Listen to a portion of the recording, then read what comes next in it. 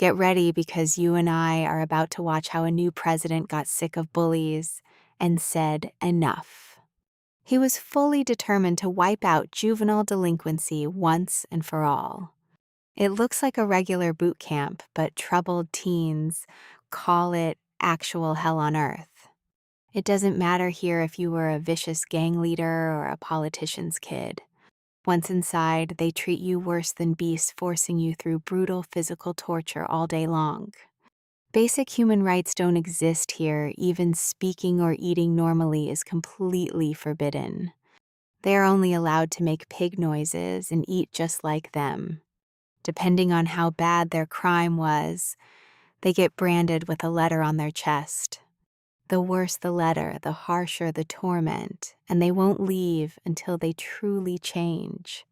Take Zhao Chongsu, a ruthless gang boss who used to terrify even the police.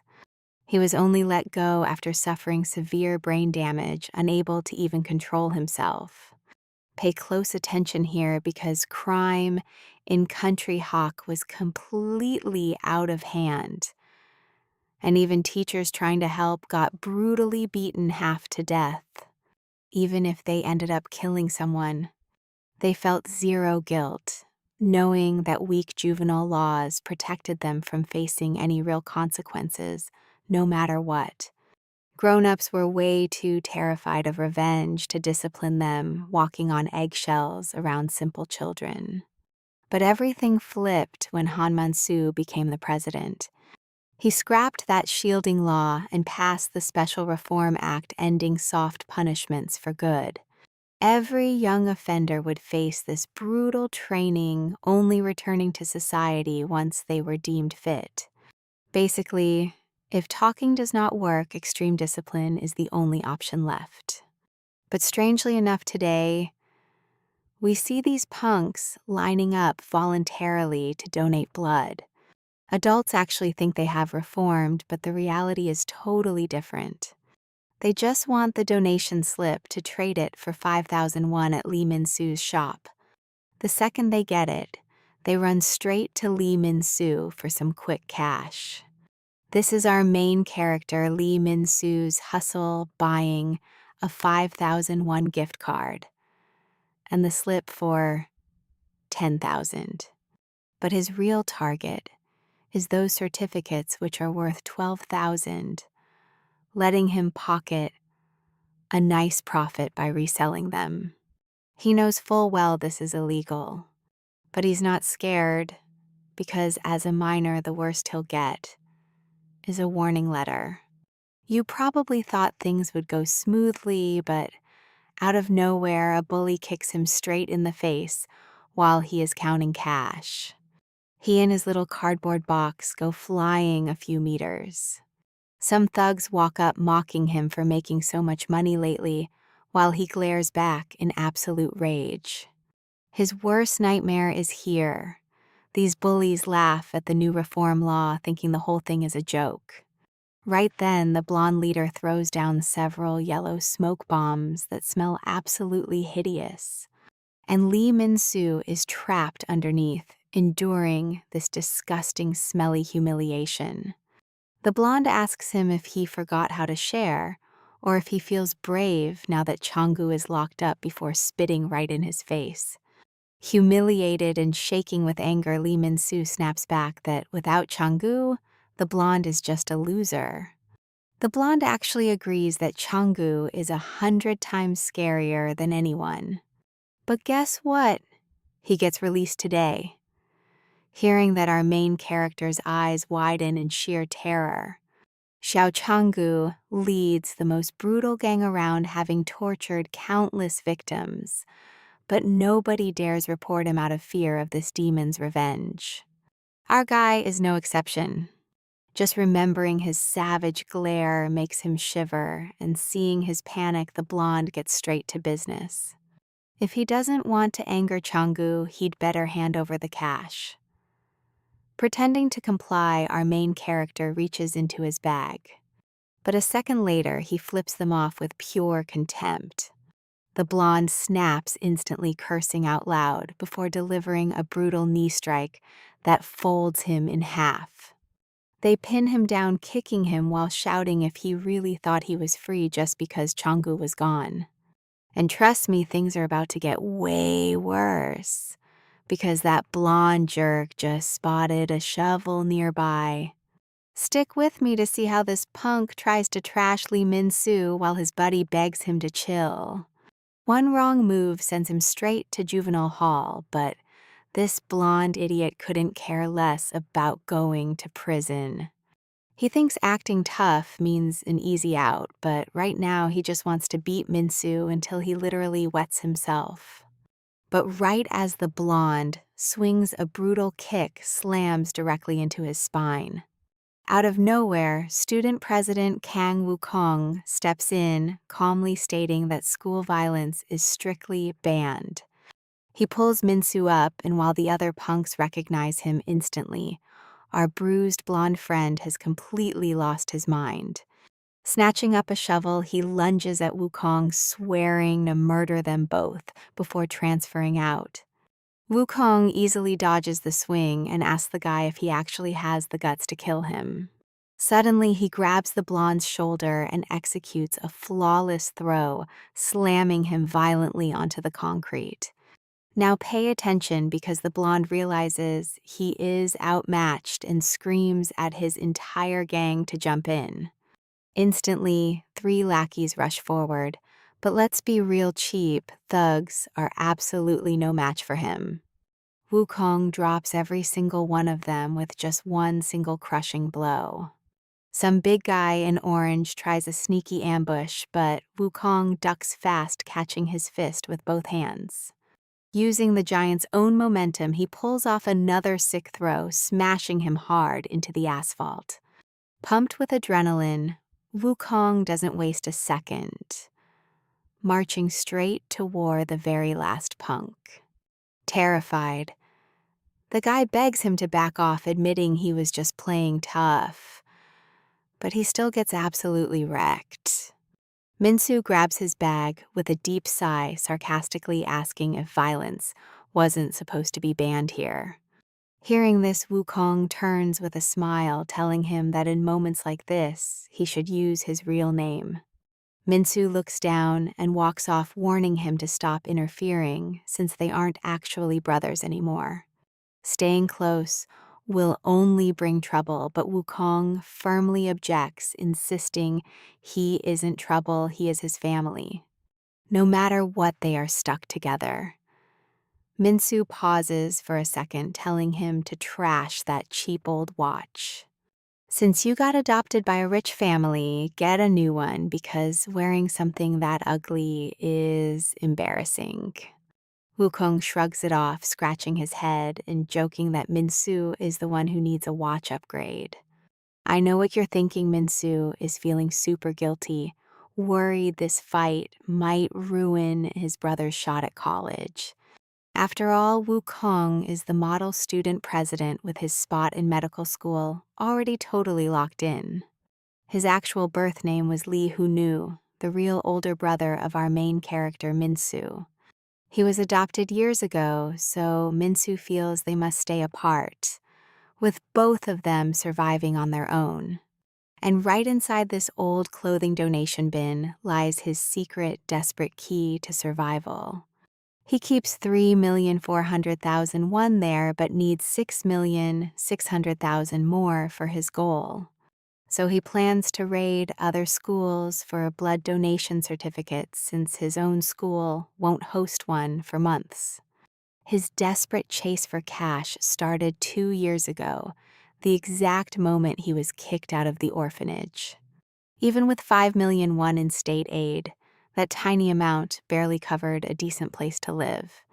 As an underage orphan with zero backing, finding anyone willing to hire him was basically impossible. So even if it is illegal, it is his only shortcut. But right as he hides the cash, he hears something. The blonde suddenly creeps up behind him, grabs his shoulder, and offers to share some very juicy gossip. If you get caught, every single cent of that dirty cash gets grabbed by the government instantly. As he finishes whispering, he lets out a nasty, mocking laugh right into Min-soo's ear. Minsu demands to know his game while the blonde just smiles, remembering his promise. Meanwhile, the teacher walks into a noisy classroom. He has a big announcement. Zhao Changsu, who was locked up in juvenile detention, is finally back. The teacher claims Changsu has totally reformed, begging the class to help him fit back in. The second the students hear this intense whispering breaks out. They whisper that Changsu might beat up the teacher and that juvenile hall must be a joke since he got out in 4 weeks. But what they see next freezes the entire room. That brutal gang leader who terrorized everyone is now stuck in a wheelchair with a blank stare, screaming like a toddler that he has to pee. And that is where we leave it, one crazy, humiliating end for a former school tyrant. Get ready, because you and I are about to dive into a world where youth laws don't protect you. Meanwhile, police tape off a crowded alley by an orphanage. A bloody murder just went down here. The driver warns Kang Wook-sung that a massive traffic jam is going to make them super late for the academy party. Wook-sung replies that nothing bad could happen at the orphanage where he grew up. But suddenly, something catches his eye. He kicks the door open in terror and bolts. That watch lying in the dirt belongs to his dear brother Lee Min-soo. A sickening feeling completely takes over. He desperately shoves through the crowd, but what he sees at the front freezes him cold. Lee Min-soo was just arrested and thrown in handcuffs by police. And under Article 243 of the special law, he is heading straight to a maximum security juvenile facility to face a brutal correctional regime. The furious judge blasts Min-soo for showing zero remorse, reminding the boy that he is standing trial for a horrific murder. Min-soo hangs his head, desperately swearing that he never killed anyone. Now here is the part you and I need to watch closely. The judge totally ignores him slamming down a bloody brick with his exact fingerprints. If everyone killed over grudges, bullying, or cash, the entire world would be buried under a mountain of corpses. The kid argues he broke the law because adults cannot be trusted, but the judge snaps back that he should have asked for help. Therefore, under Article 28 of the Code, his immediate detention is officially ordered. He is shoved onto a bus packed with young delinquents. The guards, wearing incredibly creepy grins, instantly demand absolute silence. They are pulling up to the reformatory, but these cocky rebels do not show a single ounce of fear. Instead, they just complain about how run down and trashy the place looks. But as they roll inside, they spot a group of gorgeous girls. Instantly, hormones rage and they start fighting over who gets who. The guard barks at them to shut up, explaining that that area is the female reformatory. Their building is on the other side. Meanwhile, Lee Min-soo stares out the window quietly, remembering the judge telling him to trust adults. But even when you tell the truth, nobody is going to believe you. How is he supposed to trust anyone? Finally, they arrive at the male reform school. At first, the rookies act incredibly arrogant towards the instructors, but what happens next completely blows their minds. A bunch of buff, tattooed inmates run by, crying hysterically while making weird animal sounds. Seeing this, the new recruits burst into mocking laughter. Noticing the giggles, a drill sergeant screams to halt the physical training. And pay close attention here, because those hardened prisoners with red lettering on their chests immediately snap into a perfect frozen formation. The instructor roars for them to salute the warden, and they all snap to attention. After their military-style salute, the warden coldly orders the new arrivals to line up. Hearing this, Min-soo and the boys wonder if they actually have to follow these stupid rules. That is when the warden flashes a wicked grin and commands the dog position, making the newbies chuckle. At that simple command, every single veteran inmate slams their head straight into the dirt. This savage animal treatment completely disgusts the new guys. Do they not care about juvenile rights? The warden points angrily, calling them disobedient pests who need a beating. Then he yells out piglets, and the face-down inmates start squealing like actual pigs without stopping. He promises to turn the newbies into cattle within 10 minutes, but one tough rookie tries to talk back. A split second later, a devastating punch shatters his face, leaving Lee Min-soo and the others paralyzed with shock. The inmates squeal like starving hogs and launch an all-out attack, swarming the rookies to unleash all their pent-up rage. Within minutes, almost everyone is brutally beaten down. The warden grins, highly pleased with the carnage, and announces they are no longer just pigs. Now they are promoted to servants and allowed to speak normally, to which they all submissively bark back a loud "yes, sir." Meanwhile, Min-soo smartly drops to the ground and plays dead. The few left standing run for their lives from the veterans or scramble towards the guards begging for help. So trust me on this, never buy at those friendly guard smiles, because they totally despise these kids with their entire soul. All right, you and I are about to see a world where violence is the only way to survive. Just enough punishment to break them without killing. Lee Min-soo watches closely, knowing nobody here wants to become a killer. He doesn't want that either, but suddenly the warden stands right in front of him, mockingly asking if things feel too intense. You literally just got here and should be terrified. But you're already trying to act smart. Min-soo tries to apologize, but a boot crushes his face. Don't apologize, the warden says. I love clever little rats. Now you're just my toy. Then cruelly he orders him to communicate only by squeaking like a filthy little mouse. Humiliated and without options, Min-soo complies.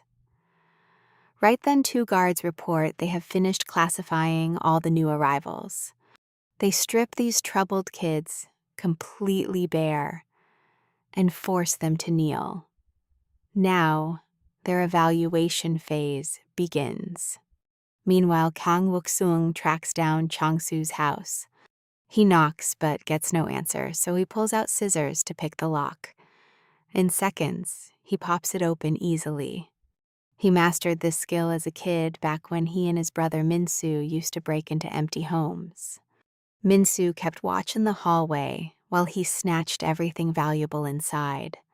In just 5 minutes, they would strip any house of its valuables. They kept doing this for years, until the police caught them, sending them straight to an orphanage and ending their crime spree.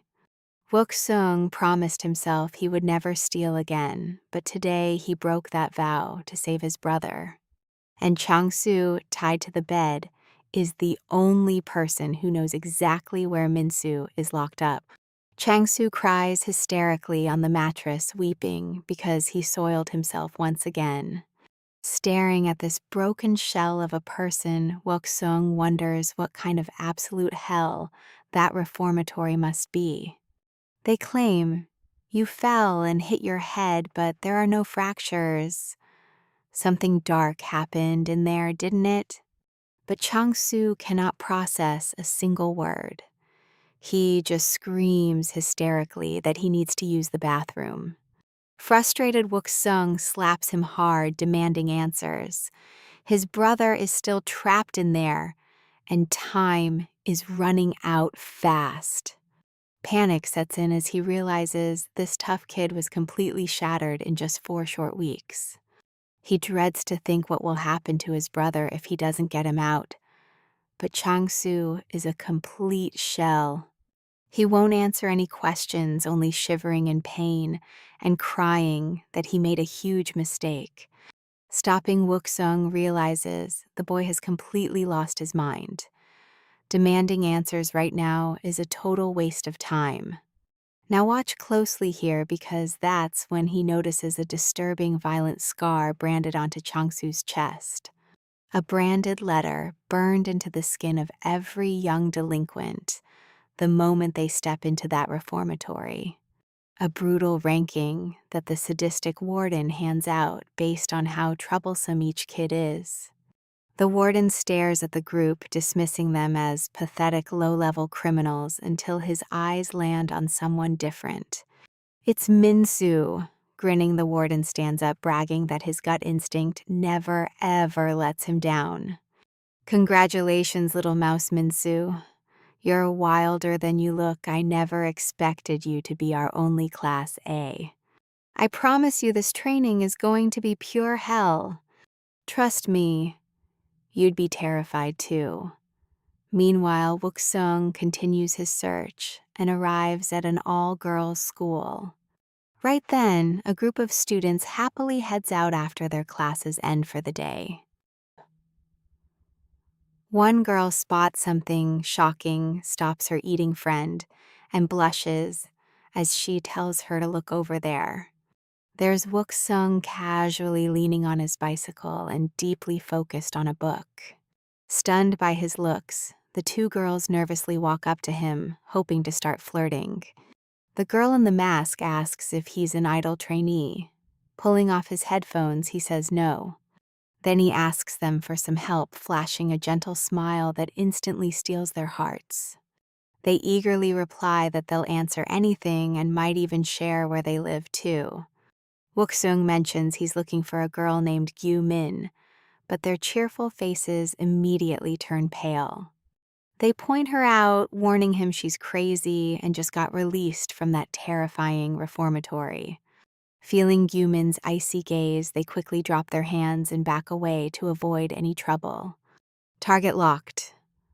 Wook-sung steps forward, completely blocking the path of the defiant young girl.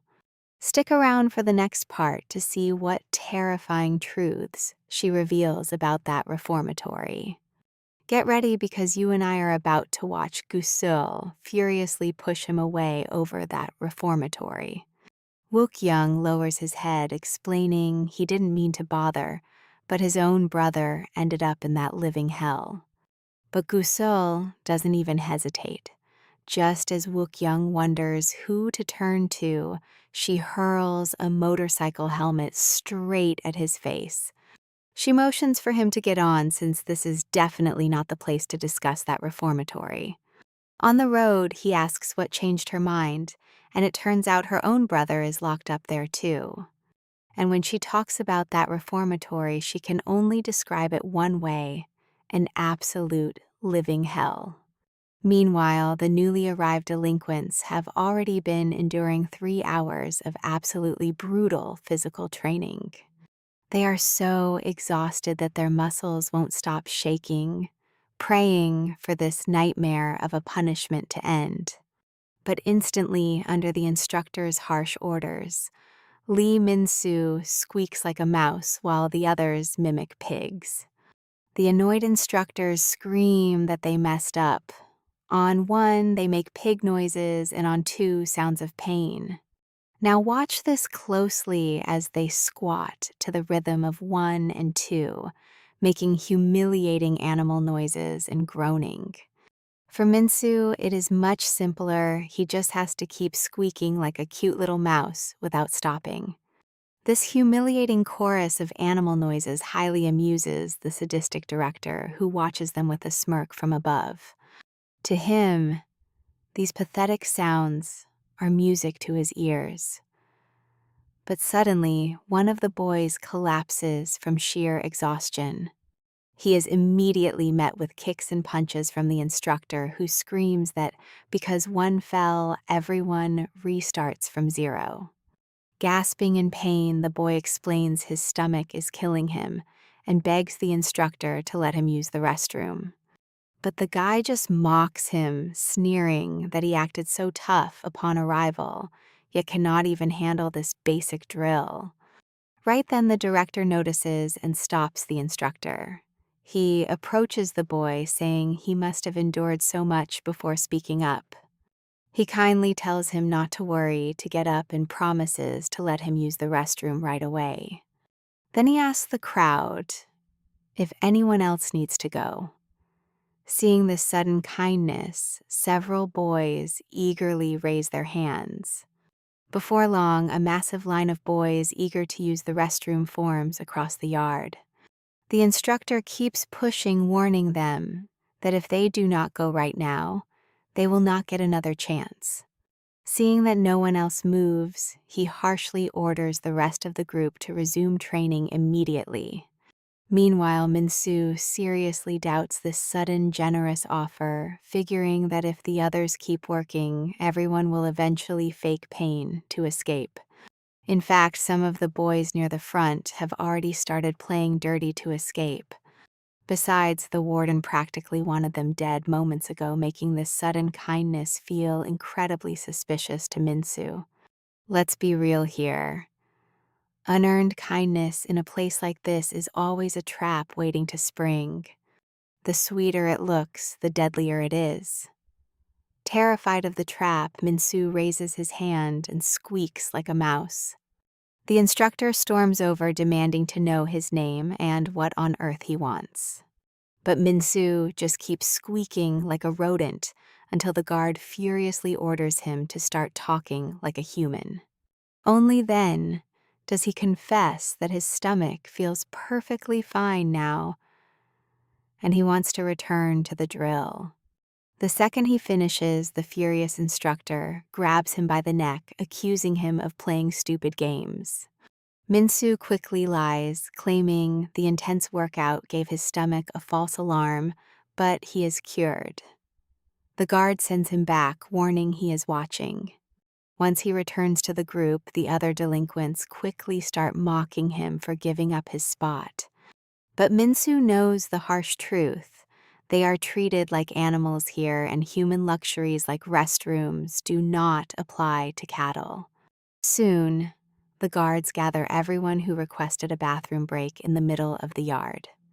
The director warmly gestures, claiming that whether they are humans or beasts holding it in will only cause severe medical issues. Because of that, they get a 30-minute break. Hearing this, the boys in line wear smug, victorious smiles. But suddenly, the director points a cold finger right at them, demanding to know what they are smiling about. I was not talking about you lot, but those who stayed behind to train. For you, a brutal punishment begins. Hearing those words, Minsu silently thanks his lucky stars for having the sense to abandon that cursed line in time. Centipedes are arthropods, with anywhere from 15 to over 177 pairs of legs to move incredibly fast. They are lower than beasts, and now these boys must hold each other, aligning their faces directly behind another's rear. If even one person slips, the timer completely restarts. This is the sadistic human toilet the director built for them. And trust me, you and I are just getting started with this savage, endless torture. You wanted to fight pests. Well, stick with me, because the next 30 minutes are getting brutal.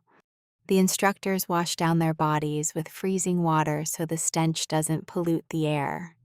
Those young criminals who once looked like wild beasts are now just cattle ready for slaughter.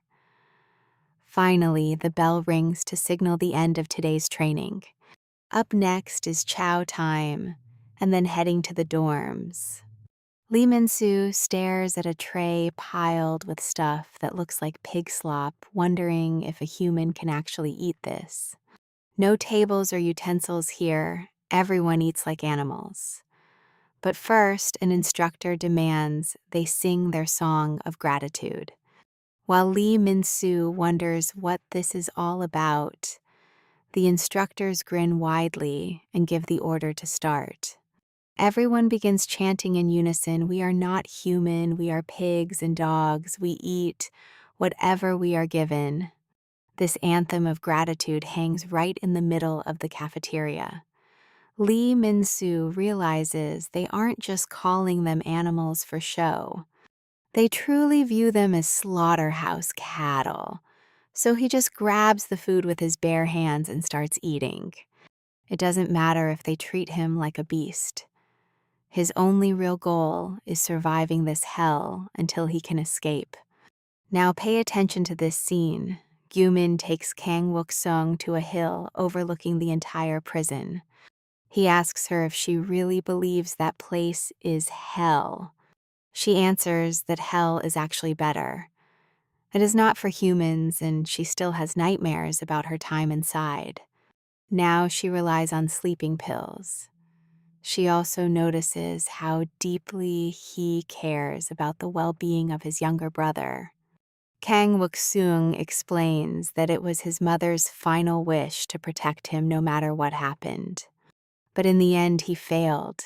That is why he searched for her, desperately needing to act fast before the absolute worst happens. Out of everyone released from that prison, she is the only one who seems completely unharmed.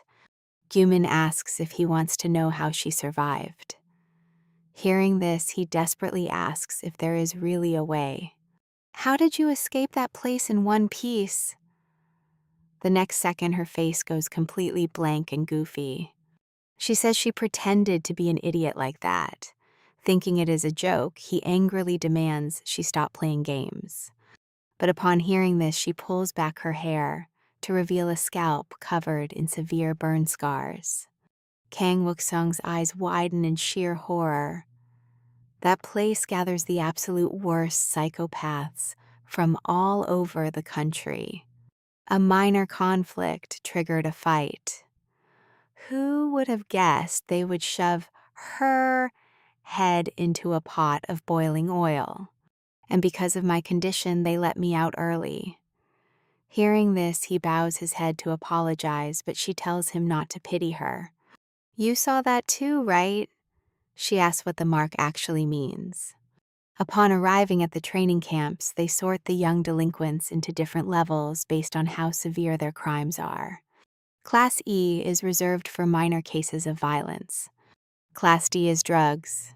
Class C handles theft and fraud, and for the record, Class B, where she ended up, was for assaults.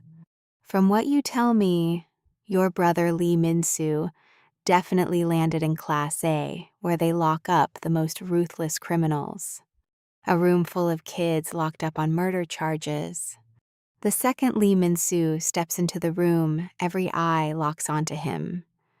He knows this is a showdown and cannot show weakness.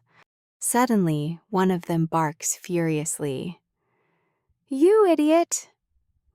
Don't you even know how to introduce yourself?"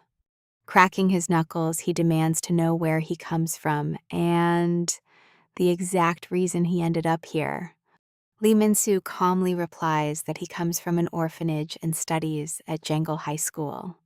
As soon as he finishes, the veterans laugh in his face, calling him a nobody, while one mentions knowing another student from that school. He remembers a third-year student named Xiao Chang-soo, but suddenly, a loud shout shuts them all up. Several of them start breaking into a cold sweat out of fear. Then a long-haired veteran asks why he got locked up. "For them to throw you into this room, you must have caused some massive trouble on the outside." Judging by how much they respect him, this guy must be the boss. So Lee Min-soo answers bluntly, "For murder." Hearing this, everyone's eyes pop open in shock except for the guy with the long hair. Cold sweat drips down their faces as they wonder if he is lying. This strange reaction makes Lee Min-soo wonder if he is the only actual killer in this room.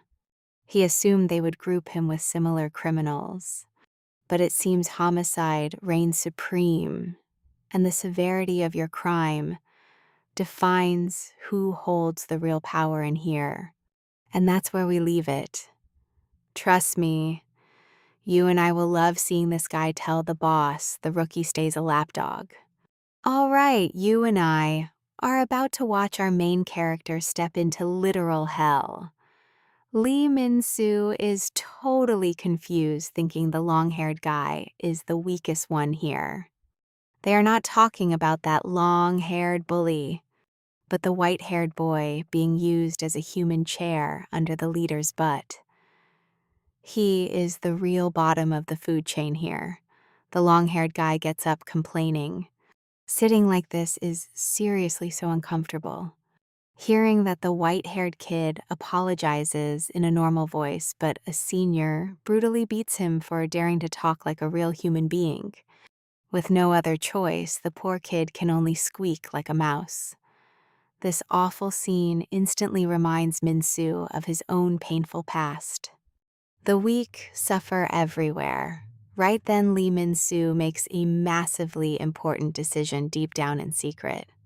If they think they can trample him, he'd rather they treat him like a killer. At 7 p.m., reflection hour begins. The juvenile delinquents at the detention center must write 10 self-reflection essays every single day without fail. But Min-soo has no idea what to write. After all, he did not actually kill the blonde guy who abused him. Suddenly, a crumpled ball of paper lands on his desk. 2 senior inmates are using the essays to play baseball. Min-soo asks if they are not going to write their essays. The bully replies that he won't waste time on that garbage. He says their lapdog will do it for them, demanding that Min-soo leave his blank too and hand it over to their pet.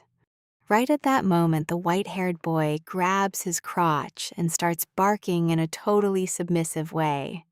Only with permission does he speak normally to ask for the bathroom.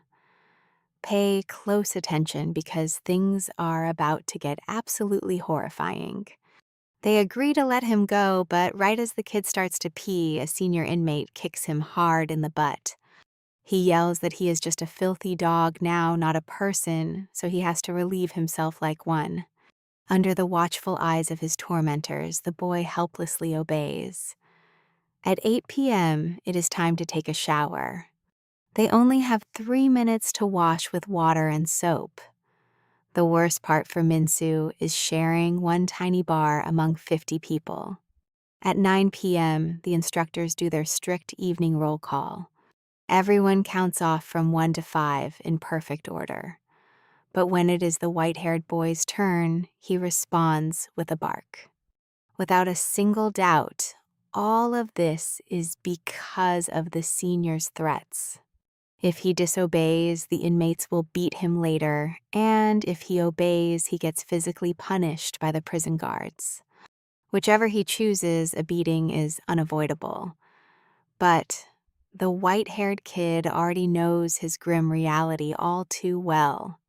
A quick beating is way better than endless torture. At 10 p.m., the lights go out to end the day. This hurts us all to see. Min-soo is completely heartbroken. He cannot sleep because the white-haired boy next to him is crying softly. An inmate complains about his human whimpering. The kid instantly covers his mouth, sobbing, while making mouse-like squeaks instead. At the detention center, they must wake up early. At 5:30 a.m., it is time to clean and report. At 6 a.m., right after roll call, they hand out breakfast to the inmates. At the table, Min-soo asks why they aren't eating in the cafeteria. The bald guy says they are eating inside due to afternoon outdoor training. This time, the guards actually gave them spoons so they could eat better. Our protagonist asks where their little lapdog is. Hearing this, the senior inmates look straight down at the floor. That is when Min-soo realizes that strange table is actually the white-haired boy supporting all their plates. Min-soo insists that the kid deserves to eat after all his effort. The bald guy tells him not to worry. They will take good care of Bobby like true friends. The tattooed bully quickly agrees with him. Where else would he find friends who feed him personally? right after they mix all their leftover food into one plate. A disgusting dog meal prepared by his beloved comrades is ready. The white-haired kid feels completely nauseous. He lowers his head to eat off the floor out of sheer fear. But Minsu kicks the table away, shouting to stop. The seniors are left stunned. Minsu asks the white-haired kid if he actually thinks he is a damn dog. Far from showing any hope or gratitude, the white-haired boy's face is filled with nothing but pure absolute terror. The long-haired leader steps in immediately, warning him that this facility has its own strict rules and hierarchy. Since he arrived last, he must obey them. If he does not like it, he will have to fight for the room leader spot. But first he has to defeat Bobby to earn that right. Stick with me to see if our hero survives this insanity. If he loses, he becomes the new dog of the cell. Minsu curses in pure frustration. All right, you and I are diving straight into some serious drama today. This prison hierarchy game is ridiculous, but white-haired Moon Hun-jun is stalking like a hungry wolf. Just as Minsu begs to stop the fight, the white-haired guy's fist already smashes directly into his face. He knows today is his only shot to stop being the facility pet. Watching the brawl, the veterans shout, "Well done, Bobby. This is your chance to step up from rookie status." And at the same time, they mock Minsu. They ask why he is not fighting back, mockingly asking if he wants to be the new pet. Minsu knows losing means hitting rock bottom. But seeing the white-haired guy cry while beating him utterly confuses Minsu. Meanwhile, Kang Wook-sung arrives at the welfare orphanage. The director mentions he enlists tomorrow, asking if he has prepared everything he needs. Wukong, clutching a stuffed penguin, says yes. They are treasures for him and Minsu. The director notes they were the two biggest troublemakers, especially Wukong, who was constantly getting into brutal street fights. The other kids were too terrified to even get close. But Wukong explains the director got it all wrong. Sure, I fought, but they did not fear me. They feared Minsu. Pay attention here, he is the real psychopath when he snaps. Back in the present, the white-haired guy cries and begs for forgiveness while beating him relentlessly. He has only one goal. He refuses to be the humiliated mascot ever again. Meanwhile, Minsu is knocked down, covering his head on the cold floor. The bald veteran who previously trembled in pure terror knowing Minsu was an actual killer now reveals his true colors, absolutely convinced that Minsu is nothing but their new obedient lapdog. Not satisfied with the beating, he cruelly mocks him, saying his parents abandoned him because he is trash. But the second he stops talking, boom, a devastating punch to his head. It is like a switch suddenly flipped inside his mind. Minsu completely transforms, knocking the bald veteran cold with a single strike. This shocking sight freezes everyone instantly, especially the white-haired Moon Hun-jun, who stands completely paralyzed. Just like Wukong said, he is the real monster. Unleashed Minsu has only one thing on his mind: to turn every single one of them into his new pets. He warned them, but suddenly a veteran kicks him hard from behind. 3 veterans team up against him. Turn us into pets. Are you insane? Do not act tough, because we run this place. Tough guys are dime a dozen here. We only went easy on you because you are some pathetic abandoned orphan. Before he can even finish, they shove a toilet plunger straight into his mouth. Hearing that forbidden word again triggers Minsu. He roars with primal rage and smashes his face, snapping the wooden plunger in two. Seeing this, the other two charge in. Seriously, you do not want to miss what happens next. One tries to threaten him, but the next second they completely freeze. Minsu wields the broken wooden handle like a deadly weapon, staring with absolute psycho eyes. Are you going to kill me? Have you ever actually killed anyone before? Meanwhile, on a golf course, Representative Kang calmly tees off while his men eagerly applaud to win his favor. Wukong kneels right beside him. The politician asks how he managed that, and Wukong replies he is ready to enlist. He claims prioritizing juvenile issues will boost his political campaign. Hearing this, Representative Kang bursts out laughing. The kid who supposedly cares about me lost his spot in medical school. Just speak clearly, Wukong. Is this about your brother locked up in the reformatory? Even if you enlist, there is no guarantee they will send you to that exact juvenile facility. Hearing that, Wukong replies, that is precisely why he is here begging for his help. If anyone can pull strings, it is you, father. But the politician asks why he should clean up his other son's mess. Just when Wukong thinks he will be rejected, the politician drastically changes his tone. If you behave and help me win the presidency, why not? Go on, help your father become the president. Back there, Minsu roars like a rabid wolf at the veterans, asking if they are ready for their punishment.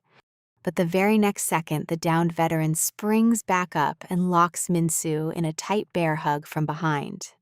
The bald guy immediately lands a direct, brutal punch to his head.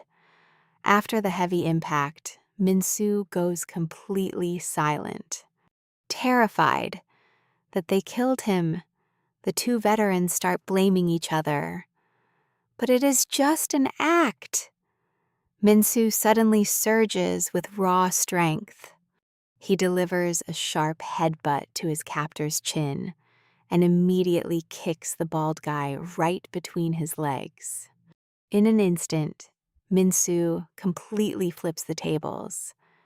Then Se-hyun approaches, whispering that his trigger word must be mother.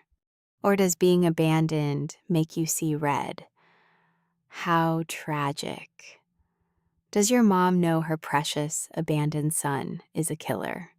The moment he stops speaking, Minsu lunges at him with the sharp, splintered end of the plunger. But Se-hyun blocks him with one hand. Minsu demands an apology, and trust me, you and I need to see this. Forget if your mom abandoned you or if you killed someone. Just stick with me for this wild ride. With that, Sean lets go and screams in panic. It wasn't me, he started it before grabbing his head. Minsu is completely lost until he turns around and sees 3 guards with batons charging straight at him. Scum causing trouble the second you arrive. The veteran inmates are already glued to the wall with hands raised, leaving Minsu to face a brutal beating. The report says Lee Min-soo attacked with a weapon, leaving inmates injured. I will write up the paperwork now. The head guard demands to know, did you do nothing?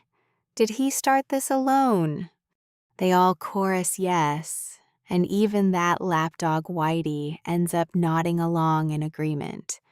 The guard drags Min-soo away like a dead dog. He is facing 15 days of total solitary confinement. The solitary cell or the hole is where they throw troublemakers to cool them down. Time spent here does not count toward his sentence. Basically, Min-soo just extended his prison stay. Watch 24 hours a day, he is forced to stay on his knees until bedtime. Even worse, with his limbs bound, he eats like an animal. Pay attention here, they only untie him for bathroom breaks. And there's another gross detail, no toilet paper. just a cold tap behind him to wash off. Once 7 p.m. hits, it is time for reflection, meaning he has to write an apology letter. This time he writes double, but it is all about the weaknesses and profiles of his cellmates. He knows they are all scum, but the absolute worst is that long-haired bastard Sehun. He has to crush that bastard no matter what. Clinging to that rage, Minsu finally falls asleep. He dreams of his brutal childhood, standing beside Wuksong as a house is swallowed by raging flames. Waking up gasping with tears in his eyes, he slams the floor in pure frustration and curses. This miserable dungeon does nothing but drag up his worst childhood traumas. Terrified of dreaming that nightmare again, Minsu stays awake. Luckily, those 15 days pass and he goes back. He glares at them with pure hatred. But surprisingly, the veterans just smile and apologize to him. We went too far, no more playing Bobby. Minsu actually believes them, but you and I know better. Just as he is about to accept the apology out of nowhere, a brutal kick slams his head. Sean mocks him, asking if he missed him, while 2 other inmates pin Minsu's arms behind his back. They stuff a dirty sock into his mouth so his screams do not alert the guards outside. They drag him into the bathroom. Sehun whispers that someone else is even more eager to see him today. With a creepy smile, the bald guy slowly strips down and corners him, closing in fast. Just when Minsu fears the worst, a loud shout of "Stop" freezes the attacker in his tracks. Sehun glares at the newly arrived guard, warning him to back off since they have permission here. "No permissions work here, you will deal with me later." The guard walks over and offers his hand. Minsu looks up completely frozen when he realizes the new guard is actually Kang Wukong. He offers his hand with a master plan in place. Follow him and Minsu gets his freedom back. But Minsu completely ignores him, launching a brutal punch straight into the bald guy's jaw. "What the hell did you think you were doing taking your pants off?" Minsu knows the real threat is Sehun. Without hesitating, Minsu raises his fists and challenges Sehun directly. Meanwhile, 3 inmates surround Wukong, sizing him up. "You look way too young to be a guard. Whatever, every cell here has its own rules. Or are you going to join our game too?" Wukong smirks. "Fight rules, I guess I will have to follow them." The inmates grin, thinking they won. "Then do not cry about it later, or use your guard badge to get payback." Wukong chuckles, proving he is a man of his word. Meanwhile, Minsu swings wildly, but cannot touch Sehun. Sehun sneers at him, saying, "You cannot even stand on your feet, yet you are barking." He looks over to check on the others, only to see Wukong has knocked everyone out in a blink. They could not even fight back. "Stick around because you and I will see if Minsu lands his blow."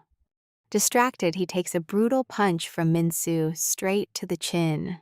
"Come along with me," as Minsu yells to keep eyes on the fight while Seyun's forehead swells with rage. Seyun thought that by holding back earlier, this guy would finally get the hint and stop. But now, he decides to personally show him real power. Watch closely because this reveals the painful truth about Bobby. Refusing to yield, Minsu gets up and throws a kick, screaming that he does not give a damn about Bobby.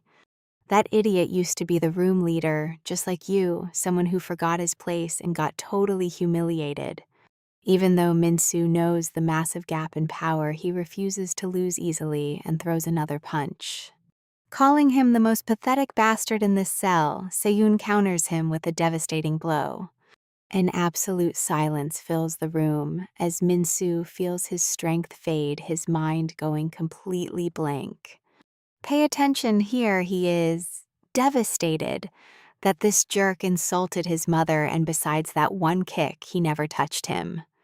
To make things worse, Wukong is always around for his worst beatdowns, calmly asking him how he is holding up. "Are you still alive?" But Minsu just shuts his eyes and passes out, leaving Wukong to sigh in defeat. Without hesitation, he throws Minsu over his shoulder. Seeing him leave, Seyun asks where he is taking him. Wuksung replies that he is going straight to solitary confinement to finally learn his lesson. He broke the rules and deserves punishment, but Seyun cuts him off and proposes a direct duel instead. Wuksung warns him to take those words back, unless he wants trouble, reminding him his sister begged him not to fight. Hearing this, Seyun freezes. Meanwhile, Minsu wakes up hours later, locked in a freezing, solitary confinement cell. Full of hatred, he swears that once he gets back to the general block, he will shave Seyun's head clean. A sharp pain in his stomach sends him rushing to the toilet. When he finished, he realizes the tap has no water. That means he cannot clean up, but suddenly he notices a roll of toilet paper left right beside him. This is super weird. Not only did they leave paper, but his hands and feet are not even chained up. That is when he realizes he forgot something vital. "Let's find out together." Suddenly, he slams the metal door in fury, screaming at the guard about why the hell he is in here. Have you lost your mind? Why ruin your life here, instead of studying medicine and living with your stepdad? Why are you playing hero for me? Just get lost and stop worrying about a damn killer. Why destroy your life for a criminal? Wukong calmly answers that no matter what he knows, he is innocent, because they are brothers. Right after that, he reveals his entire plan. Minsu just has to follow instructions to get out of prison early, instead of acting dumb and always getting punished. Minsu agrees to the deal, but with one absolute condition: he wants another shot at that long-haired bastard. Wukong asks why fight if he is just going to lose, and he replies that the guy insulted his mother. Hearing this, Wukong goes quiet. He tolerates any insult except for anyone daring to disrespect his mother. So he promises to teach him how to win, warning that if he loses to that guy again, he will kill him himself. After his 15 days in isolation are up, Minsu humbles himself before the bullies, offering to be their toy and acting like a dog. Pay attention, because this was the first strategy they planned in those 15 days. Endure and submit while waiting for the perfect time to strike. Just like that, Minsu becomes the new slave. The bullies use his back as a game board, but after barely an hour of torture, Minsu is ready to explode. He suddenly jumps up with a roar, startling the bullies. They glare at him with hatred, asking if he is sorry or if they need to beat the hierarchy back into him. Minsu's veins bulge with pure anger. He wants to shred this jerk, but he promised Wukong he would endure for 5 days. After those 5 days, Wuksung will handle everything and set the perfect stage for Minsu to take his sweet revenge. For now, all he can do is keep holding on. With that in mind, Minsu leans back, offering his clean stomach as the next game board. By day 2, he is cleaning the place like a spider. On the 3rd day, he and the white-haired Bobby have to write apology letters for the older guys together. By day 4, he is not only peeing like a dog, but also swallowing the bullies' nasty food, pretending it is delicious. Minsu knows if he endures today, it is over, but the disgusting mix makes him throw up. Trust me, our payback is going to be epic. The white-haired boy kindly warns him, if you throw up, you will have no strength left. Smiling, he slips a sweet to Minsu, begging him to keep quiet so they do not get beaten. "Let us just do our best as Bobbies here. Come along with me." Minsu has no idea how to react to such kindness, knowing his time as a Bobby ends this very day. But accidents always seem to happen during these outdoor group activities. The seniors are playing frisbee with the two Bobbies, who are Minsu and the white-haired boy. While chasing the frisbee, the white-haired boy accidentally collides with the kitchen staff, who instantly glare at him with absolute rage. Thinking they want to fight, the trembling white-haired boy nervously asks if they want to play with them. Meanwhile, Seon relaxes on the ground, wondering how Wukong actually knows his sister, until a loud scream suddenly cuts off his thoughts. 3 angry kitchen thugs confront him. "Is this pathetic dog yours, you idiot? Can you not watch your own pet? Or was this done on purpose?" Seeing their teammate get beaten, the seniors step up, demanding an immediate apology and preparing themselves to declare an all-out war. If they want war, bring it on. We are not afraid. Pay attention here. Si-hyun steps in to calm everyone down, pleading to resolve this rationally, without any violence. The kitchen leader sneers, delivering a brutal kick to the white-haired boy's head, claiming that their logic makes him sick. Witnessing such extreme violence, the seniors look away, choosing to completely ignore it. They feel starting a war over a mere Bobby is not worth it, while Minsu asks if the guards even care about this. They reply that the guards ignore these pointless fights, preferring to let the inmates settle matters among themselves. Hearing this, Minsu freezes with a dark look, his heart torn over whether to remember the sweet the white-haired boy kindly gave him, or stick to the plan he promised Wukong. In the end, he chooses to turn his back with cold indifference.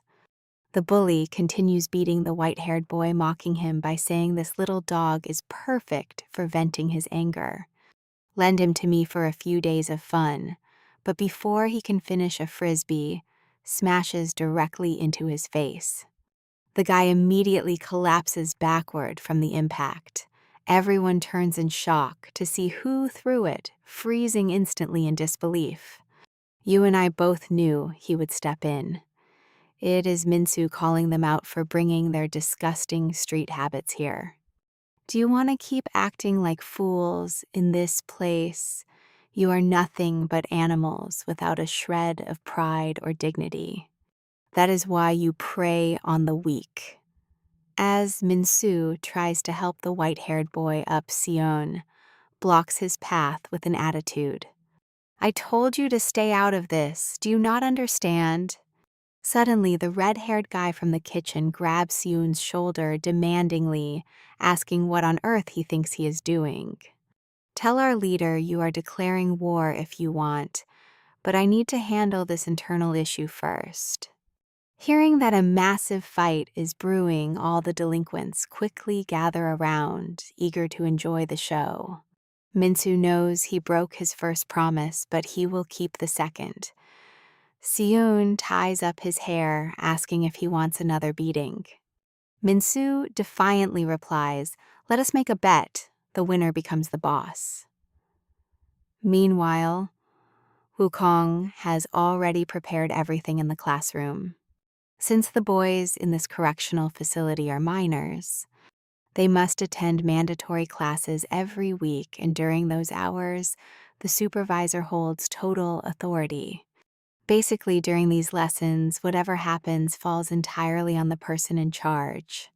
Wukong managed to become the supervisor for this session, and today, Minsu must defeat Seon to claim the title of boss. Their plan is to fight inside a narrow ring made of desks, but Wukong checks his watch, looking thoroughly confused. It is already the scheduled time, so why have the main players not arrived? Just then, a huge commotion outside grabs his attention. Peeking out, he discovers the death match has already begun in the yard, making Wukong sigh in utter resignation. He climbs onto the window frame and screams down with absolute fury, "Minsu, you are a complete idiot." During their 15 days in isolation, Wukong taught Minsu the exact same striking sequence daily. First a hook, then a liver blow. Third an uppercut. Fourth a mid-kick, front kick, then a spin kick ending with a leg sweep to bring him down. The final blow is a straight punch. But Wukong knows that is not enough to defeat Sion, who possesses monstrous natural strength. To him, Sion's movements are highly flashy, but completely lack true fluidity and actual combat solidity. If Minsu mastered this combo in 15 days, he had to use the cornered classroom Wukong custom designed, using that tight space to fully trap him. If he pulled that off, his combo would absolutely destroy Sion. But trust me, Wukong's perfect master plan just went straight into the trash. Let's join Wukong as he rushes downstairs, frustrated that his brother never learns his lesson. Once there, a human wall of thugs blocks his view of the action. There is simply no time to make a plan. His only choice is using his guard authority to stop this, but suddenly a piece of popcorn flies straight at him. The superintendent stops him cold, asking why he is ruining the fun and recognizing him. Wukong salutes immediately. He introduces himself as the new guard Kang Wukong, explaining he was stopping the kids' fight, but his boss snaps at him. He asks why stop them, questioning if he has ever watched Animal Kingdom, that famous show about wild nature. If a snake is trying to eat a mouse on that show, what is the camera crew supposed to do? Absolutely nothing, because that is the natural order of life. Friend, do not interfere in fights and respect nature's laws. Besides, is it not pretty entertaining to watch others fight? Seeing his boss's madness, Wukong knows he must obey. Meanwhile, Minsu tries executing the combo he learned, but cannot even touch Sehyun. Instead, he takes brutal hits to his face over and over. Just like Wukong warned without a wall for support, that combo is useless for landing a hit. The massive power gap forces Minsu to rely solely on that sequence, but a soulless attack is just a useless effort. Sehyun takes advantage of the space and kicks him away, sending him crashing before a crowd shouting insults. Pay close attention here because Wukong covers his face, hoping his brother surrenders to plan a rematch later. Lying among the crowd, Minsu only feels a sharp, agonizing pain in his right knee. He knows perfectly well that staying this course means losing like last time, so giving up crosses his mind. But suddenly a hand shoves him back as they yell that he is an idiot who needs to focus. They demand he stand up and fight, threatening that if he quits now, he will answer to them directly. Sehyun, hands in his pockets, mocks him by asking if he wants his mommy, but hearing that makes Minsu laugh. A master plan forms in his mind, while his rival demands to know what is so funny to him. Minsu says it is nothing, but he now knows how to beat him, making the crowd go wild, while his opponent yawns. Playtime is officially over. Minsu stretches his arms, declaring that it is finally time to end this whole thing. Although he knows how to execute his strategy, the real challenge is actually drawing his opponent close to him. Wukong already warned him that at his current level he cannot corner him with brute force. His only option is to make him furious, so he attacks blindly. And Wukong gave him the exact secret to make him 100% furious.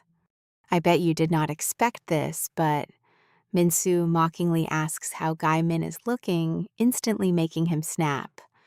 Without a second thought, he throws a punch straight at Minsu by the human barrier.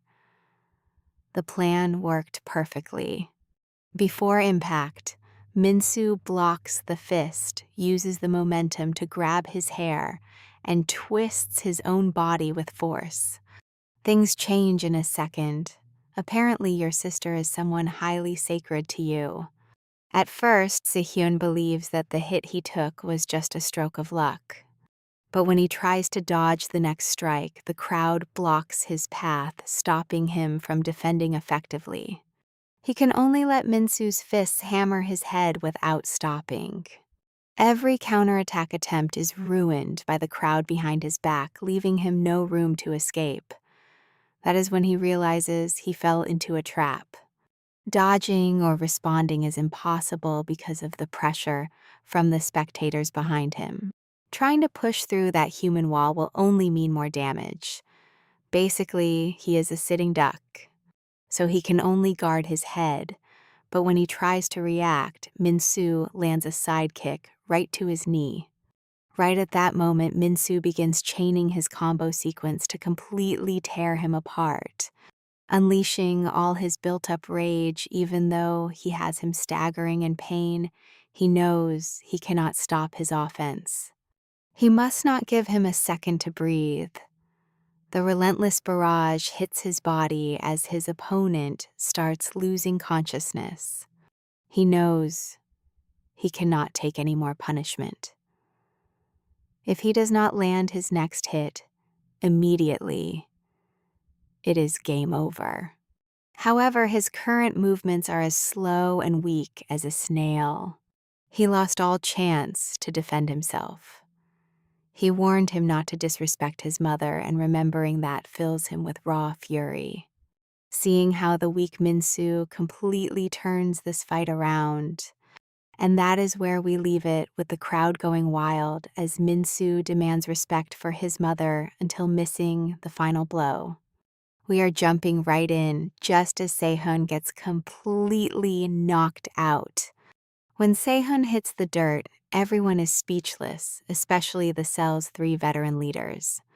This beatdown makes Minsu the new boss, but he is still absolutely furious despite being exhausted. Sehun passed out without apologizing for insulting his mother, but suddenly the crowd parts in silence. The warden approaches with his guards and admits he never expected this victory. Wow, so the mouse actually beat the snake. This place is a total zoo. While an exhausted Minsu tries to process that, the warden leans in to whisper. He tells him he is just a cheating rat who only squeals in fear, leaving him speechless. Right then, Wukong picks Sehun up and asks the warden what to do next. The order is simple: throw him in solitary. Wukong moves without a single second thought. Passing by Minsu, he grumbles about his attitude, but the kid just smiles back. Even with a slight detour, luckily Phase 1 wrapped up without any real danger. Pay close attention now, because Phase 2 kicks off in an art studio with Seiman asking about her brother. Wukong apologizes, admitting that things completely spiraled and ended up breaking the original plan. But Seiman tells him to freeze because he is modeling while Wukong is totally over it.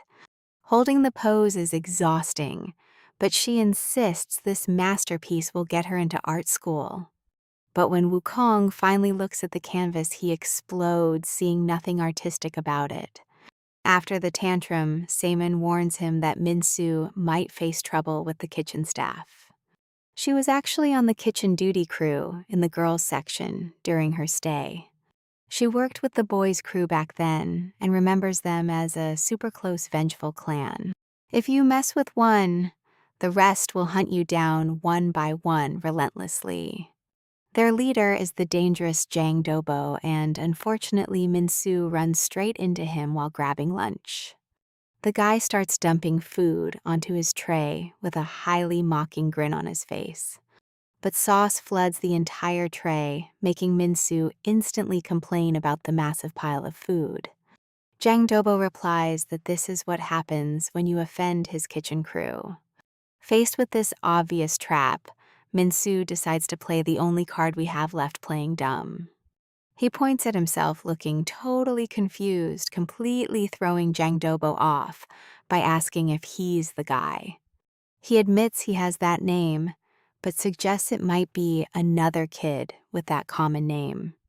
Thinking he made a mistake, Jang Dobo orders a quick double check, but his lackey screams that it is definitely him. Too bad Min-soo has already bolted out. And honestly, that quick lie was the perfect way to avoid a massive beatdown. Meanwhile, a political summit is underway as party leaders gather to meet with President Han Man-soo. The goal is to set aside partisan fighting and focus on advising for the public good. Wukong's stepfather is among them, and the president greets Assemblyman Kang with a highly mocking tone. Even though they were campaign rivals, he insists they must now cooperate for the nation's sake. He demands he act like a loyal subordinate, sealing the humiliation with a slap on the rear. Camera flashes and instantly capture this humiliating moment, leaving Assemblyman Kang completely frozen in shame right in front of the entire nation. Furious Kang does not hold back and lands a direct punch to his face. But of course, this is just a fantasy he's taking out on a punching bag with the president's face.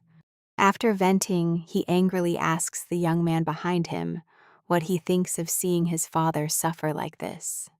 That young man is Wukong, who replies that taking down the president will be easier than they think. They only need to crush his political foundation, which is none other than the corrupt youth rehabilitation center. His father reminds him that is exactly why he sent him there. So how much progress? Wukong confirms that after seeing the absolute worst horrors inside this fake school, you and I are about to watch its total destruction. All right, you and I are about to dive into a living hell where kids are forced to fight for pure amusement. The truth is, this facility has absolutely no intention of reforming these troubled kids. It is hell in disguise. Hearing this, Councilman Kong claps happily, thrilled to have found Han Man-soo's weakness. Wukong confirms that is true. Leaking this would destroy Han Man-soo, but his stepfather thinks he is moving too fast, and this is not enough. They are criminals, right? Surely the victims want to see them suffer a little. Besides, Han Man-soo could easily promise reforms and escape. They need to dig up something way more explosive than this. Today, the detention center has prepared the brutal crab punishment for these juvenile delinquents. Everyone must bend like crabs with their heads pulled back, one of the warden's favorite daily twisted pleasures. Min-soo bends his body, shaking and cursing internally desperately, wondering when this agonizing torture will finally end. He is at his limit when a guard approaches. Tensing up instantly, he screams out, "Crab! Crab!" But you cannot imagine his relief when he realizes this guard is actually our very own Wukong. Stepping closer, Wukong loudly orders him to step out for some individual training. Min-soo rejoices, expecting special treatment, but an even worse crab pose awaits, balancing on his belly with all limbs raised. Wukong apologizes, explaining that being soft would breed resentment and spark deep suspicion from the warden. Hearing this, Min-soo straight up accuses him of making things worse. Wukong clarifies he pulled him out to explain the second phase of their plan. This rehabilitation center operates on a strict reward and punishment merit point system. Completing specific tasks earns you points, while breaking the rules completely wipes them out. Gather 100 points to qualify for parole. Lose points and your release date slips away. Your current score is -50 with 2 solitary confinements and a massive brawl. You never earned a point. Min-soo asks how to earn points, and in response, Wukong pulls out an application form. Right now, the fastest shortcut is volunteering to help out the facility's kitchen crew. But Minsu already provoked the kitchen leader, so walking in there would be like entering a lion's den. So he rolls around screaming he would rather stay trapped here. And honestly, those guys would literally kill him. Hearing this, Wukong sighs and promises to find another alternative that does not involve the kitchen. After an exhausting workout, Minsu tries to sleep, but an annoying humming sound nearby keeps him awake. He slams the table in anger, demanding to know if making those incredibly irritating mouth noises is absolutely necessary. The culprits are 3 veteran inmates cleaning. The white-haired guy is finally off rookie duty thanks to Minsu. A veteran explains that making noises keeps their pace up, then kindly tells Minsu to get some rest. They will finish soon, but Minsu worries that mere cleaning won't get him those quick merit points. After all, cleaning a classroom only gives 1 point. Reaching 100 would take him an absolute eternity. Suddenly, 2 guards slide the door open, asking if he is finally done cleaning this place. Minsu says they are almost done. The guard orders him to follow alone since someone requested extra work for him. Hearing that, a relieved Minsu assumes Wukong must have found a different way to help him.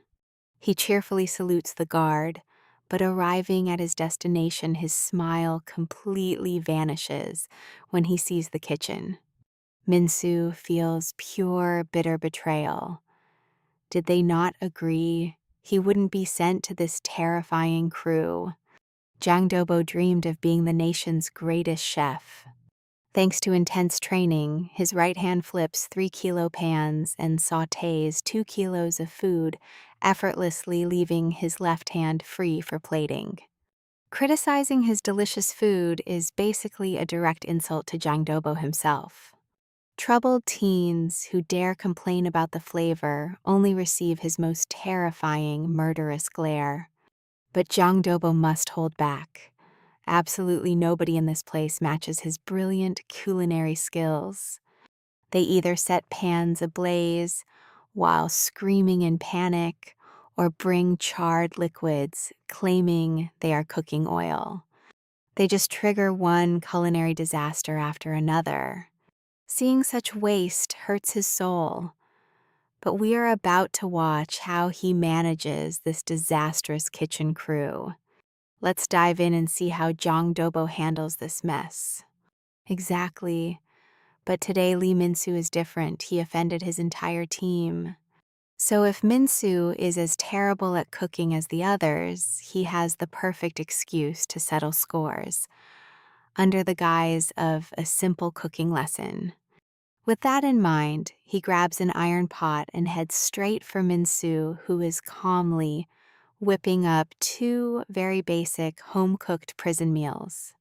And the kitchen leader himself, who wanted to destroy him just a second ago, freezes completely at the shocking result. Instead of striking him, Jang Dobo joyfully lifts him up and almost in tears yells that he has finally found him. He knew this day would come. From that moment, Minsu is not just a cell leader, but the kitchen boss's greatest treasure. Meanwhile, the other kitchen staff eating in the warehouse are getting seriously worried about this. Someone suggests starting a fight between Jang Dobo and Minsu, but with the boss's new attitude, that is basically impossible. The only way out they see is throwing trash into Minsu's food to ruin it. With their scheme ready, they all smirk, prepared to launch their petty sabotage. But pay close attention here because the sound of the door creaking open freezes them cold. The one entering is Officer Kang Wukong, mocking them as he says he finally found where the supplies were disappearing to. So these rats were the real problem, and since they stole items, they will have to face severe consequences now. But these cooks do not care about his warning and even insult him, asking what is wrong with this guard, and if he knows this is their turf. but before they can even finish speaking in just 2.5 seconds, everyone ends up face down on the floor. The troublemakers trying to ruin Minsu's day are utterly defeated. Although Wukong does not know who assigned Minsu to the kitchen, it seems the guy is adapting quite well to his new environment. Meanwhile, in the warden's office, 2 guards report in. The boss excitedly asks if the two have started fighting yet. But when he hears they didn't, his face completely drops. Sending Minsu to the kitchen to get sabotaged was all part of his twisted little scheme. Knowing his terrible temper, they prepared omelet rice to calm him down. Meanwhile, Zhang Dobo gathers his entire kitchen crew, and he loudly asks them if they are ready for that special day that only happens once a month. Saying this, he grabs a bar of soap, grates it completely, and tosses all the pieces into a huge pot. I know what you're thinking, are they eating that? Nope. He adds olive oil, heats it up, and sprinkles a fine powder. He squeezes some orange juice for vitamin E and finally stirs it forcefully, using his massive, muscular arms. This leaves a thick, moisturizing, delicious-looking mixture, though Jang Dobo quickly warns him that this is definitely not food. It is the homemade hair wax they use for that big monthly event, revealing they always perform this bizarre ritual. But Minsu still doesn't get why they must style their hair, so Jang Dobo explains that new shipments arrive today. Today they finally get to lay eyes on the girls from the local women's prison. Every month they receive shipments and have to share all those crates with the female facility's kitchen staff. It is the ultimate perk of working here. They style their hair to look mature and show off their muscles, carrying heavy boxes. But Minsu gets a totally different treatment.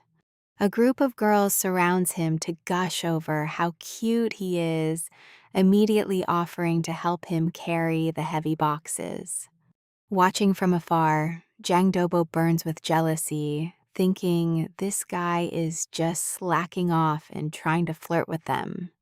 Suddenly, a short girl taps Jang Dobo on the back, hands him a secret letter, and whispers to hide it quickly before they get caught.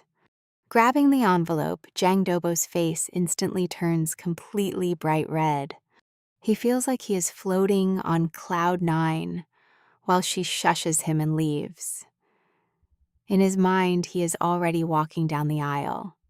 He even picked names for their 5 future children, bursting into tears of pure joy over his wild fantasy. But when he opens the envelope and reads it, his expression completely shatters. Turns out this love letter isn't for him. It is addressed to Class A's cell leader, Lee Minsu. Meanwhile, Minsu is catching his breath in the warehouse, totally exhausted. He cannot comprehend why those fools from the kitchen only helped the girls and completely forgot to carry their own share. Just as he gets up to leave, Jang Dobo creeps up behind him out of nowhere, asking if he is the leader of Class A. Highly confused by the question, Minsu replies that yes, he is. Jang Dobo asks what happens on November 22nd, and Minsu has no clue. Are you and I ready to find out? All right, you and I are jumping right into a madman's rage as Jang Dobo screams about some 3-year anniversary, demanding to know who Yi is. Minsu is completely terrified and asks what is going on, but Jang Dobo just roars that Yi is the name of his 5th daughter. If you had not betrayed me, she would be a beautiful girl with ponytails living in this world. With that, Jang Dobo raises his fist and charges Minsu, screaming that he will kill him for stealing his wife. Minsu throws up his hands, swearing he did nothing but. Dobo's punch is already coming, and his only option is to dodge. That punch tears right through a metal cart, and if Minsu had not dodged his skull, would have been instantly crushed. Even though Minsu has no idea what is going on, seeing that this guy wants to kill him, he immediately strikes back. But Jang Dobo grabs him by the ankle and slams him onto the ground with unbelievable power. Dobo tries to finish him off with more blows, but the metal cart briefly blocks his movements. Minsu uses this opening to strike back, but gets blasted away before even getting close due to the massive gap in strength. Not only does he have a massive reach with those long arms, but his raw strength is on another level. Minsu cannot even get close as every blow feels like solid rock, all while Dobo breaks free from the metal cart. He unleashes a barrage of punches on Minsu while screaming in a delusion about taking So Young on a mountain date.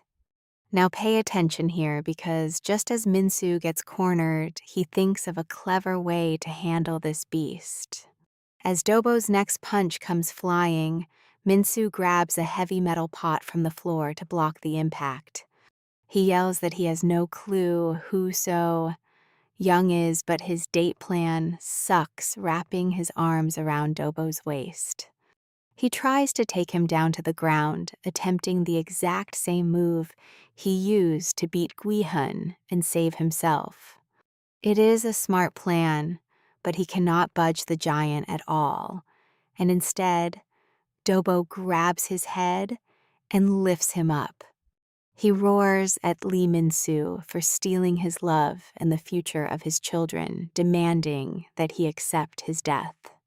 In that critical moment, Min-soo grabs a sack of flour and smashes it right into his face without hesitation. Meanwhile, the girls on the kitchen staff complain that the work is just too exhausting. They have never even washed dishes at home, and now they must cook when one of them spots an extra box in the inventory. Seeing that it belongs to the boys' reformatory, she asks her co-workers if they should go deliver it right away. But before she can even finish, another girl points out that if they need it, they will come get it themselves, since Jang Dobo is far too terrifying to approach, and the others agree. She heard rumors that he beat up some guy named Chang Su so badly he was kicked out of the facility. Just when nobody else dares to go, a dark-haired girl steps up and volunteers to deliver the package herself. She actually thinks Jang Dobo is pretty cute, but meanwhile a deadly chase is unfolding inside the warehouse. Min-soo uses his smaller frame and the tight space to run circles around the raging giant Jang Dobo. You and I both know stamina has its limits, and now a panting Dobo demands that Min-soo accept his fate. He promises to show mercy, but before he can finish, an egg splats on his face as Min-soo throws the whole tray. Covered in egg yolk, Jang Dobo's fury instantly explodes to a whole new level. With one hand, he crushes a solid iron kettle, beginning to hurl everything around him to destroy Min-soo. Min-soo dodges every projectile, yelling that throwing that stuff is lethal, but Dobo has completely lost his mind. He grabs a pot of boiling oil and throws it right at him. Just then, the delivery girl happily opens the door, only to see boiling oil flying at her, leaving Dobo completely frozen. But in a blink, Min-soo dives in front of her, holding her close, using his own body as a shield to protect her, after which Wook-song hears the news and rushes to the clinic.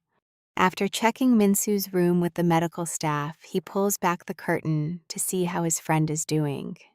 But what he sees leaves him horrified, because Min-soo is lying on the bed, turned into a display skeleton.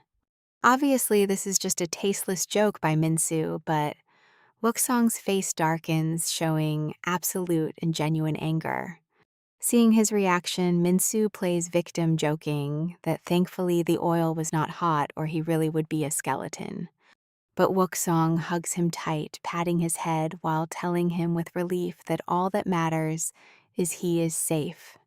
After talking, he refuses to let Min-soo return to the kitchen, and trust me, you and I would completely agree with that.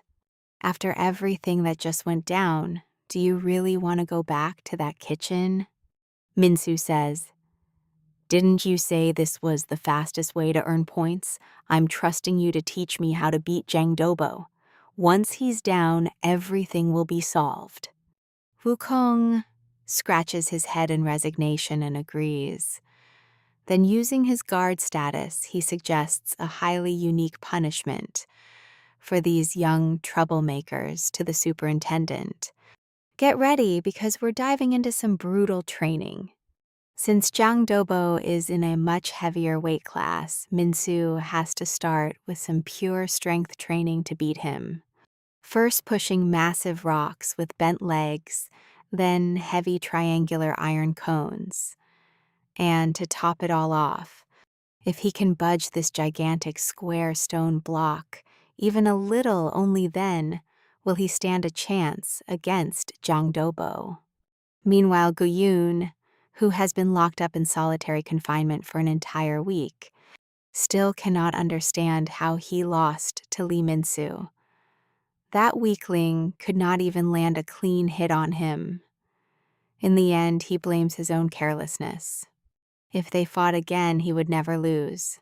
But right now, he has a much more urgent problem, a severe lack of toilet paper.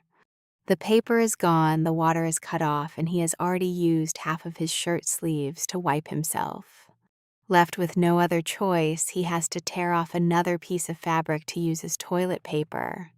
He stares at the scrap, wondering what he will use next time if he wastes this piece now. Just then, someone tosses him a brand new roll. Do not use just any dirty rag to clean yourself. Use actual toilet paper to do things right. Now pay attention here. Wukong rushes to open the cell door only to find it completely empty.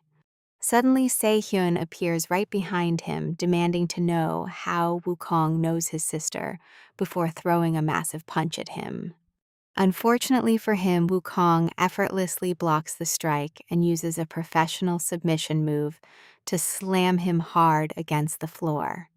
Se-hyun knew he was strong, but he never expected this level of absurd power. While he processes the impact, Wukong already has his fist raised. The kid closes his eyes, bracing for a brutal beating, but to his absolute surprise, Wukong's strike never lands. Instead, with a smug smirk on his face, he pulls out his phone and dials his sister Seaman's number. Since you are so curious, why don't you just ask her yourself? Hearing the call connect, Se-hyun cannot believe his ears. Terrified, he asks who is calling, how they got Seaman's phone, and if she actually managed to escape that correctional center. She does not answer directly. Instead, she asks Wukong to cover his ears first because she has a lot to say to her brother. As soon as he covers his ears, she goes into full rage mode, on the other end unleashing a devastating wave of nonstop scolding. Even though her harsh words have already shattered Se-hyun's heart into a million pieces, the screaming over the phone just keeps going. Ultimately, unable to endure the lecture any longer, the kid hangs up the phone, trembling with fear. Noticing the silence, Wukong lowers his hands and asks Se-hyun why he ended up in such a miserable state. The young boy looks completely devastated. It is nothing, I am just tired, he replies. Then he asks if Wukong works with Seaman and if he is Minsu's brother.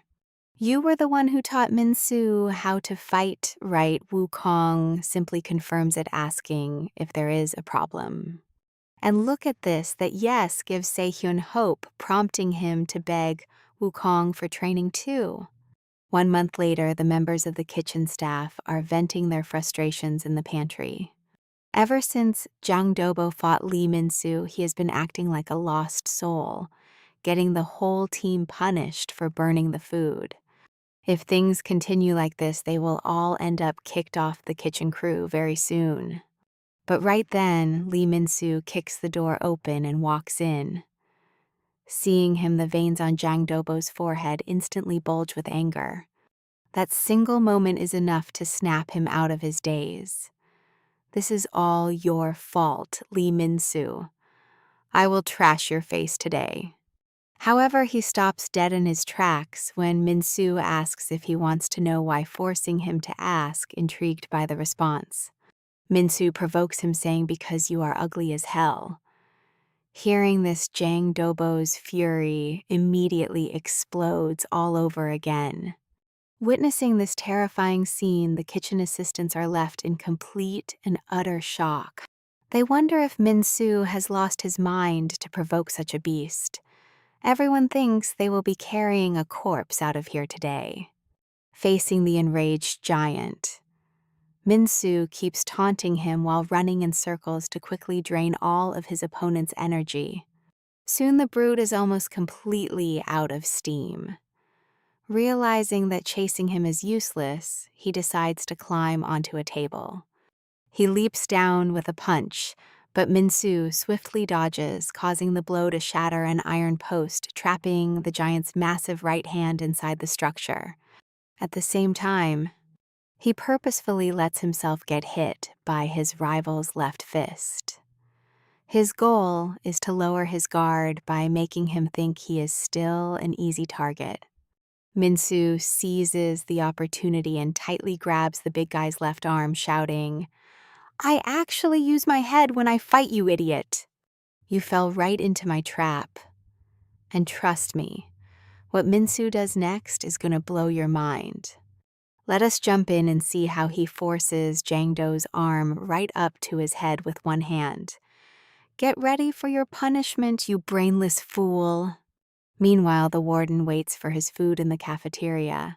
Wukong, disguised as a server, approaches carrying a tray.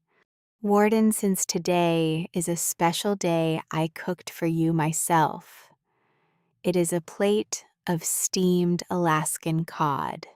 Seeing this, the warden is absolutely amazed. He never imagined he would taste such an exclusive dish in a place like this.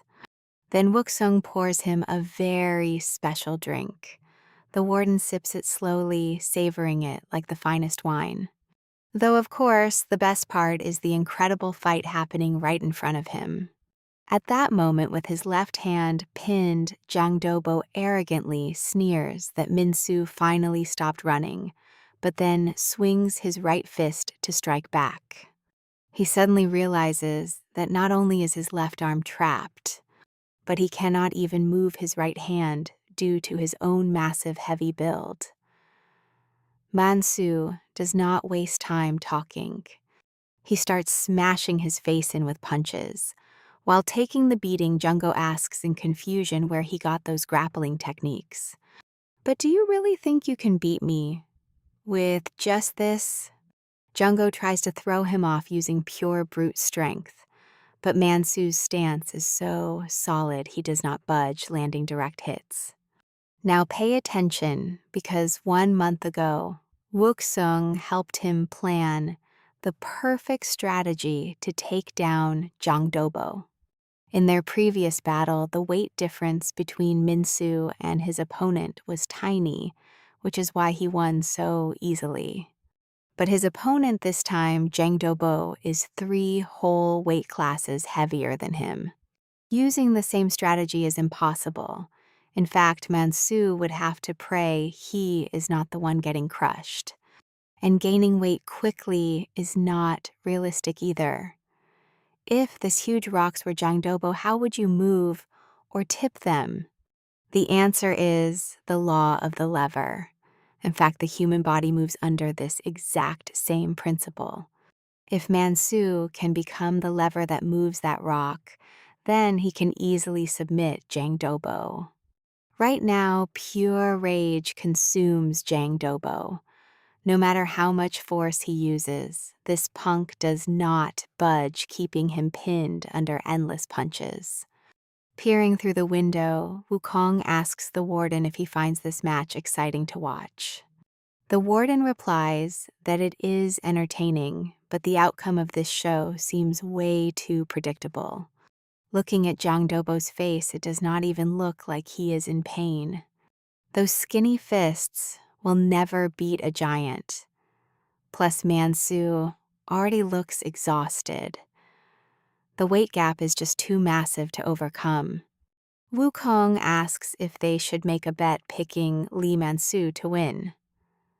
Now, this sparks the warden's interest. A bet sounds good. You really love gambling, do you not? But Wukong knows that ignoring face strikes just because of weight is completely absurd. If you look at it, the basic boxing stance is designed solely to protect the face and head. That is because the most vulnerable and vital spots of the entire human body are right there. The most critical point is the jaw, since an impact there rattles the brain and instantly steals your balance. Weight matters in a street fight, but professional technique will always be the real key to victory. At that very moment, the battered giant thinks he sees his beloved So Young waving goodbye to him. As Minsu lands the final blow, his dream wife and 5 kids vanish. I know it sounds crazy, but wait until you see why. The cooks cannot believe Jiang Dobo just fell, and the shocked warden screams, asking how he knew that kid would win. Wukong calmly answers that it was just intuition, leaving the warden completely annoyed as he walks away. That intuition of yours is interesting, but you better start thinking about what reward you want for winning this bet. Meanwhile, Mansu breathes heavily after his victory, deeply, relieved that this absolute nightmare is finally over. However, he spots a love letter on the floor that must have slipped right out of Jiang Dobo's pocket. Opening it up, he discovers it is addressed to the head of Class A, meaning though it was not for him but Guai Hyun. It turns out Jiang Dobo thought the letter was for Lee Min-soo wanting to beat him half to death over a ridiculous mistake. Min-soo does not even know how to react. All that brutal training to defeat him was completely useless over a wrong address. Out of sheer frustration, Mansu feels like punching the guy a few more times. But the kitchen staff holds him back, begging him to calm down. Meanwhile, in a restricted area, major inmates play poker. These guys complain that choosing the next candidate has just become incredibly complicated all over again. First Guai Hyun, now Jiang Dobo. Is Minsu really that strong? Stay with me to find out what happens next. All right, you and I know that with 2 candidates down, it is time for the backup plan. One is the notorious gang leader Lee Kang-min from Yeondong District, and the other is Hwang Chul from Maintenance. But as soon as the list drops, doubts immediately start flying. Lee Kang-min makes sense, but why suggest Hwang Chul? After all, he is not even a leader right now. Seeing the blonde Jisoo staying quiet, they ask why he is not picking anyone. He says he had no plans to join in, but their talk sparked his curiosity. So watch closely, he nominates Lee Min-soo as his candidate. This blonde guy is none other than Lim Ji-soo, the undisputed #1 of Gang-yo Reform Center. After beating Jang Do-min-soo, temporarily takes over the kitchen duty, finally understanding the true torture his predecessor went through. These guys are absolute kitchen wreckers. They make the rice explode, create bizarre food combos, or worse, put an electric kettle right on the high flame. Minsu can only scream at them in sheer panic to stop. Shortly after, the prison supply delivery day arrives once more. Let's check back in on Sarah, the dark-haired girl he saved earlier. Shyly approaches to thank him for rescuing her. He scratches his head awkwardly, brushing it off by saying the oil was not even hot. But suddenly blushing hard, she hands him a love letter. Still traumatized from before, he nervously asks if this letter is actually meant for Si-hyun. Hearing that, she runs off embarrassed, but spins around to yell that it is for him, you dummy. Once he realizes the letter is truly for him, having never had a girlfriend, his face turns totally red. In his head, he is already imagining starting a beautiful family of 4. His face right now is as red as a ripe apple. In truth, she did not just fall for him because he shielded her from that hot splash of oil. She had been watching him way before that, specifically the day she walked by and witnessed his brutal fight against Gui Hun. His raw courage when defending the weak combined with that wild glare, like a honey badger, completely stole her heart. From that moment on, she could not help but constantly worry about his safety. And today, after dolling herself up with her friend's help and encouragement, she finally built the courage to confess. So she expects an answer when they meet next. Back in his cell, Minsu stares at the letter with a goofy grin. Of course, the senior inmates are burning with jealousy and label him a total traitor. We have been locked up way longer and are still single. Are you seriously that happy over one basic letter? He shoots back that he absolutely is. Before this, his only mail was from his mom, or meant for Si-hyun. He even warmly invites the other prisoners to read it all together. Meanwhile, in another sector, Kang Woo-kong reports to the warden's office after learning he was being summoned. The warden notes that it has already been around 3 months since his transfer. I know you entered the National Military Academy early with an incredible record and passed the sergeant exam with flawless scores. Having someone of your caliber in our facility makes me realize just how lucky I am. Wukong pledges absolute loyalty, promising to work twice as hard for both him and the country. He knows gaining trust is the only way to boost Minsu's point score. But suddenly the warden asks if he has noticed anything interesting on the cameras. It seems you and Lee Min-soo have been getting a bit too close lately. What exact relationship do you two have? If Wukong wants to get Min-soo out, he must hide the fact that they are brothers. Since he was adopted, absolutely nobody knows they are related. Hearing this, questioning Wukong wonders if the warden suspected something, but under no circumstances can he find out. He needs a quick excuse, but then the warden asks if they share a teacher and student relationship. I saw you training Lee Min-soo to fight. No wonder you made that bet with me knowing your pupil would win. Turns out you are not just book smart, but also a highly skilled fighter. Hearing this, Wukong exhales in relief and explains Min-soo begged him so desperately for training that he finally agreed. The warden warns him to stay away from trash like that, and he nods obediently before leaving to prep the daily activities. The moment Wukong steps out, the warden snatches his phone immediately.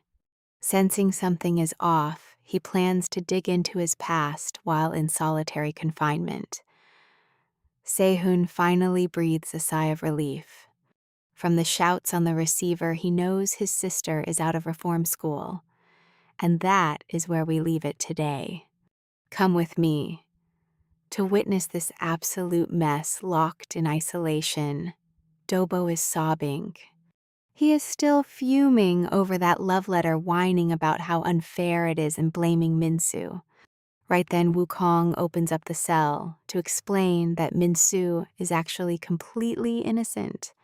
Dobo screams through his tears, saying Min-soo stole his family and completely ruined his entire life. But the leader in that letter was actually Sehun, not Min-soo. Hearing this, Dobo instantly flips his attitude. I blamed you for nothing, Sehun, you trash. You are dead. Wukong tells him to chill, showing him a phone photo to stop him jumping to conclusions. But Dobo immediately recognizes his beloved kitchen goddess in it.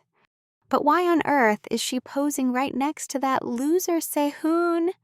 Now he is fully determined to crush Sehun for trying to steal his precious muse away from him.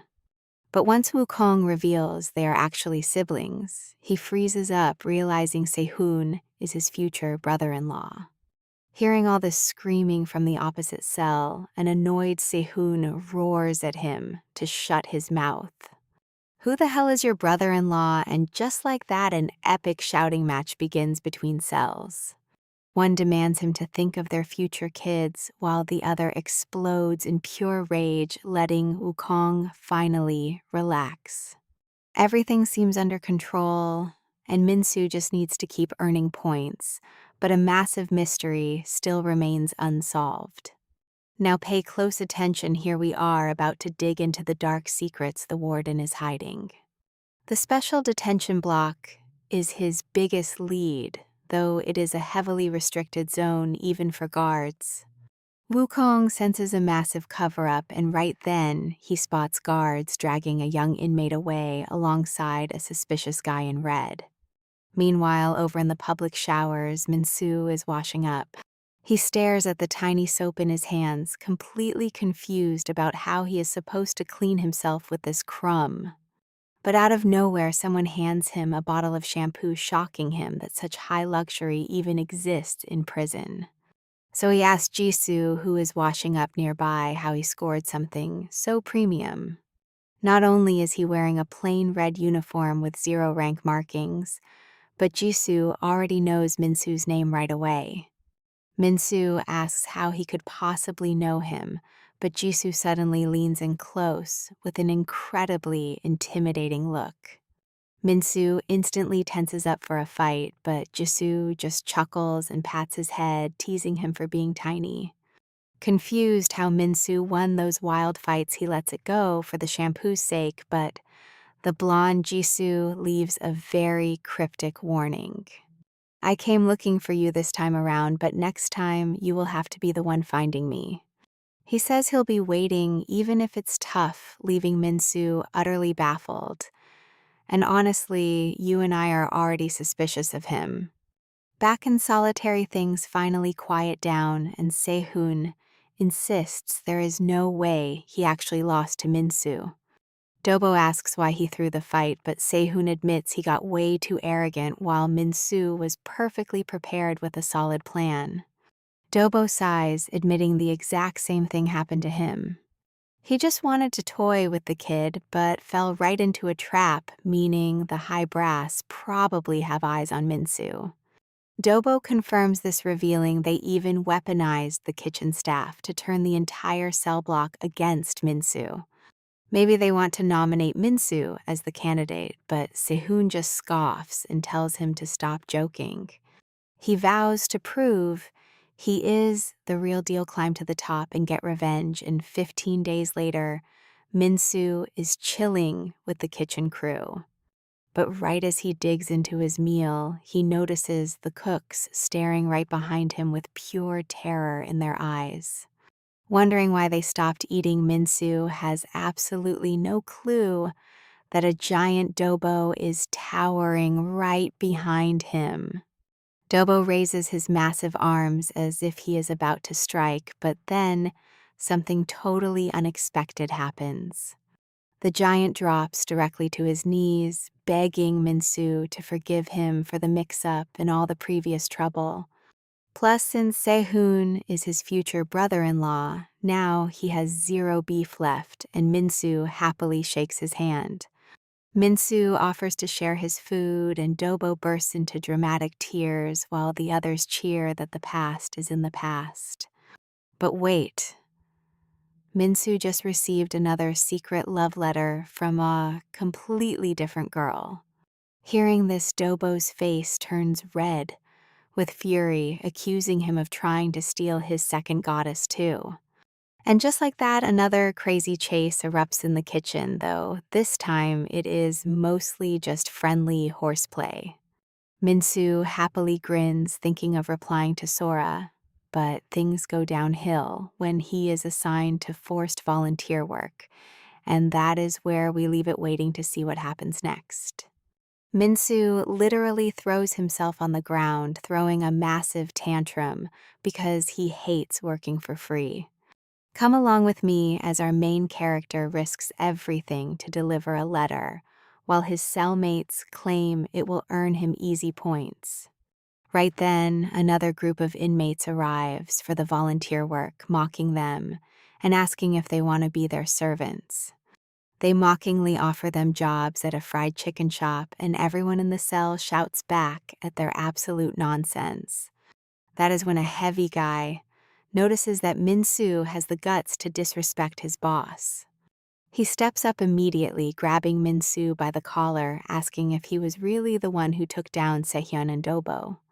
He sneers that Min-soo is pathetic and skinny, but just as the fight is about to explode, a guard arrives to stop them. Seeing the officer, both groups quickly line up in 2 rows and stand at attention.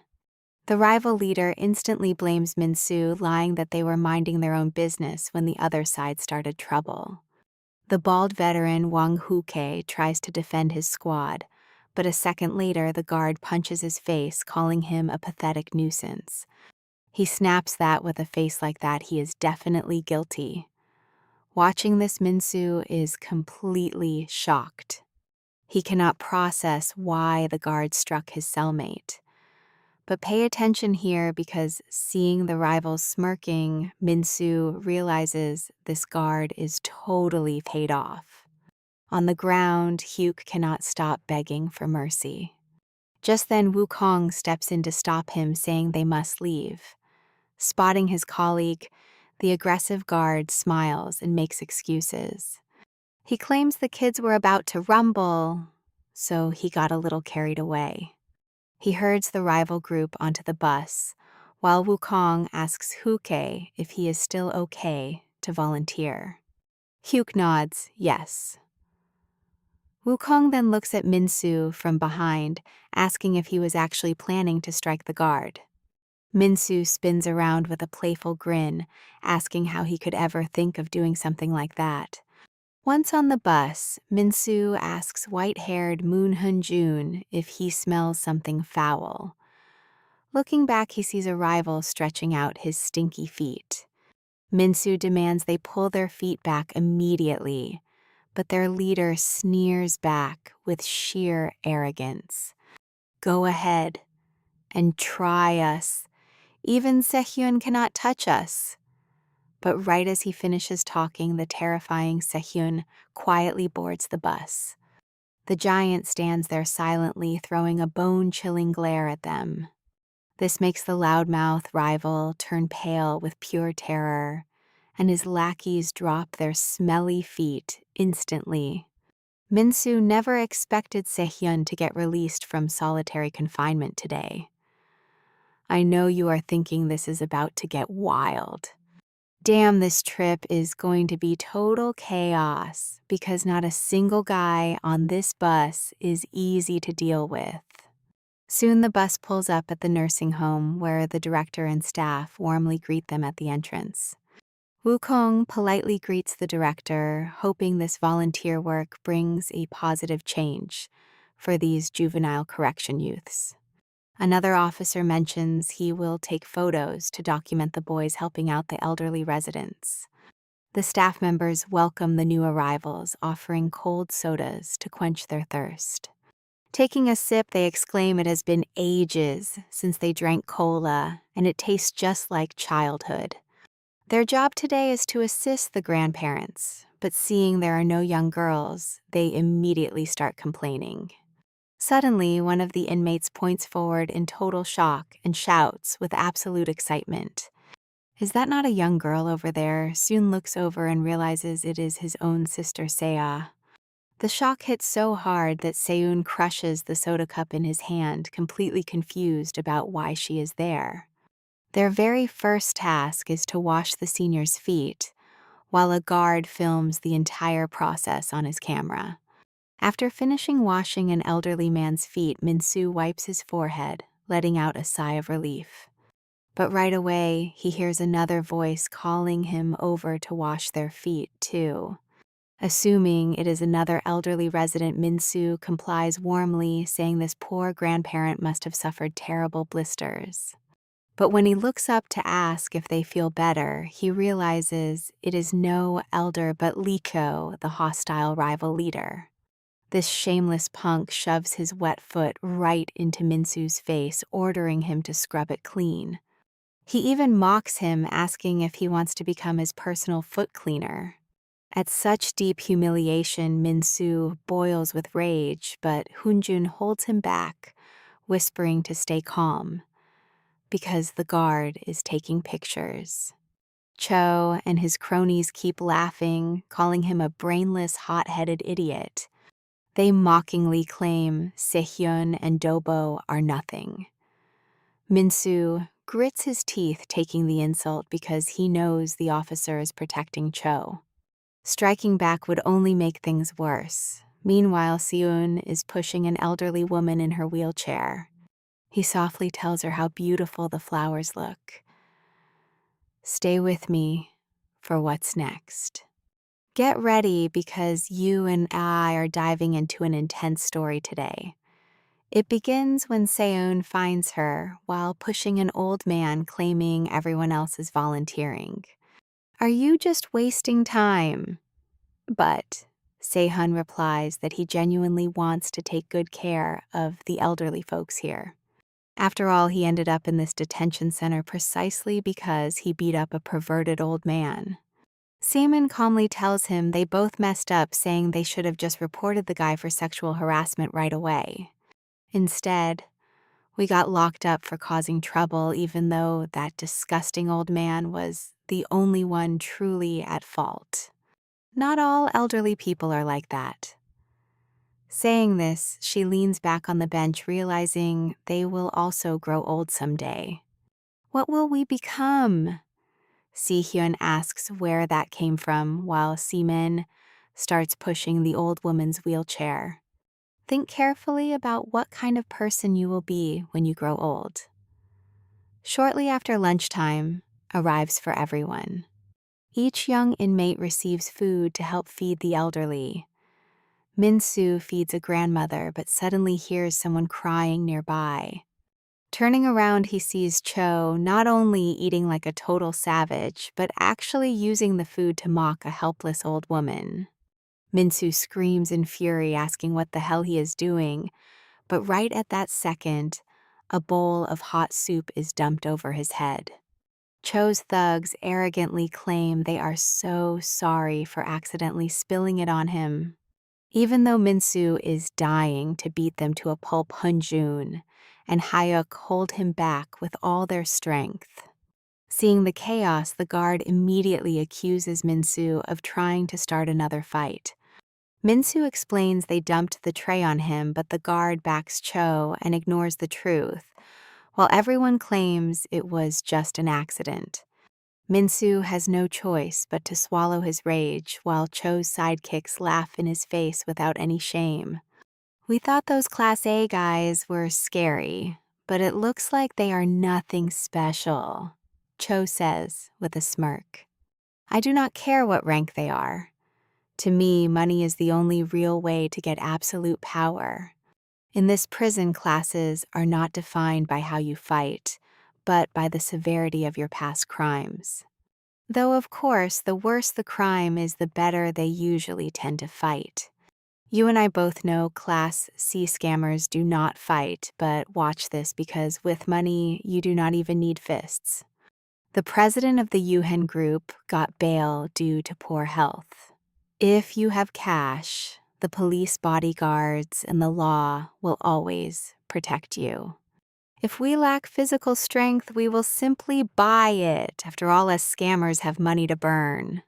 According to Cho, with enough cash, even the Class A guys will kneel before him and end up completely under his control. His lackeys cheer excitedly, agreeing with him.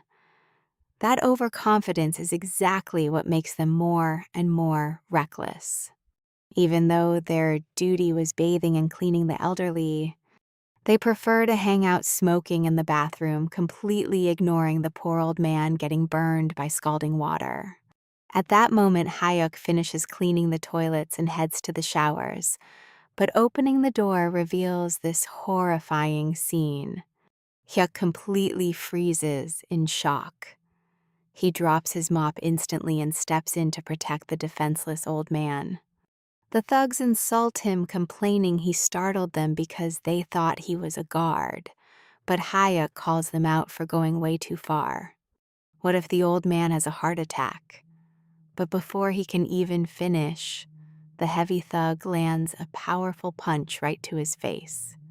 "Who do you think you are telling me what to do?" he yells while his two sidekicks laugh and celebrate the attack. But watch closely, because Hyuk is not about to stand around doing nothing, throwing a counterpunch with everything he has. Unfortunately, he ends up knocked cold on the floor from the beating, forcing a desperate Minsu to run to Wukong for help. He wants help planning his revenge, but Wukong refuses, saying they are already outside and fighting makes no sense anymore. Making a scene here will only get them into deep trouble. Seeing he will not cooperate, an annoyed Minsu leaves, but a voice cuts them off. Officer Gi appears out of nowhere and asks if he heard correctly that Minsu called Kang Hyun a sergeant. Hearing this, both freeze completely in terror. Just as they try to make something up, Ji adds he already suspected something fishy. Sergeant Kang's treatment of Minsu is way too familiar. What kind of relationship are you two actually hiding? Wukong is speechless and his cover is in deep trouble, but luckily Si-hyun appears, shouting to fake a complaint. "I have been looking for you everywhere. Those guys are fighting again." Meanwhile, Ji does not get how an inmate speaks so informally. Wukong tries to salvage the situation, claiming he has been way too soft, which is why they talk to him with such familiarity. Jai angrily warns him that this prison feels like a thug school. "I will let it slide this time, Kang. But if I see you near this trash again, I will report you to superiors immediately.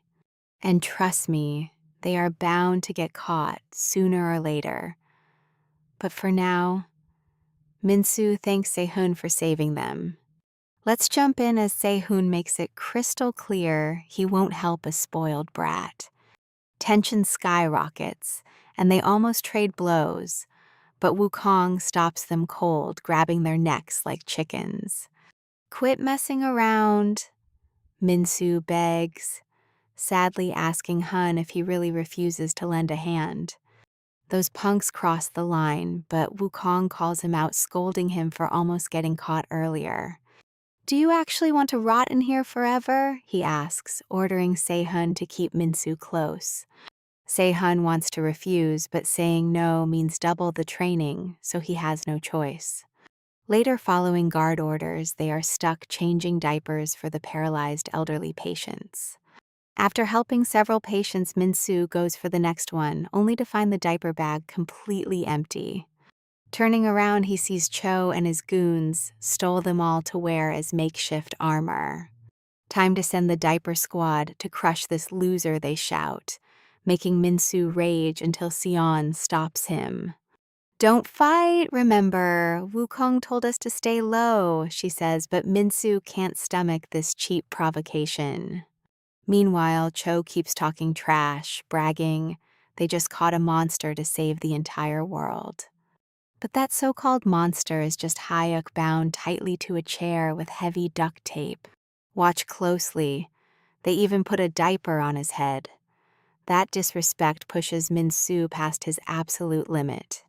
"How dare you hurt a defenseless person," he roars, but Se-hoon smacks him to make him chill.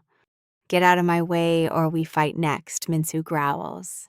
But Se-hoon tells him to look who is watching.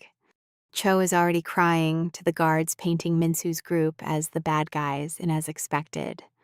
The guard issues a harsh warning, promising severe punishment if they make any more trouble. Not wanting to drag Wukong down, Minsu holds back while Cho's lackeys step outside for a smoke. One goon asks their leader Taeho how much longer they have to play the role of cheap lackeys. Every time Cho brags, I want to wreck his face, we only follow him for cash, but he acts like the king. Taeho says their time is coming, explaining they only use these Class C losers to slide by easily. The moment an opportunity pops up, they will rise straight to where the real prison monsters play. He means the red uniform sector, a place of pure privilege, currently looking for a brand new recruit.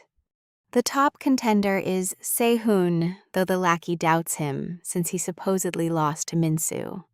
Taeho brushes it off as cheap gossip, claiming Minsu looks like a complete weakling at first glance.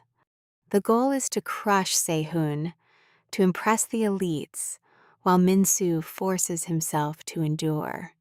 He refuses to drag Wukong into his mess no matter how hard things get.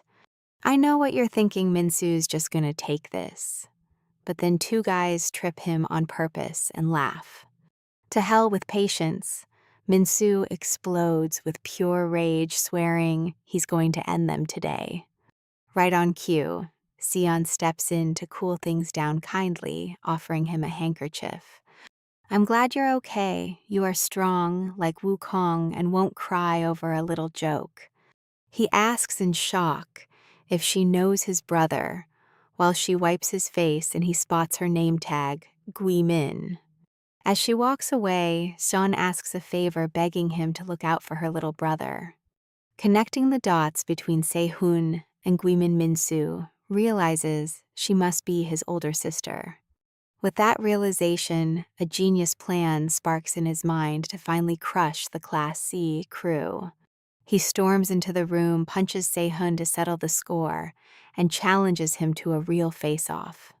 Sehun bows his head and declines, even though deep down he's dying to smash their faces. Meanwhile, Sean waits patiently for Wukong high up on the rooftop. Suddenly, he presses a cold drink to her head, apologizing for keeping her waiting. She thanks him for letting her see Sehun, but Wukong notes she has done plenty for him too. It was purely for my own benefit, she teases, joking that he always knows how to get punched. After trading a few playful jabs, they share a warm, knowing smile. Then Wukong asks about the red uniforms, but her expression reveals nobody dares to speak of them. And that's where we leave it. Trust me, you and I need to see what comes next. All right, grab your popcorn, because today we're seeing if Minsu stirs up trouble again, despite Sean's reassurance. She specifically begs Sehun to keep an eye on Minsu. Back then, when provoked, Minsu actually held back, super impressive. Wukong claims Minsu is just like him, which is awesome. Even if he doesn't listen, he gets the job done right. Hearing this, Seaman explains she trusted Sehun to watch Minsu because he's reliable. After all, her brother is incredibly mature. But while they brag about their siblings, they have no clue Sehun and Minsu are fighting like beasts right now. Once the news breaks, Cho's lackeys rush over to watch. Confused Minsu asks if Sehun isn't furious they messed with their crew and played sick jokes on the elderly. Hyun snaps, "What does that have to do with me? Shut up and let us fight." But Minsu keeps pushing, warning him the next target could be the volunteer seaman. "Isn't she your sister?" He shudders, thinking about how cruel those pranks are. This is the sly plan Minsu cooked up after meeting her. Seeing no action, Cho's men mock them from the sidelines, asking if they are all talk and no bite. One thug laughs in his face, asking if he's terrified of Minsu. But before he even finishes, a brutal fist cracks his skull. Honestly, his words actually hit home. Cho's men scream in absolute fury, demanding to know why Sehun suddenly attacked. Don't blink right here, because the more this guy thinks about his sister, the more his blood absolutely boils. I will make you pay for targeting the people in our cell block. Meanwhile, in the warehouse, Gary lights Cho a cigarette, thanking him for forging documents so he could join the outdoor activity. Cho calmly nods in satisfaction, promising to hook him up with even more perks this time.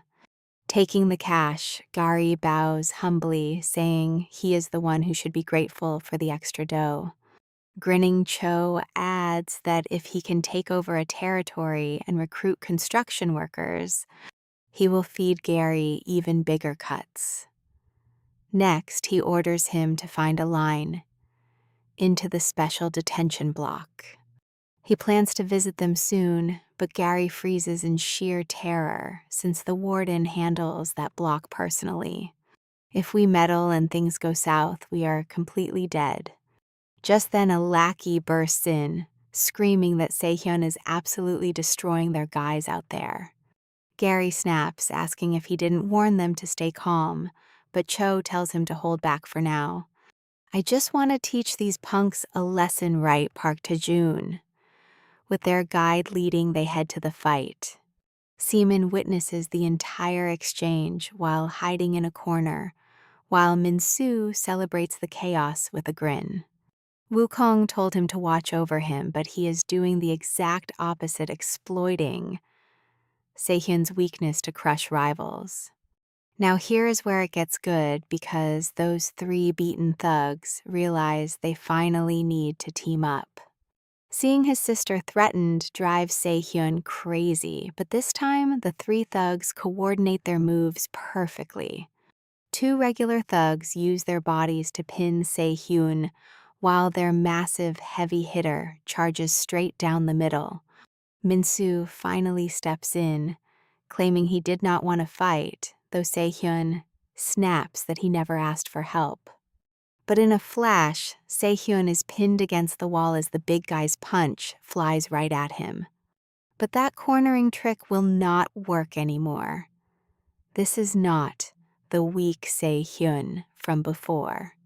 Watching the clash, Min-soo realizes this guy got insanely strong training with Wukong, but guess what? So did he. He is no longer the easy target they bullied. Sehyun tells him to beat it, and Min-soo fires back.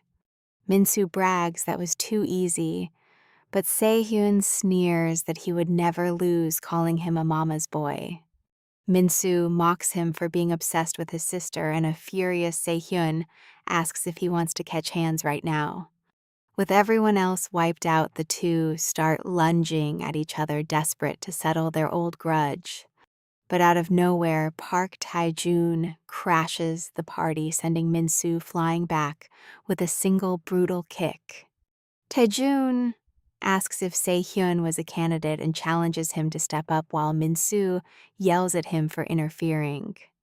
But Tae-joon shrugs off Min-soo's strike like nothing and counters, eager to see if Min-soo can take a real beating. Struggling to stand, a dazed Min-soo shakes. That's when Cho steps up, offering him one final deal as the boss. He wants him to control the entire sector, promising to treat him like royalty once he secures the red prison uniform. Hearing that, Min-soo only thinks of the random red uniform guy who lent him shampoo, totally clueless about what it actually means. Min-soo throws a wild punch for messing with his crew, and trust me, you and I know this war is far from over. All right, you and I are about to dive into this madness. Right as he stops talking, a black bag covers his head and everything goes dark. Then Cho kicks his head and warns him to listen while he is being nice. He needs a strong lackey to control the rank A class. Someone as strong as Sehun. But honestly, Tajo is way more impressive than that total weakling. Even though his prison rank is D, Taho's real strength is rank A when it comes to a real fight. Sehun notices it instantly. His opponent's attack power is like his, but his endurance is on a whole different level. Tajo takes the hits on purpose to counter with everything. If this keeps up, our main character is gonna bite the dust. He remembers Wukong telling him that his fighting technique and reach were far superior to Minsu's. So why did he lose? Because that was his only edge. If reach is your strength, you must learn to block. Against a rival with strength, reach, and stamina, how do you win? He will teach you a combat style just for you, a path to power that will completely change you. Seeing Si-hun stand back up, Tajo mocks him and tells him to surrender. We are not on the same level. But a furious Si-hun replies that he is about to learn what a real gap looks like. With that, he lunges forward with a lightning-fast step. Taho screams in excitement, demanding to see his true power. Pay close attention here because things are about to get serious just defending.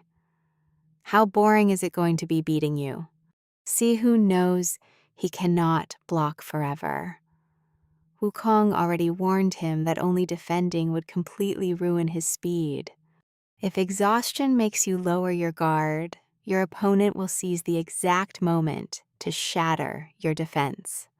What you need to do is analyze every single move while enduring their heavy hits. Do not just focus on survival. Right at this moment, Si-hun starts reading his enemy's attack path. Tajo raises his shoulders, signaling a devastating strike. The longer he watches, the clearer every single one of his patterns becomes. Tajo's speed, his rhythm, and even the moment he backs away. He understands it all perfectly. Time to strike back. Tajo takes a direct hit and mocks him, but suddenly, the entire situation takes a massive turn. Si-hun dodges every strike with unbelievable ease while his own counterattacks land clean on Tajo's body. I know what you're thinking, this is already over. If Tajo keeps burning energy, he will end up exhausted, like Minsu. He finally understands his past mistakes against Minsu and realizes the absolute overwhelming power of Wukong. Just by training his observation, he became invincible. Si-hun defeats Tajo quickly, but there is no joy on his face. If beating this guy took so much effort, reaching Lim Jisu's level seems impossible. He still has a long way to go. Si-hun wonders where Minsu went, only to find Cho beating him to a pulp with a bag over his head. Cho mocks him, asking if he is ready to beg, but to Minsu, this guy's punches are a total joke. He seriously cannot understand how someone's punches can actually be this weak. He had been through this before, but suddenly, like waking up from a soft tap, everything clicked in his mind. Maybe it was the brutal training or those past fights. Cho, acting like a king, keeps telling him to cry if it hurts. But Cho just crossed a major line, and Minsu decides to stop playing games right now. You crossed the damn line, idiot. With a kick to the groin, Minsu teaches him real pain. Just then, a voice demands answers, and Gi points, asking if he did not forbid him from fighting. Minsu clarifies that he did not start anything. He just saw Si-hun getting beaten and stepped in to save him. But Wukong hits him with a flying kick, reminding him that still counts as fighting, then demands Si-hun explain everything. Si-hun explains they did not start this. Those guys tried to lay hands on his sister and the local elders. Hearing this, Wukong's expression changes drastically. Ji screams accusations, telling Guard Kang to stay away from this trash because they think they are completely untouchable. He threatens them to prepare for a disciplinary report. But right at that exact second, Seaman makes her grand entrance. Officer Gi, I think what you should actually prepare for is a criminal trial. Confused, he demands to know who she is. With a smile, Seaman shows him an incriminating video revealing his corrupt deals with Cho inside the warehouse. Jai breaks into a cold sweat while Seaman calmly calls him out for accepting bribes and falsifying official reports. Desperate Gi lunges to snatch the phone from her hands, but Wukong immediately steps in without a second thought. He pins him down in one swift move. Wukong and Seaman trade knowing smiles for resolving this just in time. Wukong reports him while a terrified Gi screams, "He is not alone. You and I will meet again. See you soon." The guards in charge of the red uniform inmates take even more bribes. Hearing about the red uniform completely shocks Wukong. Stick with me, because this single call changes everything when he decides to cover for Gi by lying about his return. Realizing he was not reported, Ji quickly thanks him, promising to never forget this favor. Wuxung lets it slide, this time, but on one condition: he wants all the details about those red uniforms, leaving Wukong totally lost. Is not the whole point of a juvenile reform center to actually rehabilitate these kids? Jai answers that some people are just beyond saving, no matter what. Releasing them back into society like that would only spark massive political backlash. So basically, those red uniformed prisoners exist just to block others from getting out easily. Wuxung still cannot wrap his head around it. Does not that make the entire point, system, and reform program totally useless?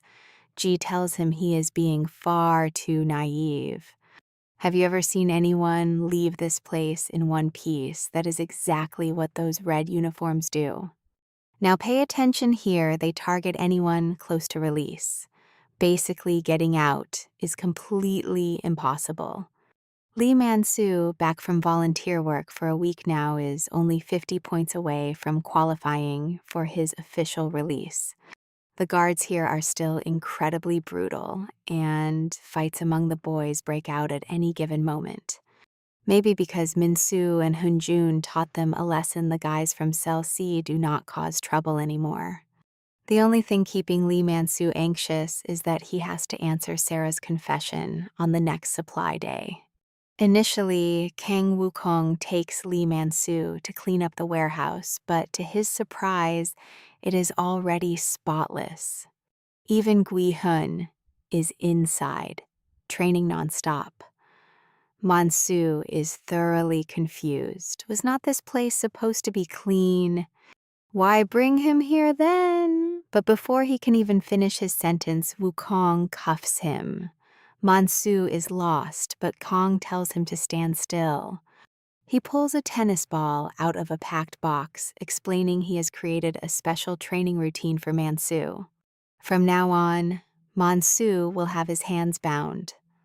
All he has to do is dodge the balls that Wukong throws. Even worse, every single throw is going to be faster than the last. Man-soo barely dodges the first one, but the pure speed of the second serves as a brutal wake-up call. This is exactly what he lacks: instinctive danger reactions. I know what you are thinking.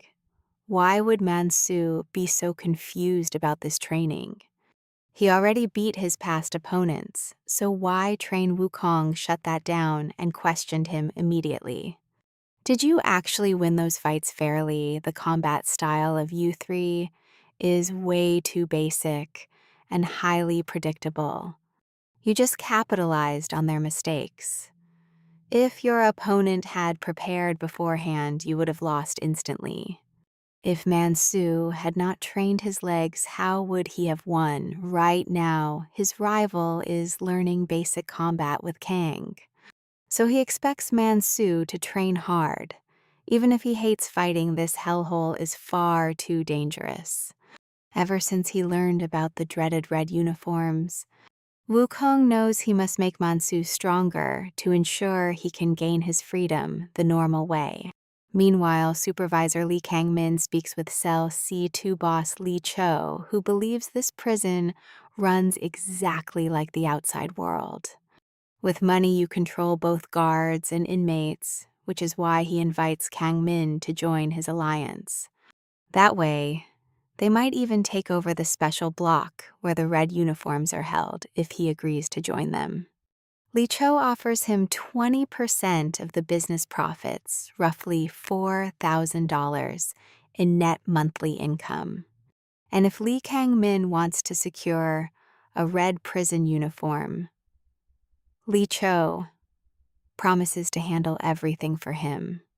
But Kang Min's cold response freezes him, stating that regardless of the plan, partnering with weaklings would completely ruin his reputation.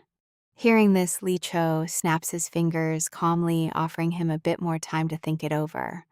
Besides, why do you think I met you without any guards or henchmen?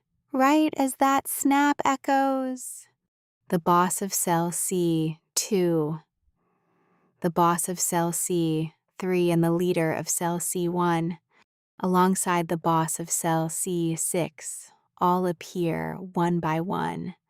4 different leaders completely surround Li Kang.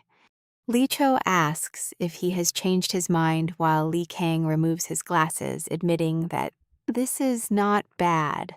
Using money to recruit skilled fighters is smart, but do you honestly think just 4 of them will be enough? Mansu, dodging Kang's tennis balls, has adapted perfectly. His movements are incredibly sharp and his evasions are highly precise. Mansu has never trained like this before. It is completely safe to say that this guy's natural talent is God level. You and I both know this just got too easy. All right, you and I are about to watch Kang Wukong kick off phase 2 of his brutal tennis ball training. This time, the rebounds are completely unpredictable. Even worse, the throwing speed goes up another level. This forces Lee Man-soo to not only dodge head-on, but to guard against rebounds in his blind spots. Evading blind spot strikes is a massive challenge even for elite professional fighters. So Lee Man-soo has to build reflexes against multi-directional attacks, even if he has absolutely no clue what is happening. He gets the general concept, but why tie his arms up? Kang Wukong explains that arms are your absolute last resort, and that applies to him and Gu Si-hyun alike. After grueling practice, their progress exceeds expectations, but they still have a massive mountain left to climb. Kang Wukong is just there to guide them. He won't make them strong while they can do that, because the next training session is going to be pure hell. Only by pushing past this limit can their true potential finally break through. But if they fail and give up, all that natural talent will go completely to waste. But Kang Wukong has one big question: which of these two is actually going to come out stronger after this? Meanwhile, pay close attention here. The guard Zhang Yi sets up a tense meeting between Lee Kang-min and Li Cho, who just crushed the 4 bosses.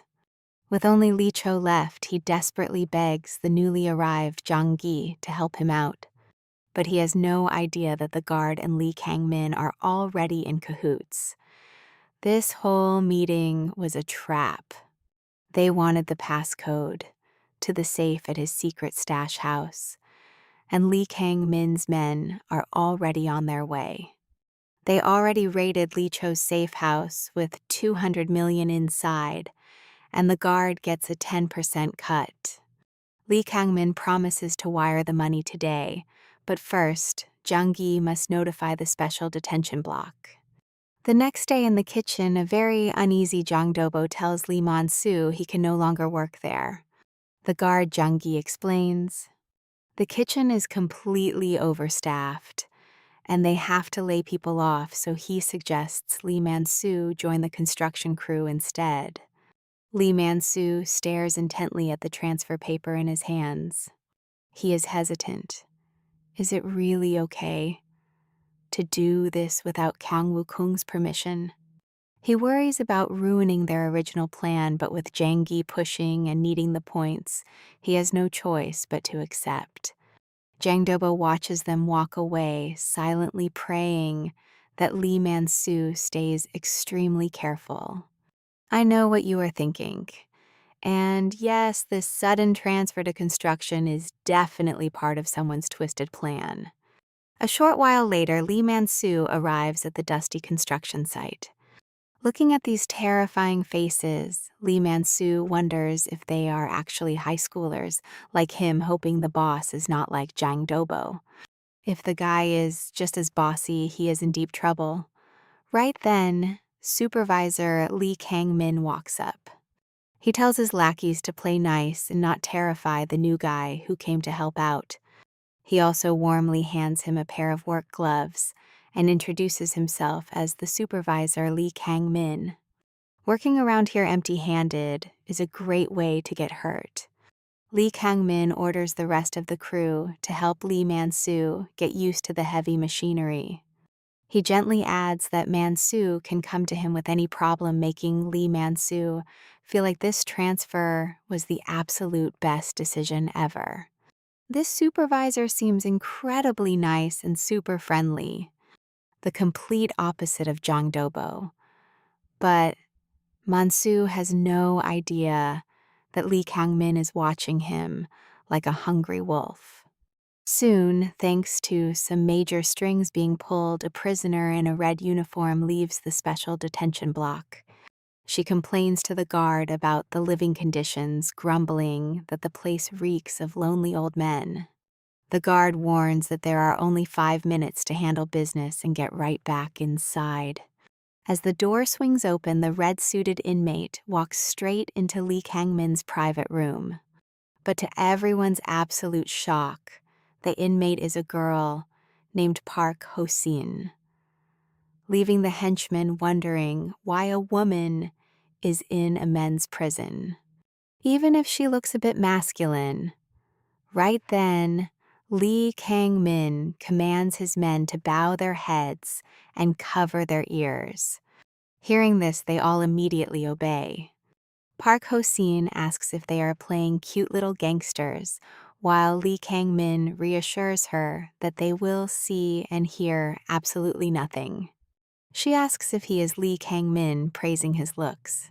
"You and I are in for trouble." "All right, you and I are about to watch Lee Kang-min realize his contact changed with Park Hyo-shin, replacing Kim Hoi-ryong. Disappointed. "Do you not like me?" Lee Kang-min adjusts his glasses. He is not disappointed just dealing with someone new. Park Hyo-shin notices his stare and dramatically covers her face, claiming that looking at her like that embarrasses her. Kang-min thinks she looks way too fragile to wear a red prison uniform. This is completely unexpected. He asks what she is doing in this dump, and she holds up 3 fingers. The candidates are back to 3. Hearing this, Lee Kang-min wonders why there are still 3 if Jang Dobo and Gu Sa-hyun were eliminated. Park Hyo-shin clarifies that the first one is him, Lee Kang-min. The second is Hwang Chul from maintenance, and the third is Lee Min-soo. Lim Ji-soo jumped in out of nowhere to nominate Min-soo. Hearing that name, Lee Kang-min is filled with disbelief. He insists he has already proven what he can do. He does not get why he is still just a candidate. Park Hyo-shin smiles and says he has proven nothing. If you look closely at his achievements, was not at all thanks to his older brother Lee Kang-won. Even with a tiger behind it, a rabbit is still just a rabbit. Lee Kang-min freezes, wondering how she knows about his brother. "Now pay attention here." She leans in close to whisper if that cute little rabbit can do anything without his tiger. Annoyed, Lee Kang-min takes off his glasses. If I defeat you right here and now, that will prove my strength right. Him falling for such a basic provocation only gives Park Hyoshin a massive headache. You are clearly not ready. As she speaks, her aura suddenly shifts. Do you really think I am weak? That sudden chill makes Lee Kang-min shiver. He can clearly feel that the woman in front of him is no pushover. Park Hyoshin tells him not to take it so hard, as he is still a very strong candidate. That is why she wanted to meet him in person. If he can defeat another candidate, she will accept it as ultimate proof. Once that moment comes, Shin Hyang will help him move forward with this whole deal. Once Park Hyoshin leaves, Lee Kang-min finally relaxes. He has no idea what just happened. Was he really that tense a moment ago? All that matters now is he only needs to beat one. And Lee Min-soo, who happens to be on his same work crew, seems like the perfect target. But looking at Min-soo's skinny build, he does not seem like the guy who beat Jang Do-bo and Gu Sa-hyun, so he plans to test him first. With just a single glance from Lee Kang-min, two henchmen get the signal. Meanwhile, Lee Min-soo happily goes about his work. All right, let's look at this carefully. A hammer flies straight at Lee Min-soo, but his split-second instincts kick in immediately. The attacker quickly apologizes, claiming it was an accident. Then walking to another area, Min-soo trips over a wire. Right below is a board full of nails, just millimeters away from piercing his eyes directly. The attacker apologizes again the same way. This makes Min-soo suspect something is off. Are these really accidents, or is it intentional? If it is on purpose, what are they after? Before he can figure it out, the thugs already surround him. Under the excuse of teaching him to use the table saw, they grab his hands and push his palm toward the spinning blade. Right before disaster strikes, someone cuts the power. Everything plunges into complete darkness. When the lights come back, all three attackers are flat on the floor. Lee Min-soo innocently swears he did not hit them. Seeing a crowd starting to gather, Min-soo instantly realizes deep down that this entire situation is a trap set for him. As Yoon Chul-soo and Jang Sung-hoon slowly approach Lee, Min-soo hesitates on whether he should fight back or not. Fighting back could cost him penalty points. After thinking it over, he decides to scream loudly to summon the guards. Hearing the shouting, two guards notice what is going on, but they instantly go right back to chatting. This leaves Lee Min-soo completely baffled. Looks like the guards are in on it too. Blows from Yoon Chul-soo and Jang Sung-hoon are already heading his way. Meanwhile, Gu Sa-hyun keeps training hard in the warehouse. Kang Wook-sung warns him that it is late and they must return. Being late to organize the warehouse will raise suspicions, but he insists on doing another round to beat phase 1 of training. After all, that bastard Lee Min-soo has already cleared the second stage of training.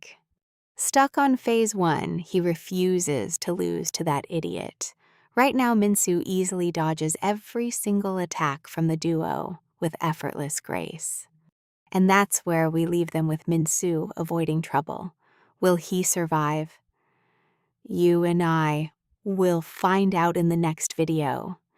Let's dive into this because Min-soo just wanted to earn his points and slip away quietly. He cannot afford any mistakes. Lee Kang-min glares at him sideways, thinking he has it figured out. Is this coward too scared of losing points to even fight back? To test Lee Min-soo's actual strength, Kang-min orders the guards to step out of the room for a moment. He will handle this. Seeing the guards leave, Min-soo decides there is no longer any reason to hide his power. He has been holding back for way too long. This is his chance to test everything from his intense training. But surprisingly, his opponents feel incredibly weak. He cannot tell if he has gotten too strong or if they are just pathetic. After Minsu quickly demolishes his opponents, any lingering doubts in Lee Kang-min's mind completely vanish. So it wasn't just luck when you beat the others. Minsu cuts him off, asking if he set up this ridiculous trap. "What did I do to deserve this betrayal?" Kang Min calmly replies that they are both candidates in this twisted game. But Minsu has never even heard of candidates. He is only here to collect his points and get out. Hearing this, Kang Min takes off his glasses in frustration. "Having to prove my strength to someone who doesn't even know what a candidate is. At first, I wanted my men to take care of this. But being compared to an idiot drives me crazy. I have changed my mind. I will teach you a lesson myself." Minsu fires back, telling him if he wants to fight, just say so instead of crying and wasting time. "Get ready, because this is where things go absolutely insane." Minsu flips him off, and the real war starts right now. A lackey asks the boss if Minsu is his cellmate. As they clash, Minsu instantly feels the terrifying pressure of his rival. The sheer speed of Kangmin's punches is on a completely different level compared to the other guys. Minsu can barely dodge and gets backed into a corner. His opponent's attacks are like a predator hunting prey without mercy. Minsu realizes this guy has professional boxing training and knows he cannot keep slipping these heavy blows forever. He needs to find an opening to strike back. But Kangmin's power is unreal. He stops Minsu's fist with a single hand and mocks his technique. "Is this how you fought the others? It looks like those guys you beat were nothing special either." Kangmin's lightning-fast, brutal onslaught completely corners poor Minsu. All Minsu can do is back away. Suddenly he spots a missed punch and tries to counter. But as he swings, a brutal elbow smashes his head. Clear openings are usually traps for rookies. After dodging dozens of strikes, Minsu thinks he sees another chance, but falls right into his trap again. Just as Minsu tries to throw a punch, Kangmin lands a direct front kick to his chest. Using that momentum, he steps on Minsu's blocking arm midair and launches a devastating knee strike. I know what you're thinking, this looks like the end, but suddenly a hand blocks that vicious knee. Kang Wook-sung stops the fight. With a cold stare, Wook-sung warns them that this ends now, or they are both going to solitary confinement. Kang-min wonders when he even got inside, since he clearly is not part of the construction crew. Wook-sung asks if there is an issue, demanding to know why the other guards did not stop them. Did they give them space to fight on purpose? The guards make excuses, claiming they just stepped out to smoke. With that, Wook-sung pulls Minsu out of the construction warehouse, leaving a furious Kang-min to curse in silence. He was so close to finishing him off, but vows that next time Minsu won't get away so easily. Wook-sung brings Minsu to the infirmary. Surprised by his calm attitude, Minsu asks why he isn't angry about the brawl. Wook-sung replies that he doesn't know the full story yet, but demands to know what Minsu was doing there.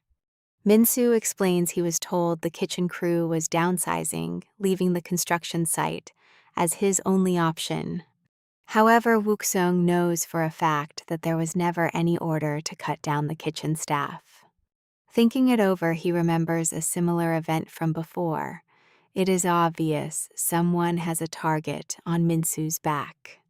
Minsu laments in frustration because, just like in his past fights, he couldn't land a single punch or dodge those brutal attacks. Wook-sung tells him that makes sense, since his opponent has likely mastered martial arts like professional kickboxing. Unlike his previous opponents, this guy cannot be defeated, with simple tricks or cheap basic strategies. To beat him, he needs to build raw, brutal strength. So he decides to start the third phase of Minsu's training. And you and I know that even if we don't know who is targeting Minsu, his training is just beginning. Come along with me as we watch him focus on getting stronger, waiting for the perfect chance to face those lurking in the shadows. This constant escort from Kang Wook-sung leaves Lee Kang-min completely tied up, unable to lay a finger on Lee Min-soo. Even though he ordered a guard to steal Kang Wook-sung's personal file, he cannot find any weakness.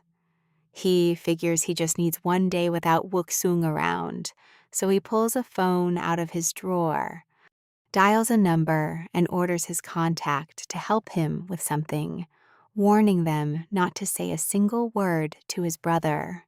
1 week later, under the cover of night, Kang Wook-sung waits on the street checking his watch. The one who arrives is Gyu Min, fixing her hair and apologizing for being late. Kang Wook-sung says it is fine. Just as he suspected, he was also 30 minutes late, but someone is watching them from afar.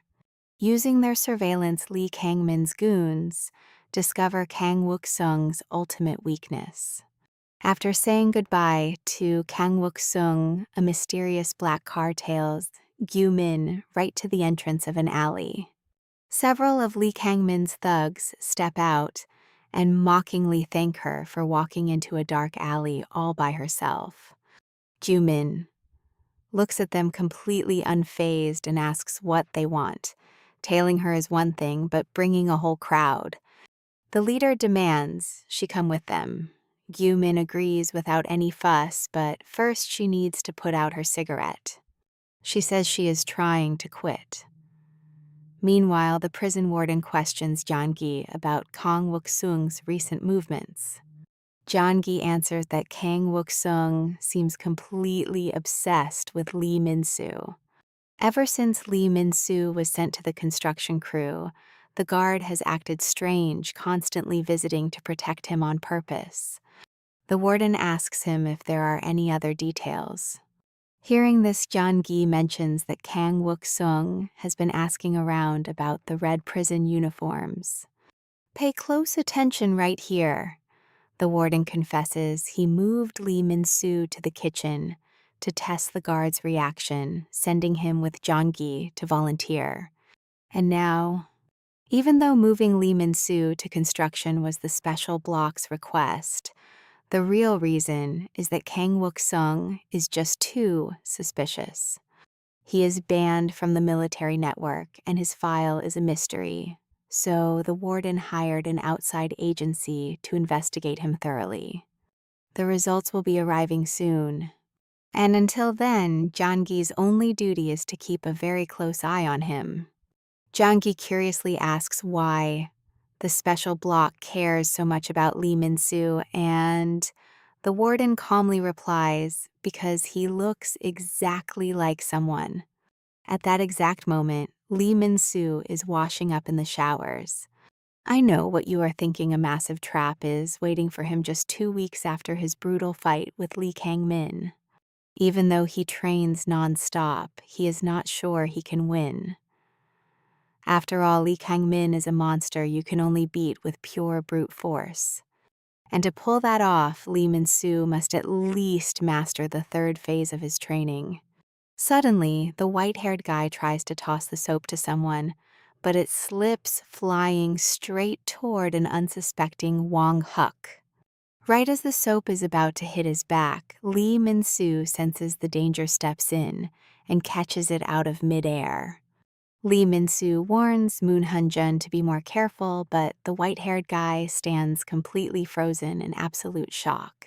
He cannot comprehend how Lee Min-soo reacted like that without even looking. Plus, he notices Min-soo's body is becoming incredibly muscular. On their way out, someone asks Lee Min-soo why Guard Kang is not around today. He replies that he asked another officer. Apparently, he took a sudden leave of absence and ordered Lee Min-soo to go clean the warehouse immediately.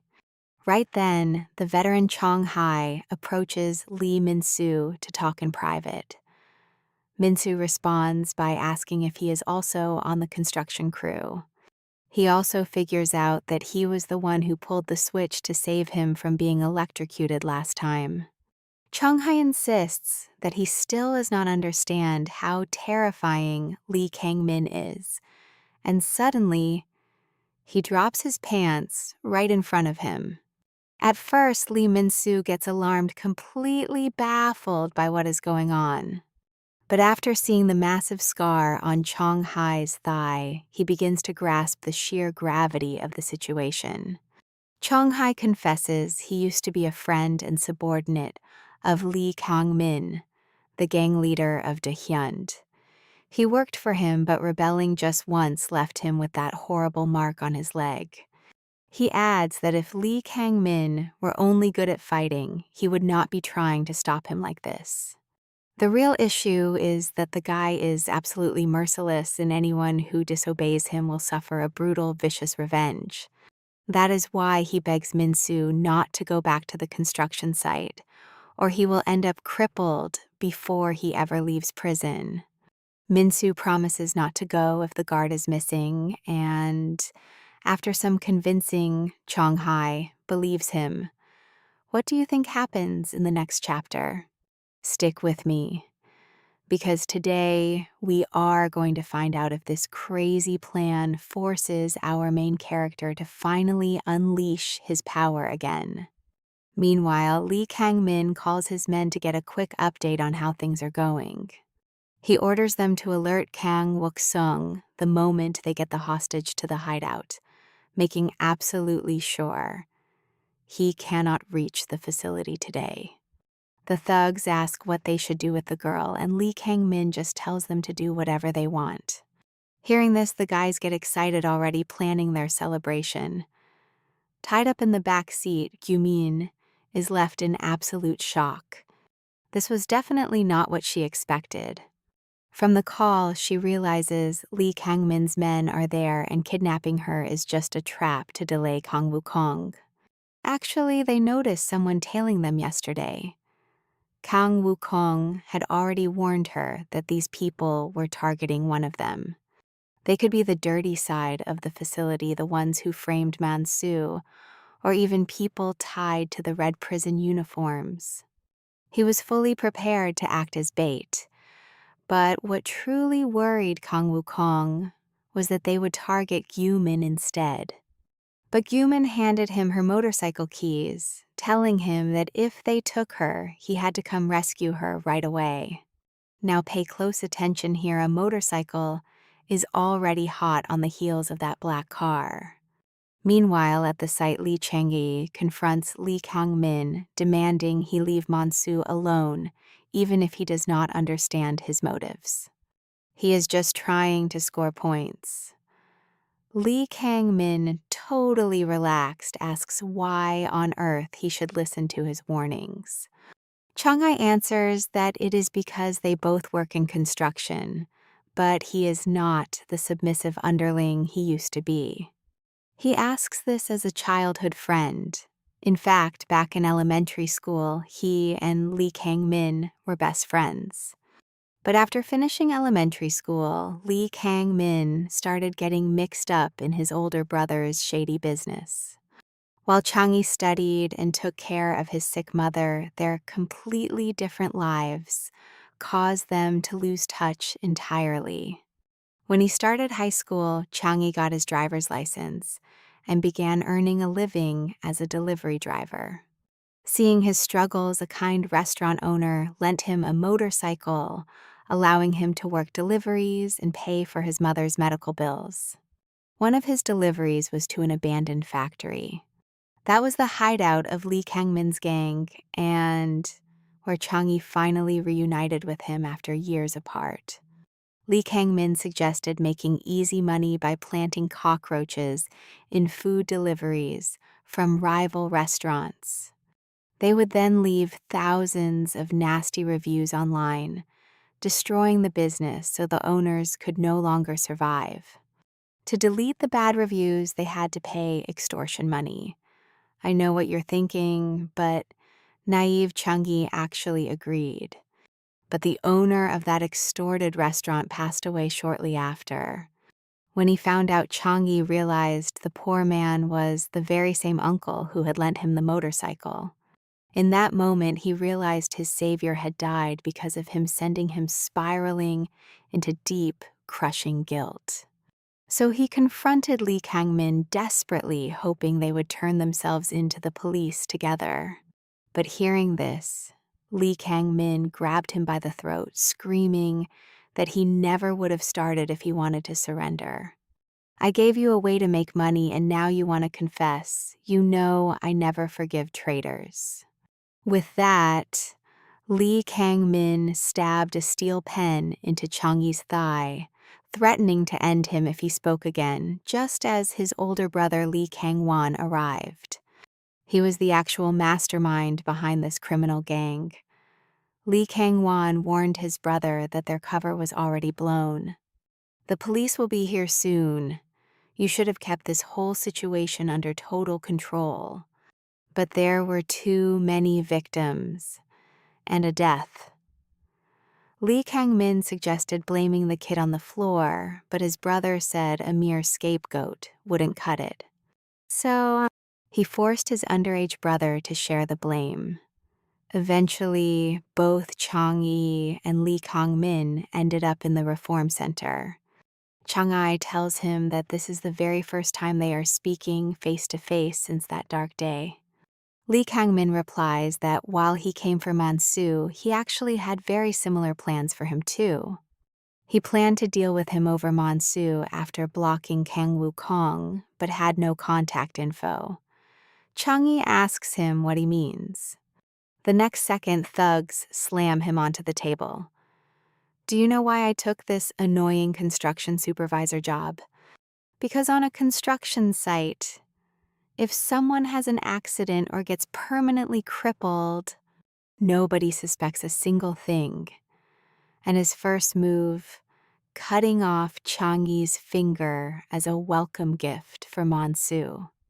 Meanwhile, Lee Kang-min's men reach the shelter. They text Kang Wukong, ordering him to come alone before 12. And trust me, Kang Wukong is already there. All right, you and I are about to watch these arrogant kidnappers celebrate way too early. Convinced Yang will take at least 2 or 3 hours to show up, just as one guy gets cocky and implies she actually likes being tied up like that. He cannot even finish his sentence. A helmet flies out of nowhere, knocking him flat, as Yang steps in completely calm. The others are stunned, wondering if he flew here at impossible speed or tracked them down the entire way. Either way, they are not laughing. They have the numbers, and Isong knows that reality all too well. Knowing a dragged-out fight will only drain his energy, he decides to end this whole thing right now. He glides through them like a pro, parrying blows and counterattacking in one fluid motion without pausing for a single second. When they try to catch him off guard, he answers with a brutal elbow to the chest and a sharp chin strike, proving that letting their guard down is a fatal mistake. Just then, a furious bald thug charges from behind. Eong dodges, grabs his leg, and snaps his knee completely backward, one down. Even the other thugs are utterly terrified. Anyone else would be shaking in fear, but Eong looks like he is having fun. Standard attacks are useless against him, so one desperate thug draws a knife to stab him. Yang intercepts his arm before it even gets close, twists his wrist, and it is over. His girlfriend watches with annoyance, but respects his power. Meanwhile, stick with me, because Minsu is collapsed on the ground, completely exhausted. He and his long-haired ally trade insults with Minsu, claiming he almost reached stage 3 today. The other guy tells him to make up a better lie, but Minsu fires back that someone stuck in stage 2 could never understand. They are still laughing when a police officer approaches, asking why they are not cleaning up. He hands Misu a package that looks like a gift from Changgi, but once they open the note, the vibe changes completely. It is a direct threat from Lee Kongmin. Get there within an hour, or another dark little surprise will be waiting. Whatever is inside makes Imsu widen his eyes in pure horror. Back at the warehouse, Yong finally unties his girlfriend. She punches him right in the stomach, furious. Her hands hurt terribly, and she demands to know if he forgot about her while fighting. He defends himself, claiming he arrived as fast as possible. With a glaring look, she says she will believe him. But honestly, this kidnapping was never about her. It was a setup to lure Yang away from Gango, leaving his actual target, Minsu, completely unprotected. Someone was watching Yang and gave the signal when he left. Now, he remembers the warning to avoid those guys until stage 3. He was tricked. Now let's watch together to see who is walking down those stairs straight toward MSU. With slow, calculating steps, the man confesses he saw Yusong's brother's plans but chose to watch from afar. But the show is over. He admits that at his level, finding a worthy opponent is almost impossible. He figures Yusong understands that feeling perfectly, but reasons do not matter now. Lee Kang-wan, the terrifying leader of Double M, is ready.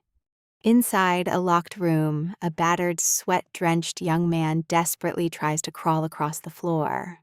Someone ruthlessly stomps on his injured hand under the cold, unmoving stares of the other inmates. The red-haired guy mockingly asks him if facing Lee Min-soo is really that difficult.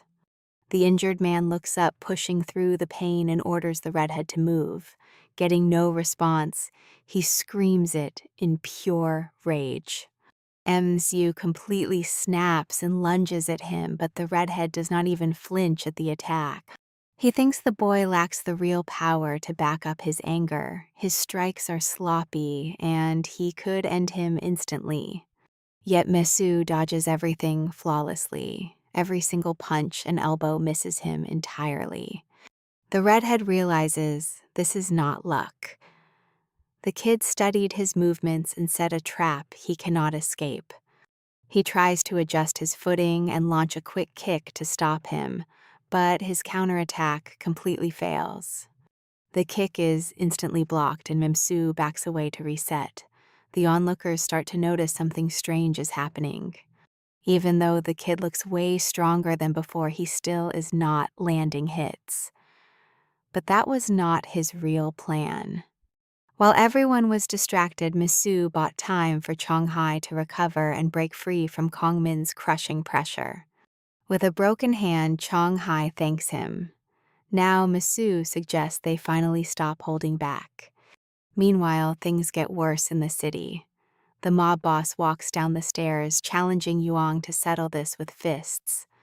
And believe me, Yang realizes instantly that this guy is in a completely different league than his past opponents. He thinks running away would be smartest, but the mobster threatens him. If he does not fight, his girlfriend pays the price. Come with me, because someone is about to pay dearly for this mess. Yang does not even let him finish talking. He throws a direct kick at his head, but it is like hitting a stone wall. Lee Kang-wan blocks it effortlessly. Yang does not back down, using his momentum to aim straight for the back of the neck with all his strength. But he is the one who gets hit. Before he can finish, Kang-wan counters straight to the ribs, sending him flying. He manages to land on his feet, but a sharp pain warns him that something in his body might be broken. Kangwon calmly asks him if he even felt that hit, because if he had actually been serious, the kid's spine would be completely gone. He seems genuinely curious, but Yang knows he cannot drag this fight out. He attacks again, but Kangwon deflects every blow like a simple warm-up, telling Yuzong that this is already getting boring. When Yu Zong throws a spinning kick, Kong Wan dodges it with ease and rubs it right in his face, saying that is what happens when you learn to fight from textbooks. Predictable and uncreative. That insult hurt more than any punch. Yong feels totally humiliated. Pay close attention here because now he begins to wonder what kind of hell this man survived. To look at him with such utter contempt. For Kong Wan, the answer is simple: everything. He grew up on the streets with absolutely nothing, homeless with no one to look after him. Fighting was not a hobby, it was how he ate. Being beaten hurt less than starving. And beating down those who attacked him felt so damn good, so he just never stopped. It was dozens of fights, then hundreds, street by street, until he ruled the entire area. So beating Yong is no surprise. He bends down and tells the kid he is decent for his level, but guys like him get boring really fast. It is just not fun anymore. So he walks toward the girl with a look of pure boredom and indifference. Suddenly, her expression changes and catches his attention, but she is not looking at him. Yong is back on his feet.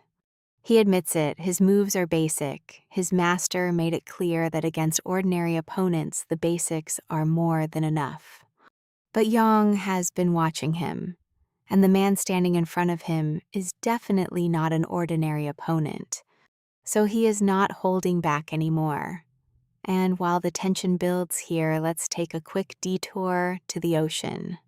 There, a congressman catches a massive tuna with zero effort, while his associate watches in awe and decides to change the subject.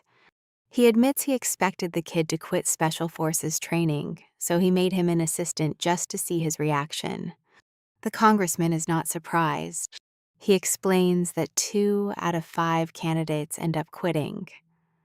The training is pure torture, and even top athletes struggle. But this kid did so much more. He finished first in every single discipline, crushing every record in Special Forces history. Who on earth is this guy? The congressman reveals his standard. Anyone who wants to be his son must have a brilliant mind and a ruthless body.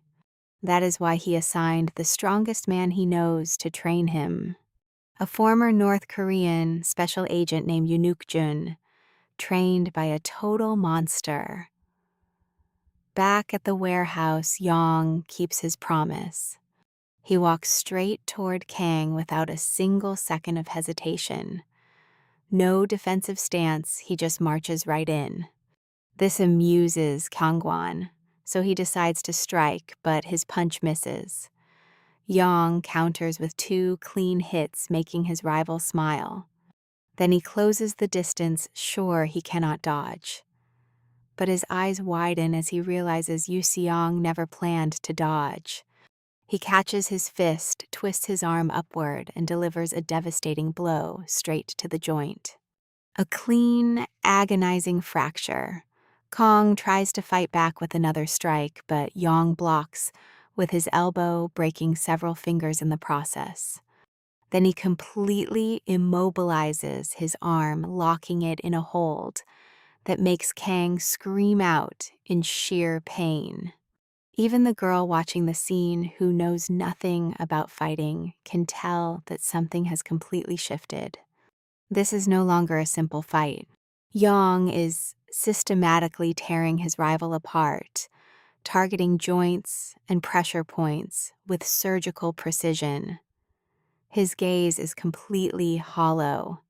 He ends the streak with a direct hit to Kangwan's head.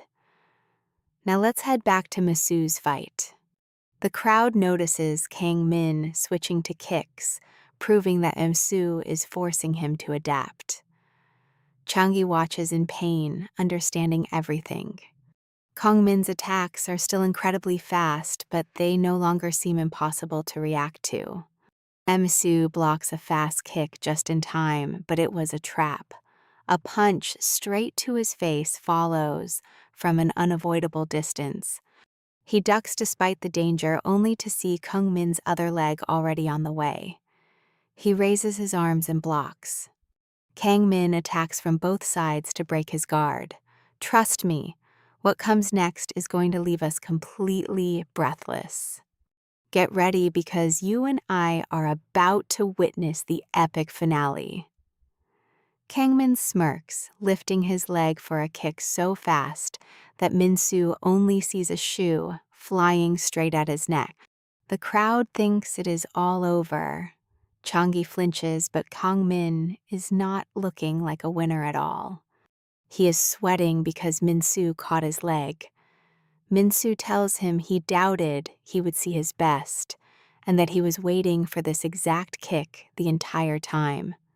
The chapter begins with a flashback. Min-soo is training hard with tennis balls flying at him at high speeds. He tries tracking them, blocking and deflecting what he can while taking hits from the rest. His arms speed up as his body adapts to the fast rhythm. As the machine stops, Yang tells him he is easily handling 5 balls now, so they are adding 5 more. Min-soo is not thrilled, but something else is actually bothering him. He noticed pro fighters do not dodge everything and wanted to know why. Yang explains it's simply pros choose which strikes they are willing to take. Sometimes they take a hit on purpose, knowing their own counterattack will hurt a whole lot more. With more balls flying, a point will come where dodging every single shot is not an option for Min-soo. Knowing which hit to take is key. Pay close attention, because in the present Min-soo did exactly that. He has Kang Min's leg locked under his arm and tells him he was waiting for that high kick the whole time. Kang Min cannot break free from that tight grip and perfect angle. Min-soo does what Yang taught him, sacrifice the flesh to catch the bone. He sets his stance, absorbs the strike, and unleashes his power, smashing the same spot repeatedly until bones start to crack. Once he finally lets go of the leg, Kang Min collapses to the ground, writhing in pure agony. Before he can even process what happened, a brutal right hand smashes his face. Min-soo orders him not to fall just yet. We are leaving the fight for a moment, heading back to the warehouse where Yang is currently waiting. His face is completely busted up from his own battle, and the girl notices immediately, teasing that his beaten face looks even worse now. He tries to speak, but she stops him. Then she breaks down, burying Yang's head in her chest and begging him not to look at her tears. She scolds him, saying he could have ended it faster without taking so much damage. Yang apologizes and holds her close, but in his mind he is calculating.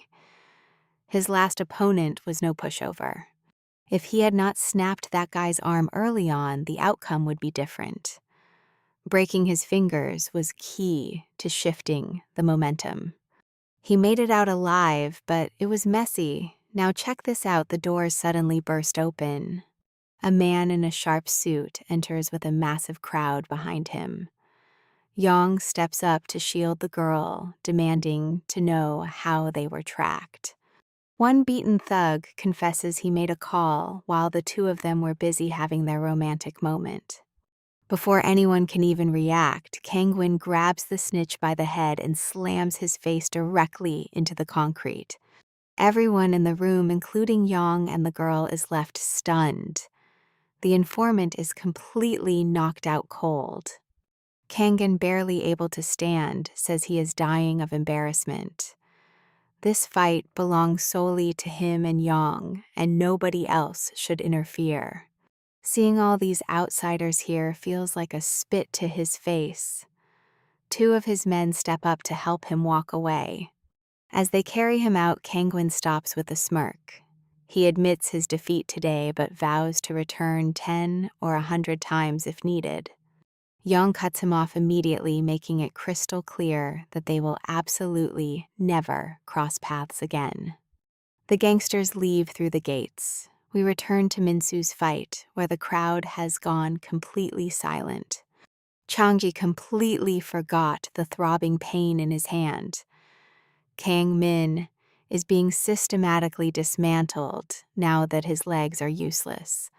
Body shots, head strikes with absolutely zero retaliation. He finally crashes to the dirt, but Minsu demands he gets right back up. It is not over. Kangmin hits the deck spot, something nearby grabs it and swings. But Changi reacts fast, catching his arm just in time. With his opponent locked down, Minsu delivers another heavy punch straight to his face. Kangmin simply cannot believe this is happening. He never imagined losing to someone like him, failing to comprehend how Minsu could have gotten so powerful in such a short time. Taking hit after hit, he searches for any logical explanation. Ultimately, he accepts the truth: there is no way to win this battle. Minsu drives forward with raw power and sends him flying. Kangman slides across the floor, lying completely motionless, not knowing what to do. Suddenly he laughs. He scans the crowd, spots Changi, and begins screaming in a fit of absolute rage. He yells that the fight was rigged because of Changi's interference, demanding that everyone in the room step in right now. Then he goes even further: if he cannot be a candidate, every single person here will rot in this place forever. He boasts that his organization backs him up, while Minsu will achieve nothing if he fights completely on his own. Minsu turns around to scan the crowd. The mood has shifted, and you and I know things are about to get wild. All right, brace yourselves, because this is about to get brutal, as Minsu dodges attacks from every direction in this crowded room.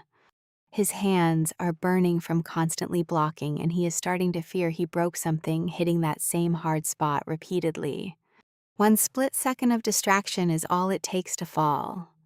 A direct hit slams his face, and a group instantly pins him flat against the cold floor. Outnumbered and exhausted, his hand gives out just as they aim for his head. But someone beats them to it. Sejun storms in, dropping the attacker mid-strike. Minsu can barely believe it, as Sejun casually jokes about receiving his telepathic call. He starts carving a path through the crowd, mentioning a debt from their old days volunteering together at an orphanage. Kangmin watches the scene unfold and immediately begins calculating his next move. Sejun should not be here, and his presence makes everyone hesitate until Kim Yong-kwan suddenly steps in. He is the deputy of the civil engineering class, the first one to give Kangmin actual trouble back in detention. Kangmin knows this is his absolute best shot, and Yong-kwan launches an all-out attack.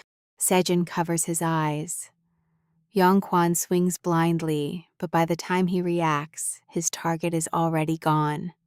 Sejun is right beside him. A clean, heavy strike sends Yong-kwan crashing straight into some wooden crates. Seeing his best card fall, Kangmin panics and shifts tactics, desperately telling Sejun to stop because he knows everything. He knows Sejun came to help Minsu and claims his men are holding Sejun's sister hostage, but Sejun does not buy it. Now pay close attention here. He calls him out, exposing it as a pathetic excuse from a guy who knows he lost.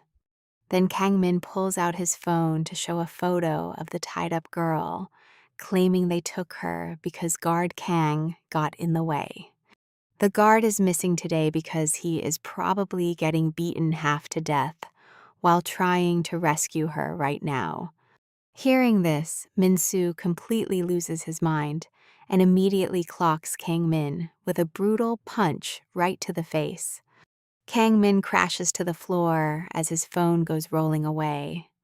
Minsu makes it clear that Kangmin's whole nice guy persona was nothing but a fake, pathetic act. and a few weak lackeys will never stop Kang Young. Terrified, Kang Min desperately scrambles for one last desperate play. He orders Sejun to kill Min-soo if he wants his sister back.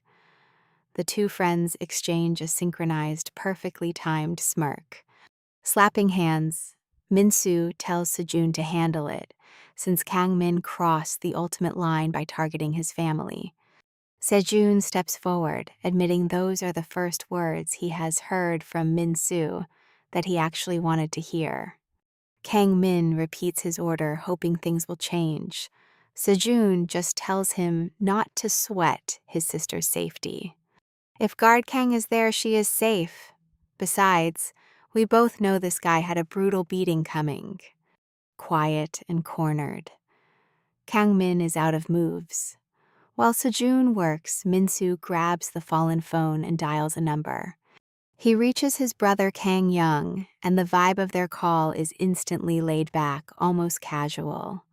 Min-soo reminds him he warned him about going solo to the civil engineering block.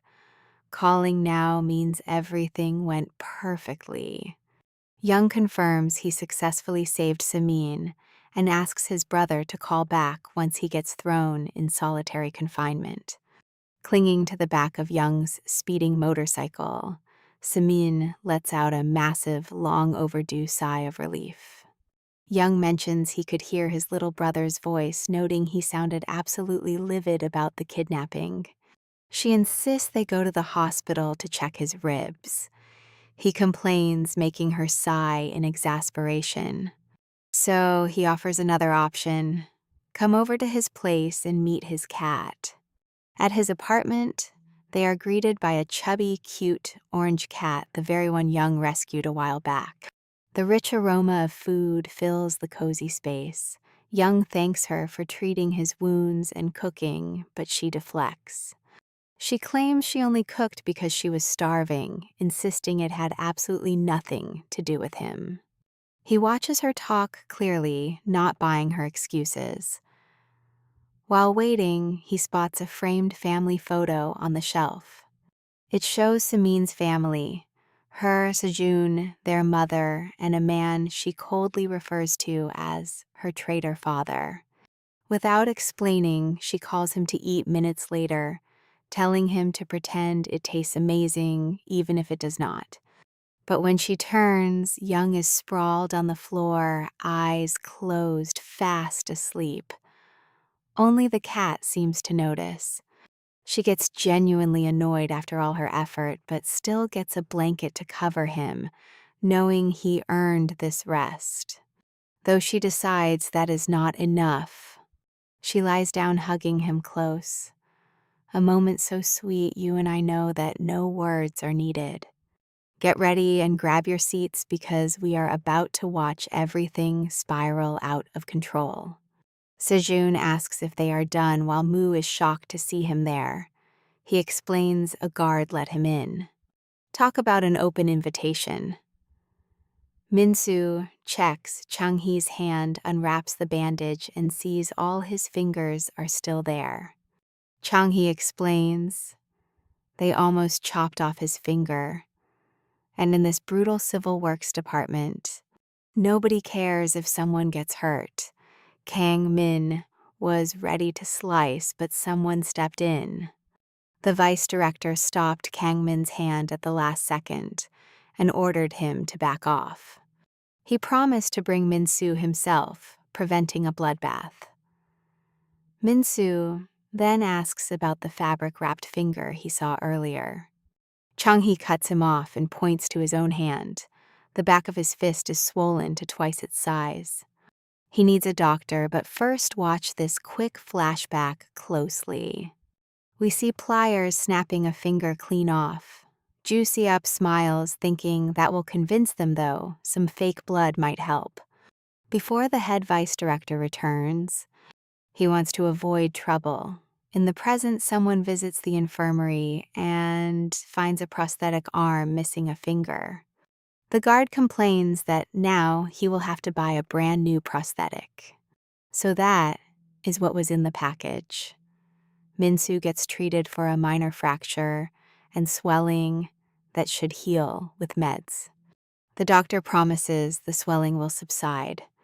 Copying his older brother's wild techniques is starting to take a massive toll on his own body. Suddenly, he hears someone ask if he will end up in the red uniform.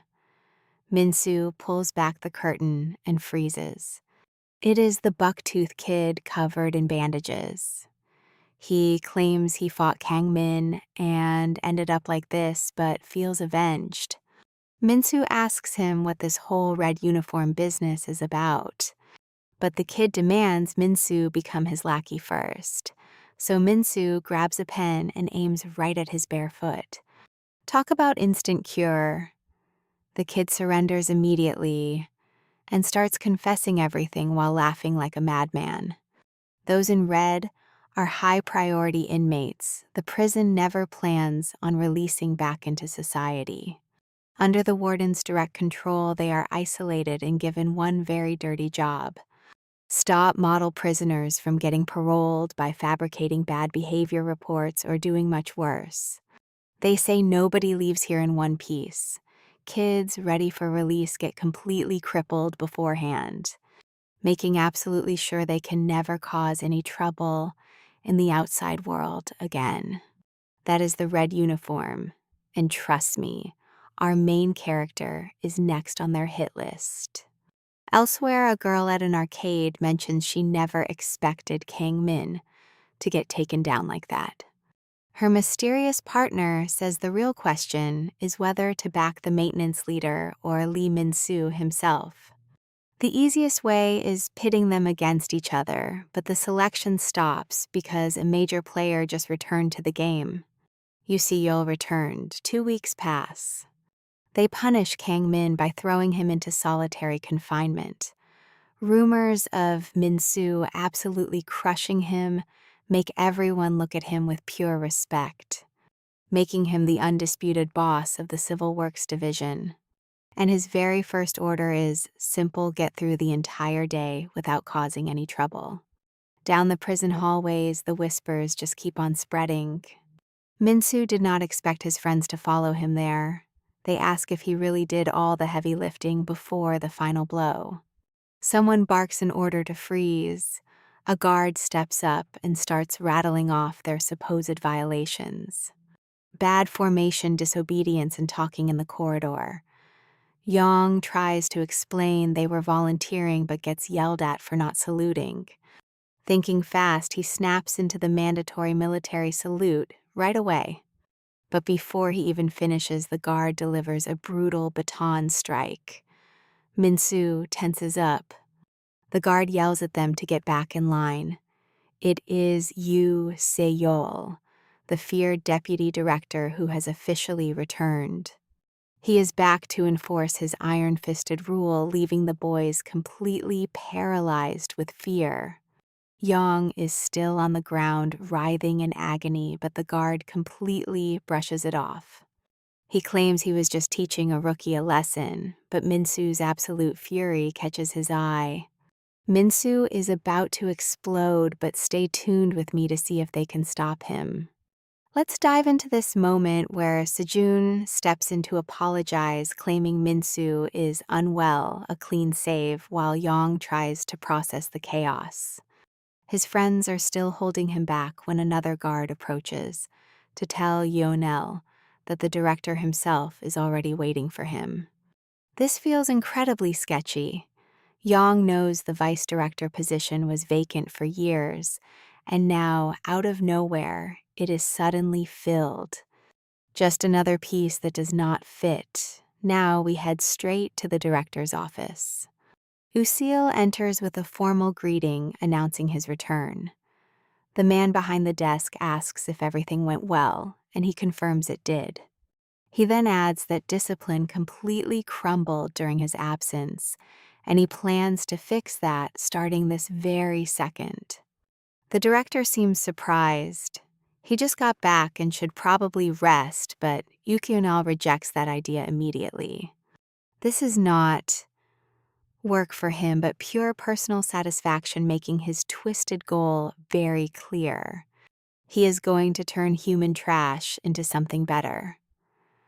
Time passes, and a teacher is explaining intertextuality in class, how literary works influence one another. The students do not care at all, and one is already losing his battle to sleep. As his eyes start drifting shut, out of nowhere a chair flies across the classroom and hits him directly. Lucille warns him that if he does not want to be useless for the rest of his life, he better not sleep in his class. The injured student apologizes. Now pay attention here. Everyone in that room knows this reaction was absolutely extreme. Meanwhile, Yang prepares food in the cafeteria, his mind spinning on the same thought. The more he thinks, the more his anger grows. His brother should not have to endure this living hell. Not for him, and not for anyone else trapped in here. He never wanted any of this. Suddenly, he looks toward the kitchen and sees Yusional demanding to know who authorized the chef to serve whatever food he wanted. The young chef ends up completely drenched in food, and the threat he receives next is terrifyingly clear. From that moment on, the entire place changes. In the dorms, everyone stands completely rigid, waiting for lights out. They march through the hallways in strict formation. The rules become suffocating, and suddenly a cold gray rain begins to pour. The boys are forced barefoot and shirtless into the mud, swallowing dirty water, while guards shove them down. Some cannot take it. A student throws up and instantly gets struck on the back of his head. The guard screams, demanding to know who authorized him to lift his head, while others pin him down. Minsu watches and decides to act. He tackles the guard with his body and kneels beside the student Hyunjun, desperately asking if he is okay. Another guard steps forward, threateningly tapping his baton against his open palm. Yong's voice cuts in, warning that attacking a guard has consequences. I know you agree with Minsu that this is unfair, and Hyunjun could have died. Young steps right in front of his brother. He apologizes to Yeonel directly and promises to handle the punishment. The superior asks if these students are his responsibility. Young says yes. For a second, it seems like enough. Yeonel agrees to leave them to him, and the tension begins to fade. Then he hands him a baton. He says he has always been curious to see how a guard disciplines his students and wants to witness it right now. The two brothers stare at each other. Neither of them has a good option right now. Yang has no idea how to react to such an order. His superior just ordered him to beat Minsu in front of everyone. He looks down for a second, then looks back at his brother. Minsu's expression is firm, and Yang gets it instantly, with his superior pressing him, demanding to know why he hesitates for a simple demonstration. Yang responds that he knows exactly how to punish his students, and just needed a single second to think. He grips the baton tightly with both hands, promising to show exactly how it is done. He does not hesitate. He strikes his own brother, calling it his personal method, and Minsu crashes hard into the mud, covering his head. Young orders him to get up, yelling that he should not be falling over from such a pathetic blow.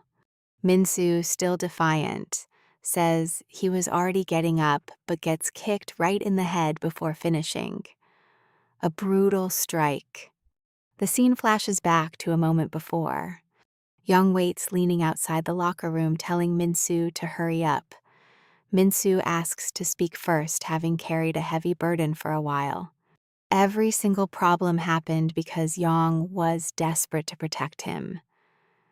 And that last incident got him beaten by the vice director. Yang brushes off his bruised face, saying it is nothing, and that he will find a way to protect everyone. Minsu steps closer and points out that is the exact problem. Yang is a guard, not everyone else's shield. He promised to get them out, And for this plan to work, Yang must pretend they are complete strangers. Trust me, if things get worse, Yang must act like a real ruthless guard. No mercy, no exceptions. He just holds out his pinky finger. Yang watches in silence, wondering when on earth his little brother changed this much. They lock pinkies to seal it. Believe me, that one promise is what dragged them both into this mess today. Minsu lies face down in the mud while Yang screams at him to get up, secretly begging him not to. They have to keep up this act. So he keeps barking orders, and Minsu, stubborn as always, starts pushing himself up, insisting it was nothing. Young winds up for a kick. The second Minsu stands, he will take everything from him. The other guards are watching closely. The students who know the truth can barely watch. He steps up, raises his baton, but someone grabs his arm. It is Yu Shun-il, who has seen more than enough. Yang argues the lesson is not over and Minsu must learn to obey. Yu Seonil calmly points out that you cannot teach an unconscious person anything. He suggests throwing him into solitary confinement instead. Yang refuses, claiming Minsu needs medical help. A dead student means a nightmare of paperwork that nobody wants to deal with. He promises to return right after. Grabbing his brother by the hair, he drags him straight toward the infirmary. Behind them, the director remarks that the deputy director never understood how real punishment works. If you break the rat too much, there is nothing left to play with. Just then another guard arrives, carrying a folder. This is Sergeant Kang Yusong's confidential file. Now pay attention here. Look how the director's face completely twists. Meanwhile, Minsu loses consciousness. He is dreaming. Long before the orphanage, back when the sky was blue, the sun shone, and none of this existed. He is on Yang's back, carried just like today, but somehow his brother's shoulders feel so much broader than he remembers. He can barely keep his eyes open, but realizing where he is, he asks what is happening. With his head hanging low, Yang tells him they are almost there. Minsu asks if he is crying. Yang snaps back that crying is only for the weak. Minsu apologizes for the trouble, for forcing him to do this, and for everything they still have to face.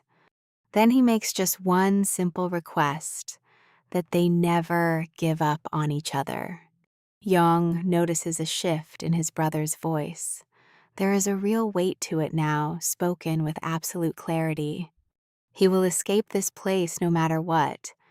Meanwhile, the restricted area entrance is completely empty, with no staff or guards watching the door. Yang notices this immediately and wonders what happened. The dark secrets tied to those red prison uniforms are hidden behind that very door. He creeps forward, carefully slipping behind a pillar to get a better view. That is when he sees the vice president walking straight to the entrance keycard in hand. The door slides open and Yang starts connecting the dots. Yuseon-il is mixed up in this too. But before Yang can even process that thought, the man speaks up. He knew he was being watched. But watch closely, because he is about to do something completely unexpected. He invites him inside. As they walk down the hallway together, Yusong still cannot process how he ended up past that mysterious door. Reading this guy is impossible. They reach another room. Yuseon-il unlocks it, and it turns out to be entirely empty. Just a massive, empty space. The vice president analyzes the room and concludes that the director must have already made his move. Then he turns to Yang, asking if his curiosity is finally satisfied, before leaving him with a chilling warning. Digging too deep in a place like this has serious consequences. Yong demands to know why he chose to show him all this. Yushonil's answer is blunt. To Yusong, he is simply the enemy who forced him to beat his own flesh and blood. And if you decide to step into hell on your own, you had better look like a demon. Otherwise, you will get caught instantly. Later out in the workyard, the other guards are whispering rumors about the vice president's sudden disappearance. Young plays dumb. Apparently, Yuson Il is now under investigation for taking massive bribes. Supposedly, he took money from an inmate's family, confessed, and returned it. Word is the director set him up because they despise each other. Yang takes note of this.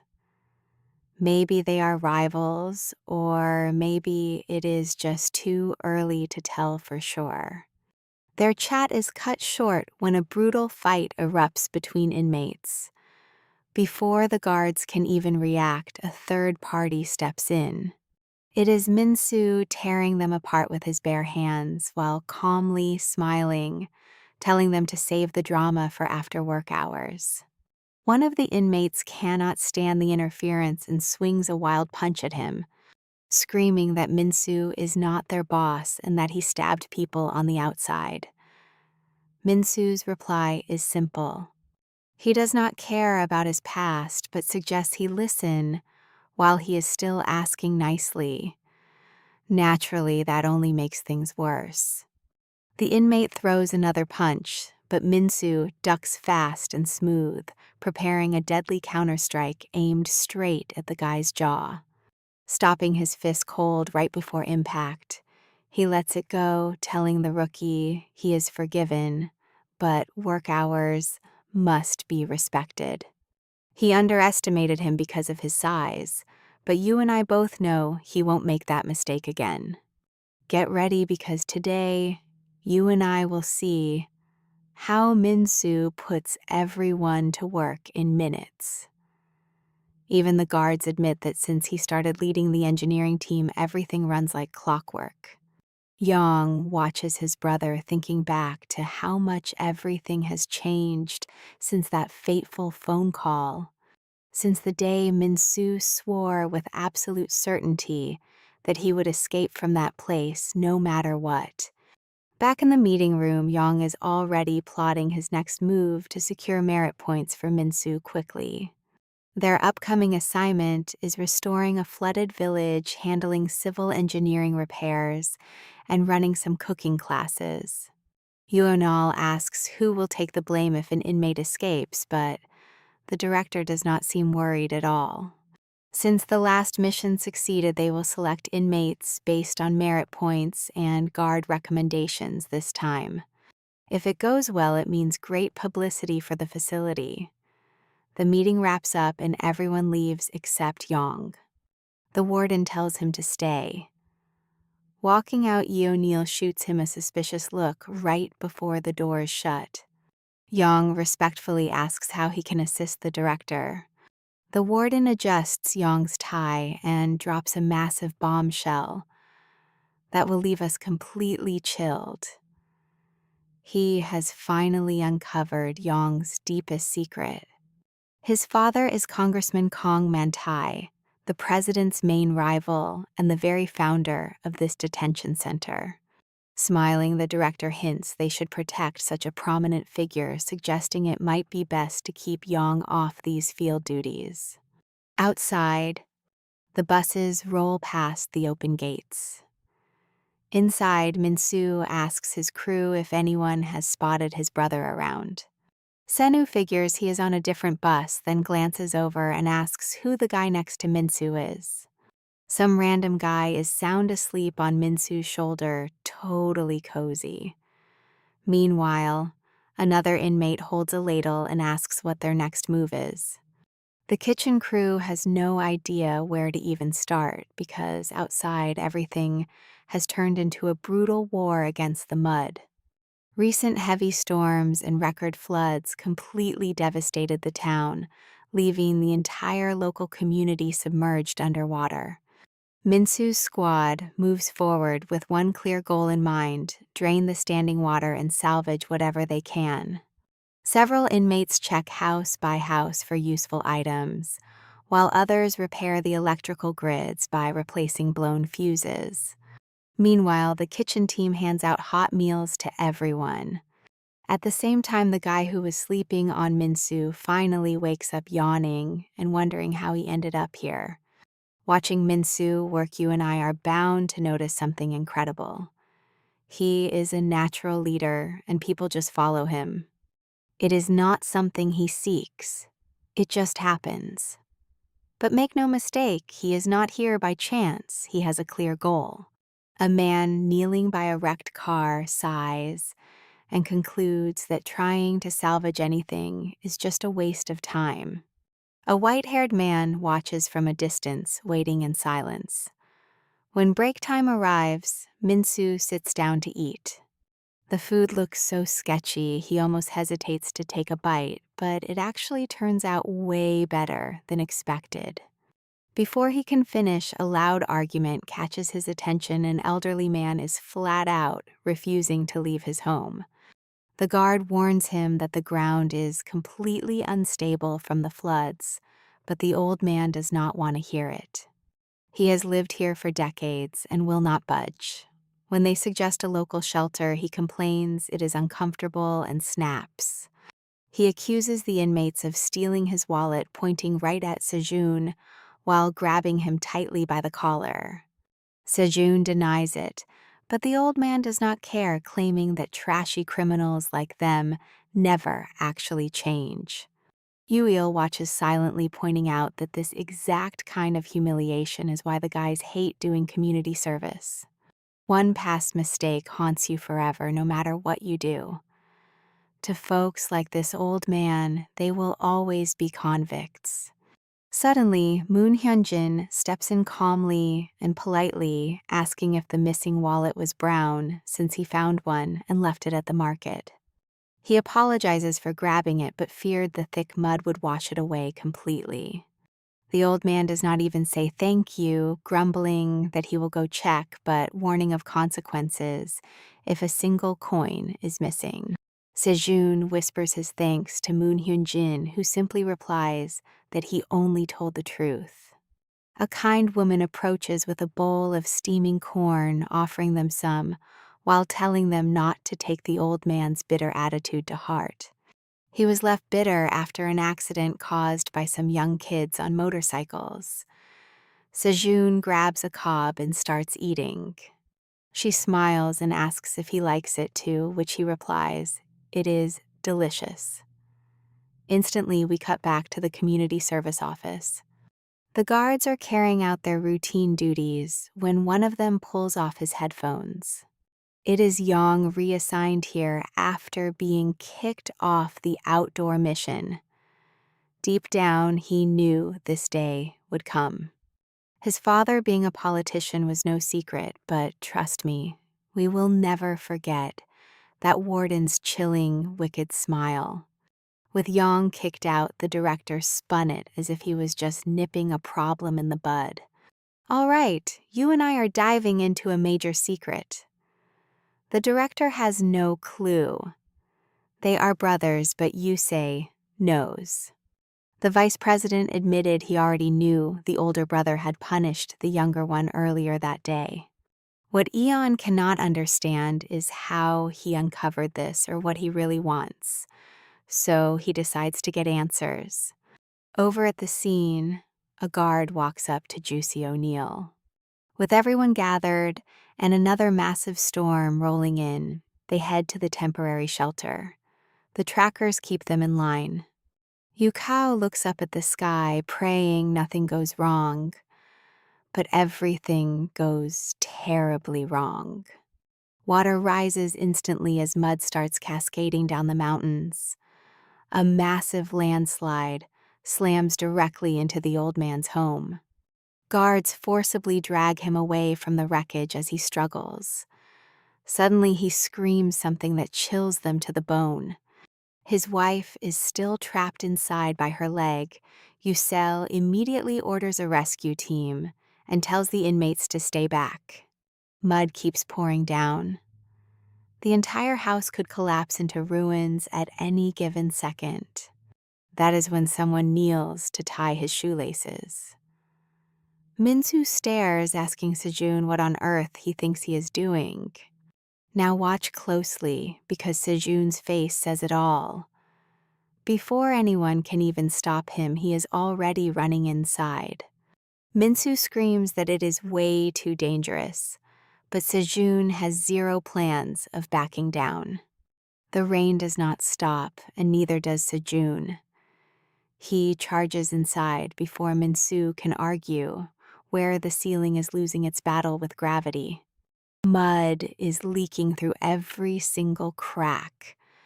Sejun kicks the door down, shouting desperately as he searches for the elderly woman. Silence. Suddenly, a piece of heavy debris strikes him. It does not injure him, but it is a clear warning of what is coming next. Outside, officers struggle to hold back the husband as he screams his wife's name into the raging storm. Sale demands a helicopter over the phone since the roads are completely gone. Right then, his colleague drops a massive bombshell. Some boys went inside. When Sion asks who, they tell him it is Sejun and the friend who refused to just stand by. Lee Minsu went after him. Minsu shoves Sejun aside just as the ceiling above collapses. When Sejun asks why he even came in, Minsu says it is simple. He is the group leader. An idiot was running straight to his death, and that is a problem he has to handle. Trust me, they can argue about that later. Right now, they still have to find the poor woman. Checking the very last room, they find her unconscious and buried beneath heavy fallen debris. They clear the rubble and Sejun lifts her. She is breathing, but suddenly the rest of the building completely caves in.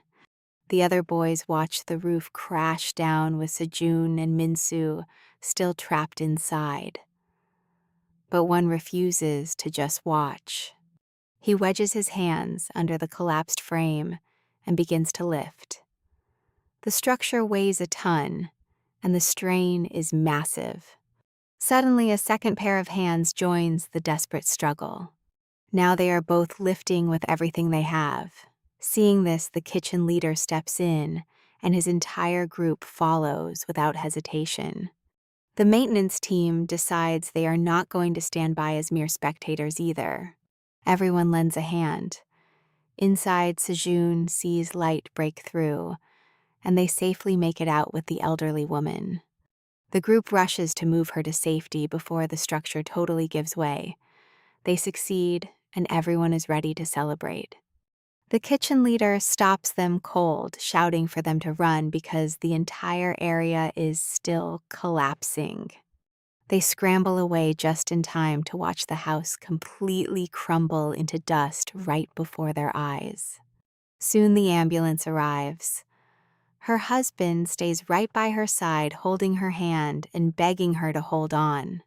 She wakes up confused, wondering how she is even alive. He has no real explanation, feeling only absolute relief.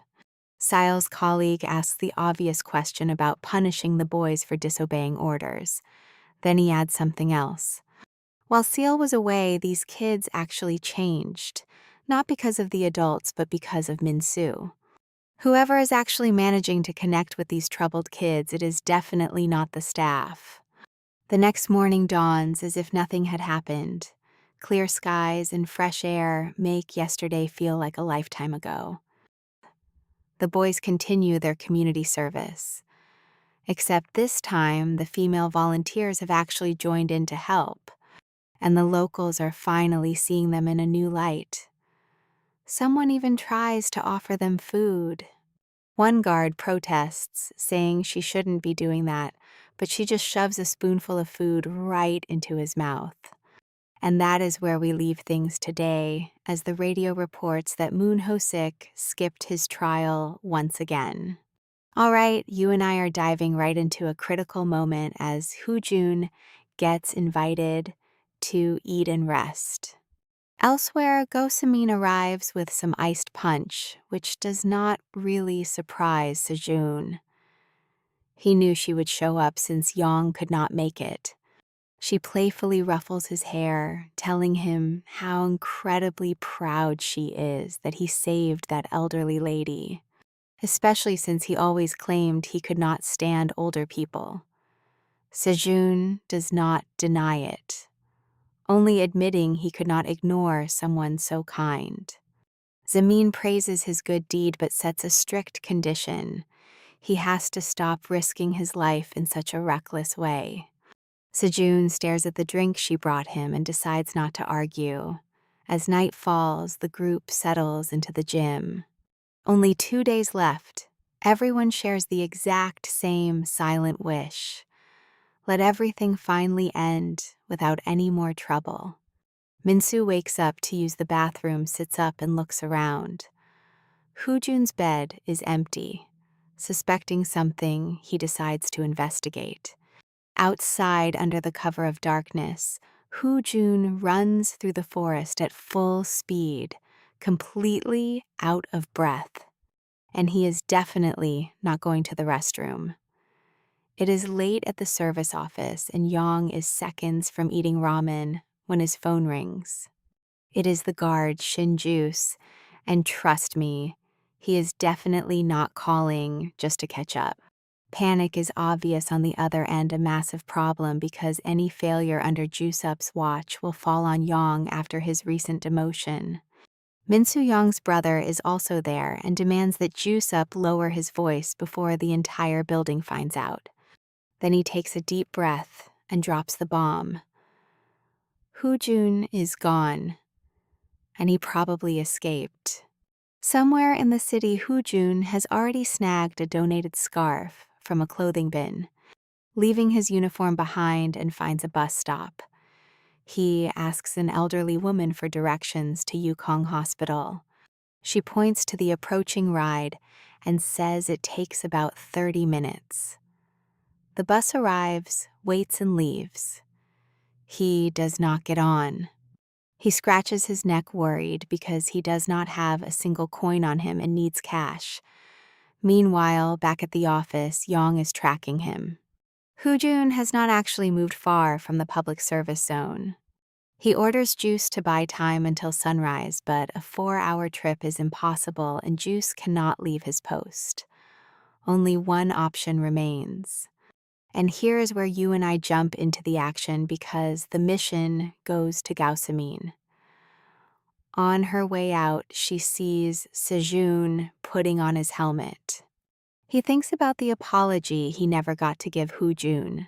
Meanwhile, the news reports on the president of Yukong Group evading trial.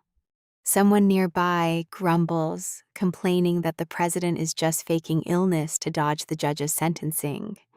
Next to the television, Hoojun searches a vending machine for coins. He only has 51 and needs 1,300 more. A bald man approaches and offers to pay. He suggests a friendly arrangement in a fun private place. Hoojun snaps back that this place does not sound fun at all. Seeing the man's creepy expression, he decides not to stick around to find out his true intentions. He just runs. After putting some distance between himself and that uncomfortable situation, he leans against a wall to catch his breath. The last bus is leaving soon, and he still has no money. Just then, he notices a homeless man sleeping nearby. There is a cup filled with coins right in front of him. An idea sparks. Hoojun reaches out, but the man opens his eyes. He was not asleep. He just smiles and tells him to take it if he needs it. Hoojun hesitates, pointing out that the man needs it way more. The man looks at him and disagrees. He just asks Hoojun to pay him back 10 times over someday so they can be even. Hoojun accepts the loan. On the other side of town, Gausamin and Sejun arrive at the GPS coordinates, but find absolutely nothing. Jun had already moved. Suddenly, Sejun hears shouting nearby. 3 thugs are beating someone up and demanding cash. He is ready to ignore it and keep walking, but then Gausumin hears something that makes her stop dead in her tracks. Jun is trying to play the hero, grabbing one of the attackers and demanding he leave the man alone, taking a punch in the process. The siblings exchange looks. They found him. Jun refuses to let go of the guy begging him not to beat the homeless man while the thug complains about the kid ruining his expensive clothes. Then a second member of the gang winds up a massive punch that Jun never even saw coming.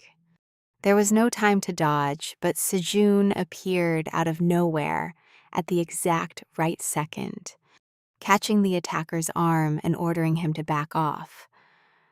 The trouble was that while Sejun dealt with one guy, the others approached his sister spitting out cheesy lines, so cringe they would make anyone facepalm. That was more than enough to snap Sejun's patience. He challenged all 3 of them to attack him at once, and they accepted, which was definitely a terrible decision on their part. Soon, with swollen, bruised faces, all 3 ended up begging for forgiveness. Jun goes over to check on the homeless man, who assures him that he is perfectly fine, explaining that getting beaten up is just part of his daily routine anyway, and thanks him. Just then, Gausumin interrupts them. She warns him she has no clue what he is planning, but if they head back now, nothing gets reported, and that is where we leave things today. They could keep it a secret for now. Meanwhile, Simin was on the phone with Yong explaining that she found the runaway, but couldn't return right away. Come along with me because they had to make a quick emergency pit stop first. Yong didn't mind, but warned her about a much bigger emergency. The warden was already in his car heading to inspect the public service area. Time was ticking away. The group finally arrived at the hospital and parked their motorcycles.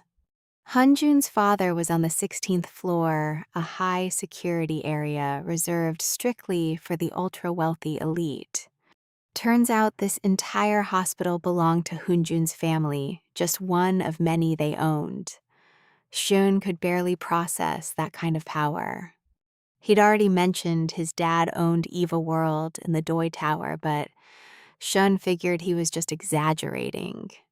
Now he wasn't so sure. Stepping out of the elevator on the 16th floor, Shun saw the hallway packed with armed guards.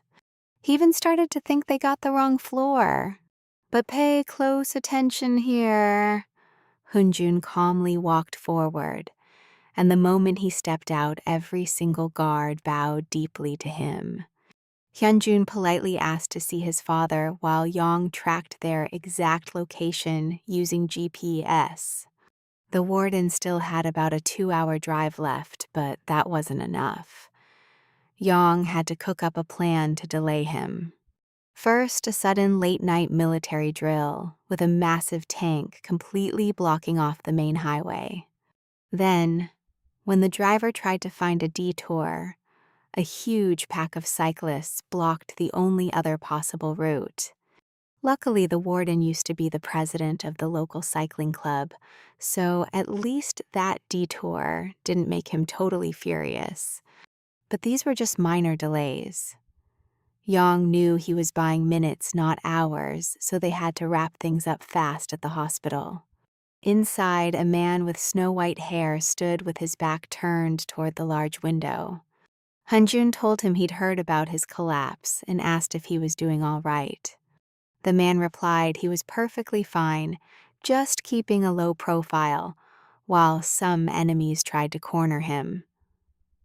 The boy smiled with relief. Then he turned around and demanded to know why he was there when he was supposed to be locked up in the reformatory. Hyunjun replied that he got worried because his father promised a quick release, but then completely vanished without a single word. His father's response was freezing cold.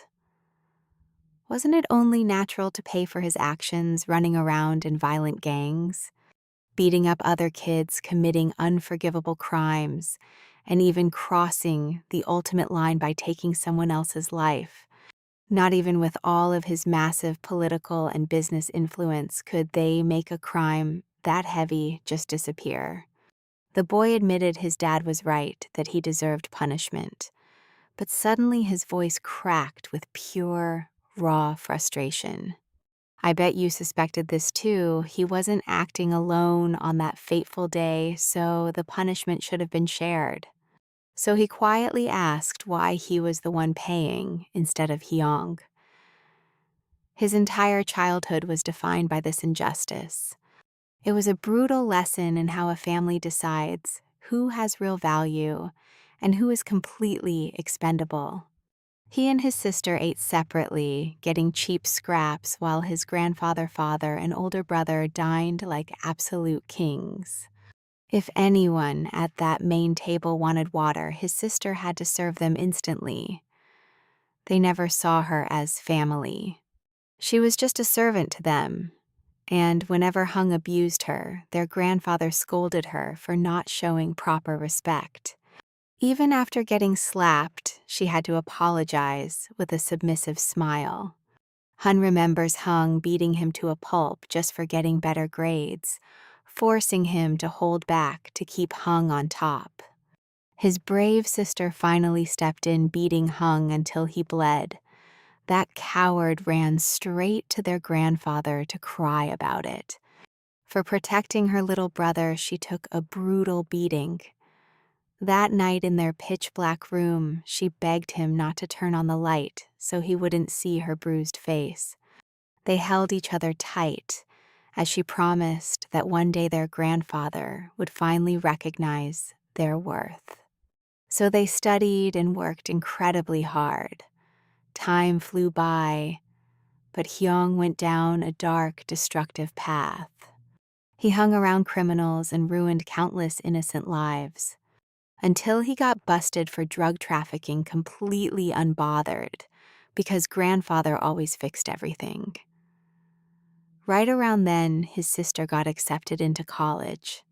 Grandfather faked his pride for a quick second before grabbing her arm with brutal force and demanding that as the oldest daughter, she had to step up and take the fall for her brother Hung's crimes. If she refused, they would force Hunjun instead. Completely shattered, she threw herself into traffic that very day.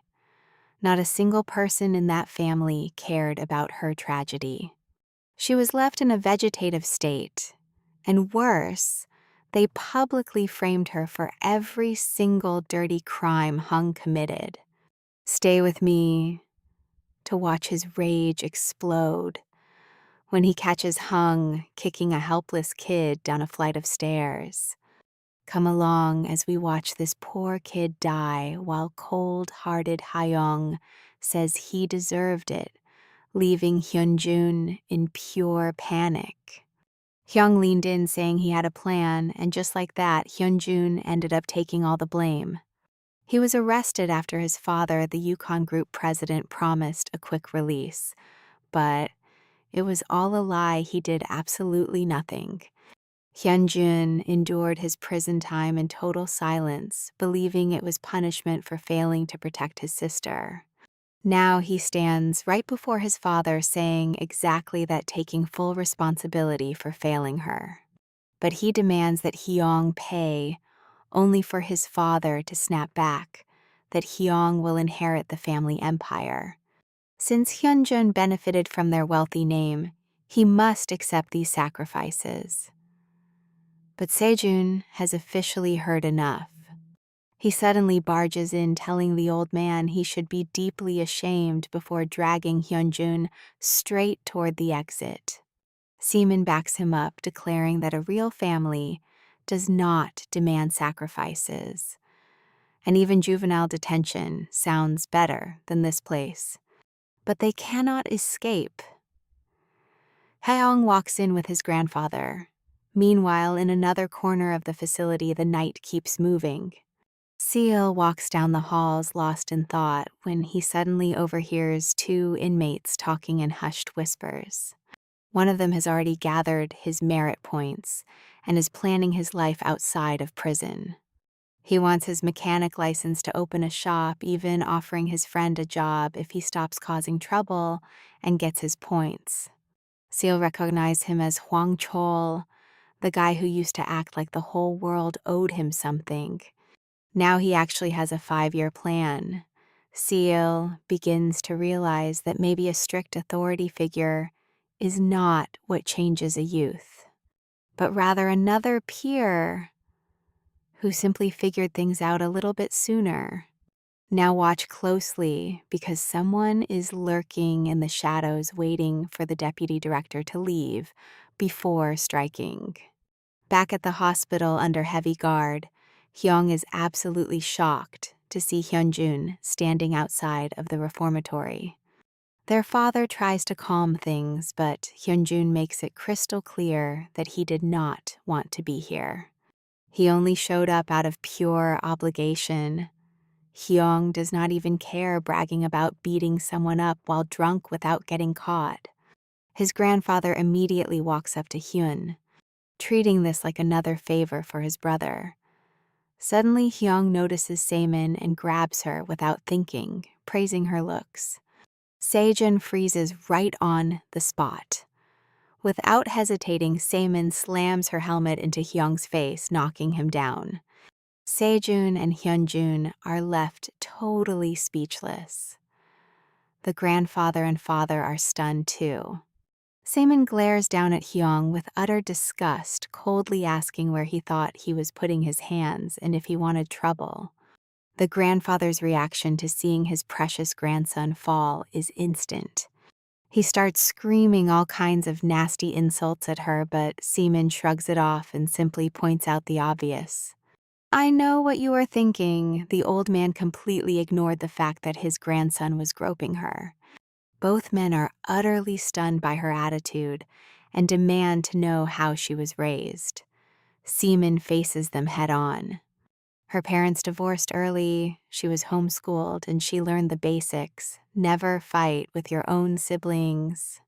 Then she coldly adds that their prodigy, Hyung, seems to have completely skipped that crucial lesson.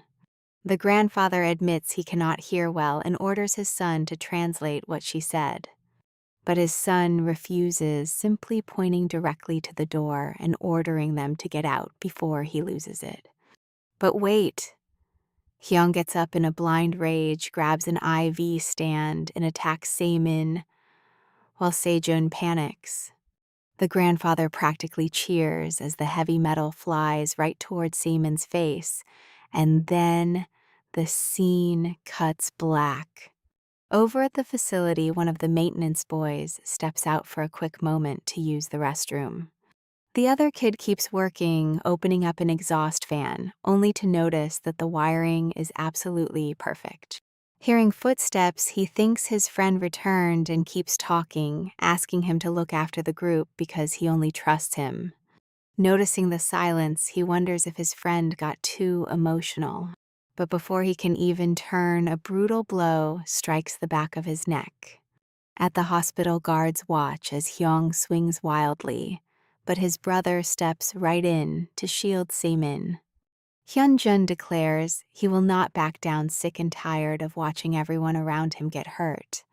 Hyung raises the metal stand, threatening to discipline him too.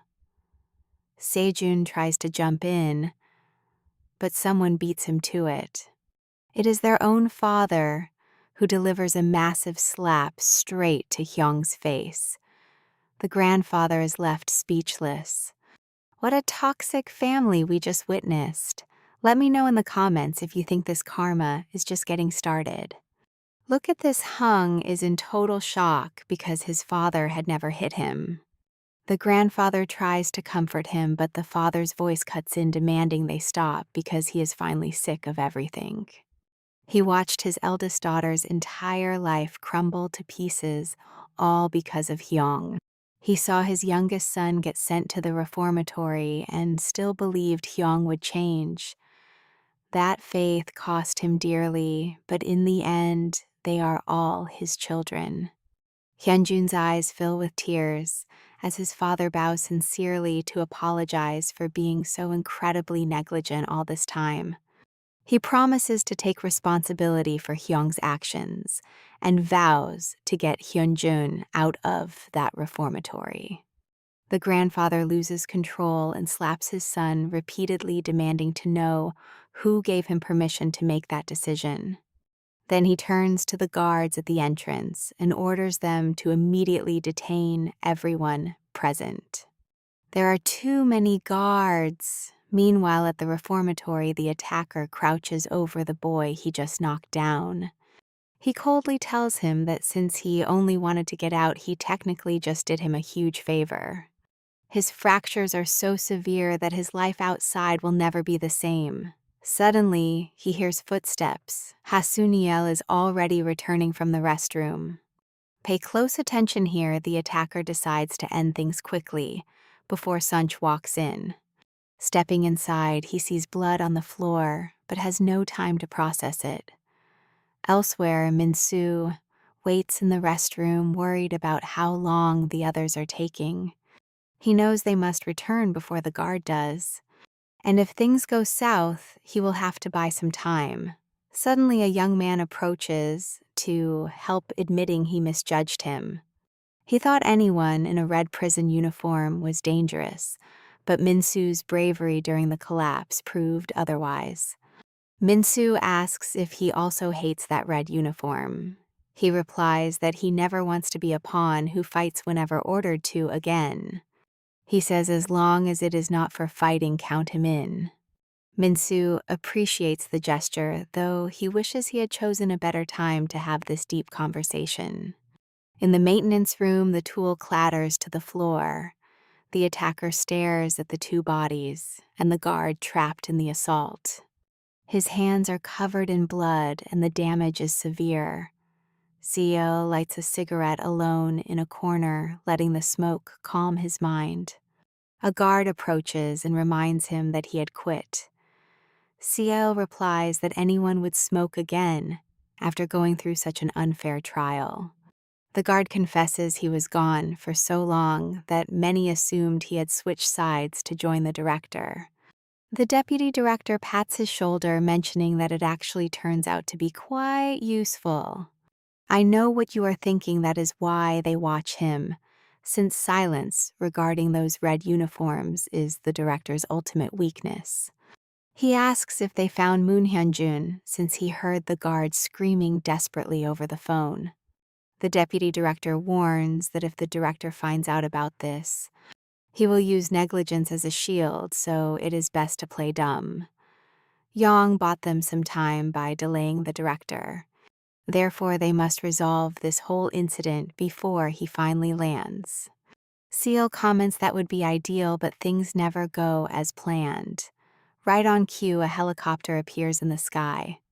His partner leaves to find out where Hyunjun is leaving Seal, with almost no options to stall any longer. The director spots the deputy director from the air and waves to him very cheerfully. Nearby, a guard strikes some very strange poses to get the perfect photo of the director, and another man holding a giant humanitarian aid check. They also take a picture with Minsu, which the director fully exploits to take all the credit for himself. The guard assures him that the photo turned out excellent because the main subject is incredibly photogenic. Minsu approaches and asks directly if they will really get 50 merit points, since that is a lot for volunteer service. The director replies that 50 is nothing, considering he saved a life, and the press coverage will spectacular. He adds that his release evaluation is very close and encourages him to keep working hard just a bit longer. But deep down, the director knows perfectly well that this evaluation will never actually happen. Back at the scene of the assault, the injured guard's phone begins to ring. He cannot answer and the tension begins to rise. He should have returned by now, and if he does not show up soon, this entire plan will fall apart. The director notices Seun is missing and demands a photo with him, but Minsu covers by claiming he has a stomachache. Something is wrong. By now, Ciel has already accepted that getting caught is completely inevitable. And that is where we leave it today. He just laughs, stops calling his colleague, and the director demands he go after the kid immediately. Come along with me for this moment, because the kid they were searching for is standing right behind him. Sejun apologizes for being late, instantly relieving Minsu, and explains that he got held up in the restroom. He says he was constipated with a completely straight face, but let's see what actually happened at the hospital. Just as security was about to grab, the boys' Hun's father stepped in and ordered them to back off. Right behind him, the grandfather was screaming in rage that anyone who disobeyed would be fired on the spot. But the guards refused to back down, stating they only answer to the president. The grandfather yelled that the man is just an interim president who answers to him, promising that once he gets his position back, everything changes. At that moment, the father hit his limit, grabbed the old man's arms, and begged him with all his strength to stop. The old man could not understand why his own son was acting so strangely. He claimed he did everything for the oldest grandson, but the father made it clear that the boy betrayed his own siblings. His innocent oldest daughter is now in a vegetative state, and Hunjun ended up in reformatory, though they are also his family. They are precious to him too, but the grandfather refused to listen. He argued that was exactly why the other siblings had to understand the oldest needed to succeed for the family name. The guards dragged him away on presidential orders, while the father promised Hunjun he would find a way out. When the boy turned around to leave, his father simply said he was happy to see him. Back in the present, Sejun poses for the photo. Minsu quietly asks Hun if everything is resolved now, and he nods while apologizing for causing all this trouble. Minsu hugs him tightly and tells him not to worry, since they just need to earn merit points to get out of here. Now pay attention here. A sudden deafening crash echoes through the halls and everyone freezes on the spot. Minsu and Hun rush toward the sound, arriving right outside the room where the attack happened, as a guard screams in terror. The two boys peek inside, and what Minsu sees completely paralyzes him. There are two bodies lying on the cold floor. Seonil immediately orders the boys to leave and rushes to check the guard, but Shin Jup already has no pulse. The vice director is completely lost, but luckily Taehyung is still breathing, while Sun Chol desperately demands to know who did this. The boy admits he could not see clearly, but manages to whisper a single word, civil. I know what you're thinking, and yes, the attacker belongs to civil engineering and has long hair. At least we have a lead. Long hair civil engineering. Just then the ambulance is called, and the director quickly shifts focus, asking about Go Sejun, with a very obvious accusation. Hun panics and tries to defend Sejun, but the guy with long hair suddenly cuts him off. In that exact moment, the look on Hun's face says it all. He cannot believe his friend is letting this happen. If Sejun stays quiet, he will look guilty and like a killer, so Minsu steps in to say the description does not match. And he has a real clue, remembering a long-haired guy who fell asleep on his shoulder during their community service trip. Minsu even remembers his name, Hao Shin. But Seonil checks the records on his phone and finds nothing, no long-haired inmates or anyone named Hiroshini on the list. The director gives Minsu a cold, hard stare, making it clear that he has already decided what is going on here. And he warns him sternly that protecting a friend is the fastest way to get dragged down into the exact same mess. The vice director begins to suspect if this whole trap was carefully planned out by the director from the very start. Sunchol, still holding his friend, thinks about their words and reaches the conclusion everyone is forcing on him. Go Sejun is the suspect. He completely loses his mind and throws a direct punch straight at the long-haired guy's face. The guards restrain him immediately, but he keeps screaming that Sejun did everything right, was about to leave, and never caused any trouble. He is dragged away, kicking and screaming, and the ambulance arrives shortly after. By the next morning, their fate was sealed. Sejun was thrown into solitary confinement for the investigation, and he was not the only one. Sunchol received the exact same punishment for the fight, consumed by a burning rage that made him only want revenge on Sejun. Park Tae, the maintenance leader, was rushed to the hospital in critical condition. He survived, but the nerve damage in his arm ruined his fine motor skills, and he was so close to getting released. Next comes the funeral, a military salute, a tombstone, and a boy telling his crying father that he will protect his mother. The woman breaks down, leaving us with a painful scene as the entire reformatory staff pays tribute to the fallen guard. Come along with me to watch this, where the director does not even dare to look up. Yang was also there watching, and Sel felt that something was seriously wrong with this whole situation, making him the first to suggest they leave immediately.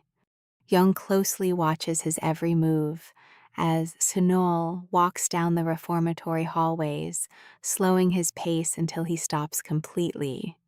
He leans against the wall, slides down slowly, and ends up on his knees, begging guard Shin for forgiveness. In another part of the building, Minsu works with wood and a saw while thinking things over, with Sejun locked in solitary confinement.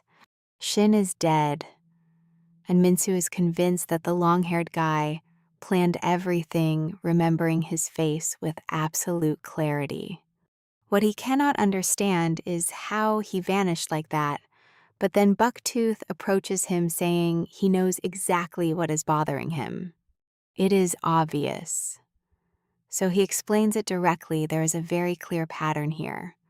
The young inmates with merit points, or those close to being released, always end up severely crippled.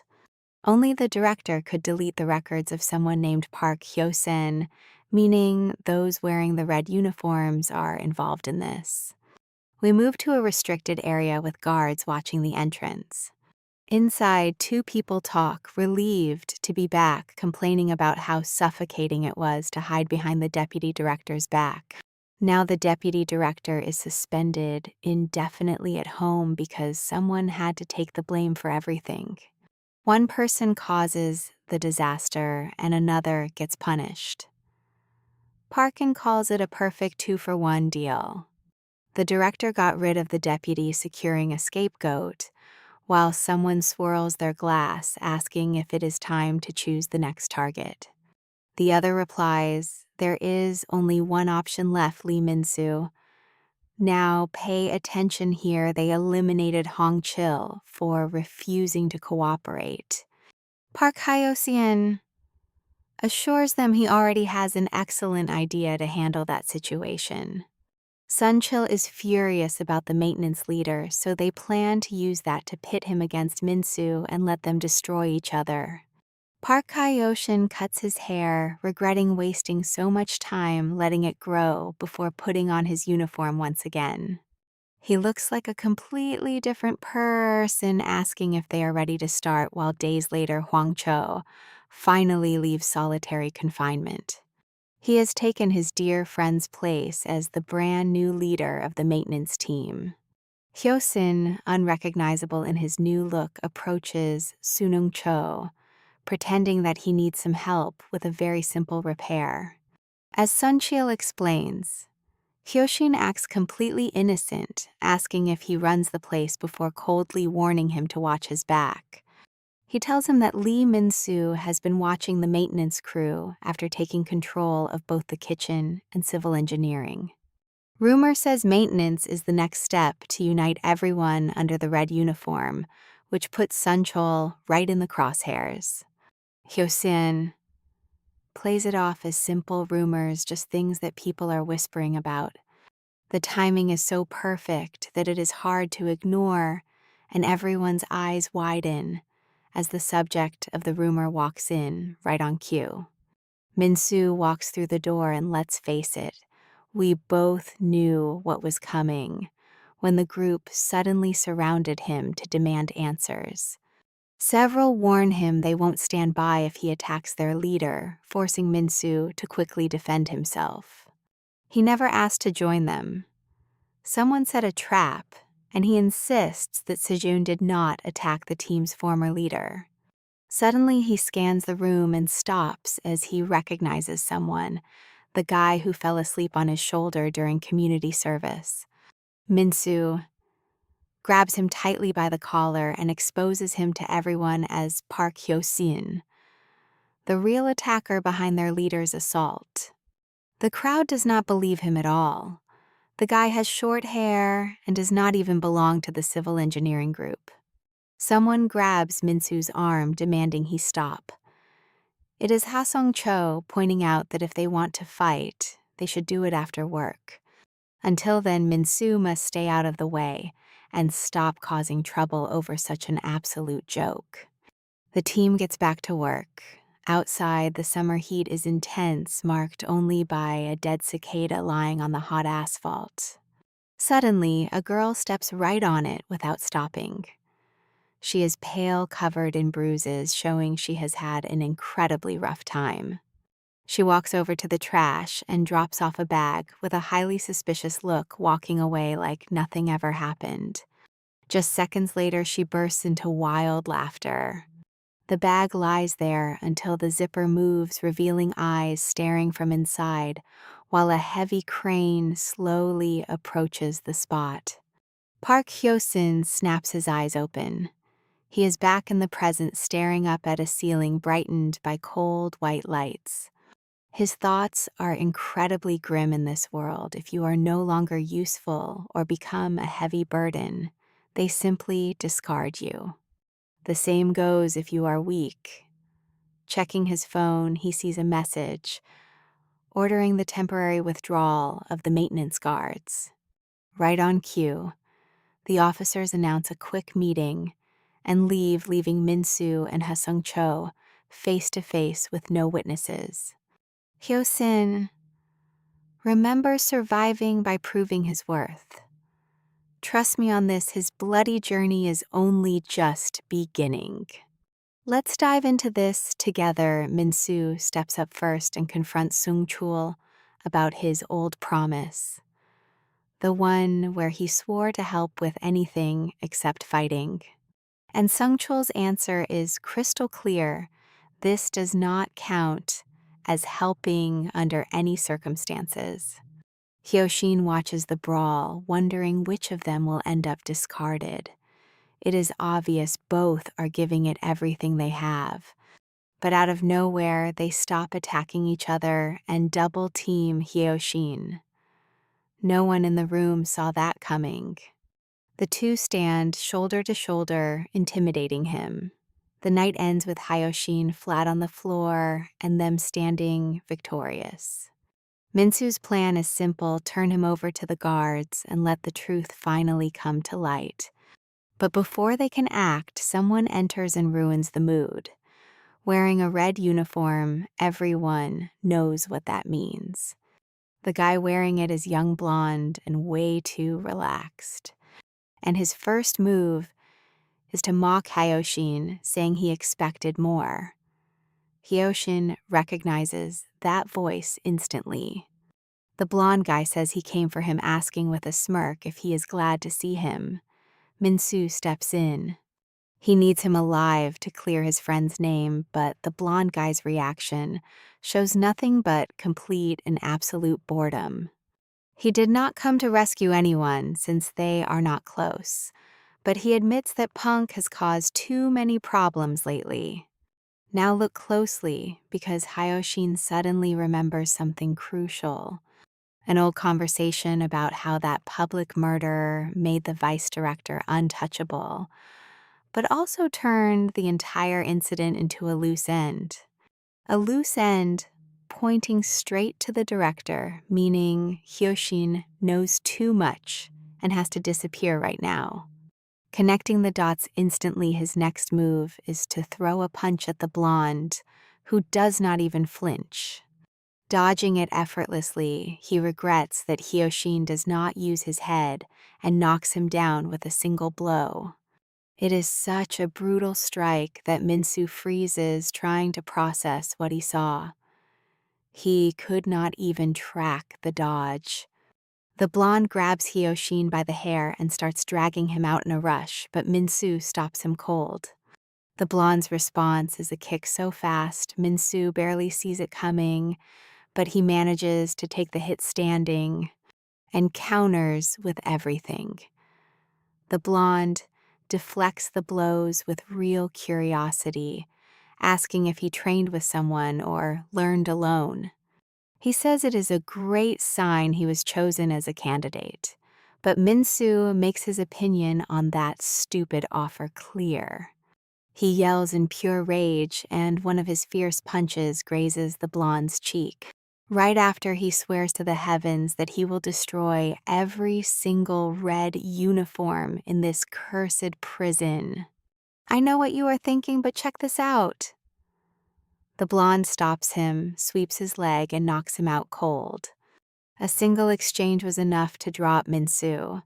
The blonde admits the kid actually has some serious power, strong enough to skip the candidate stage and get the red uniform immediately. But Minsu stands up and rejects that stupid offer. He will not be anyone's puppet or weapon. The blonde simply smiles and answers him calmly. Instantly, the other red uniforms step in and crush the remaining inmates. After the chaos, Kang Min adjusts his glasses, saying he learned something valuable. With all the inmates defeated on the ground, Minsu spots someone. It is Sejun standing right beside the red uniforms. Minsu loses control and demands to know why he is wearing that. The blonde makes it simple. They always had two candidates. Since Minsu refused, the other guy accepted immediately. Minsu looks for answers in Sejun's eyes, but he remains completely silent as guards carry the injured away. Minsu is left on the floor surrounded by bodies, wondering why without an answer. Meanwhile, the city seems calmer. Seon is adjusting Yeong's tie, which seems like a routine, and asks him why he is dressed so elegantly. His father wants to introduce him to someone influential. She pinches his cheeks, telling him to lose the sour face. He apologizes, admitting that the lack of news from the reformatory has him deeply worried. She hugs him warmly, saying she understands completely, but they must stay strong and do their part from the outside. He nods. Then she asks about the investigation into who framed Minsu. The only clue is limited edition sneakers.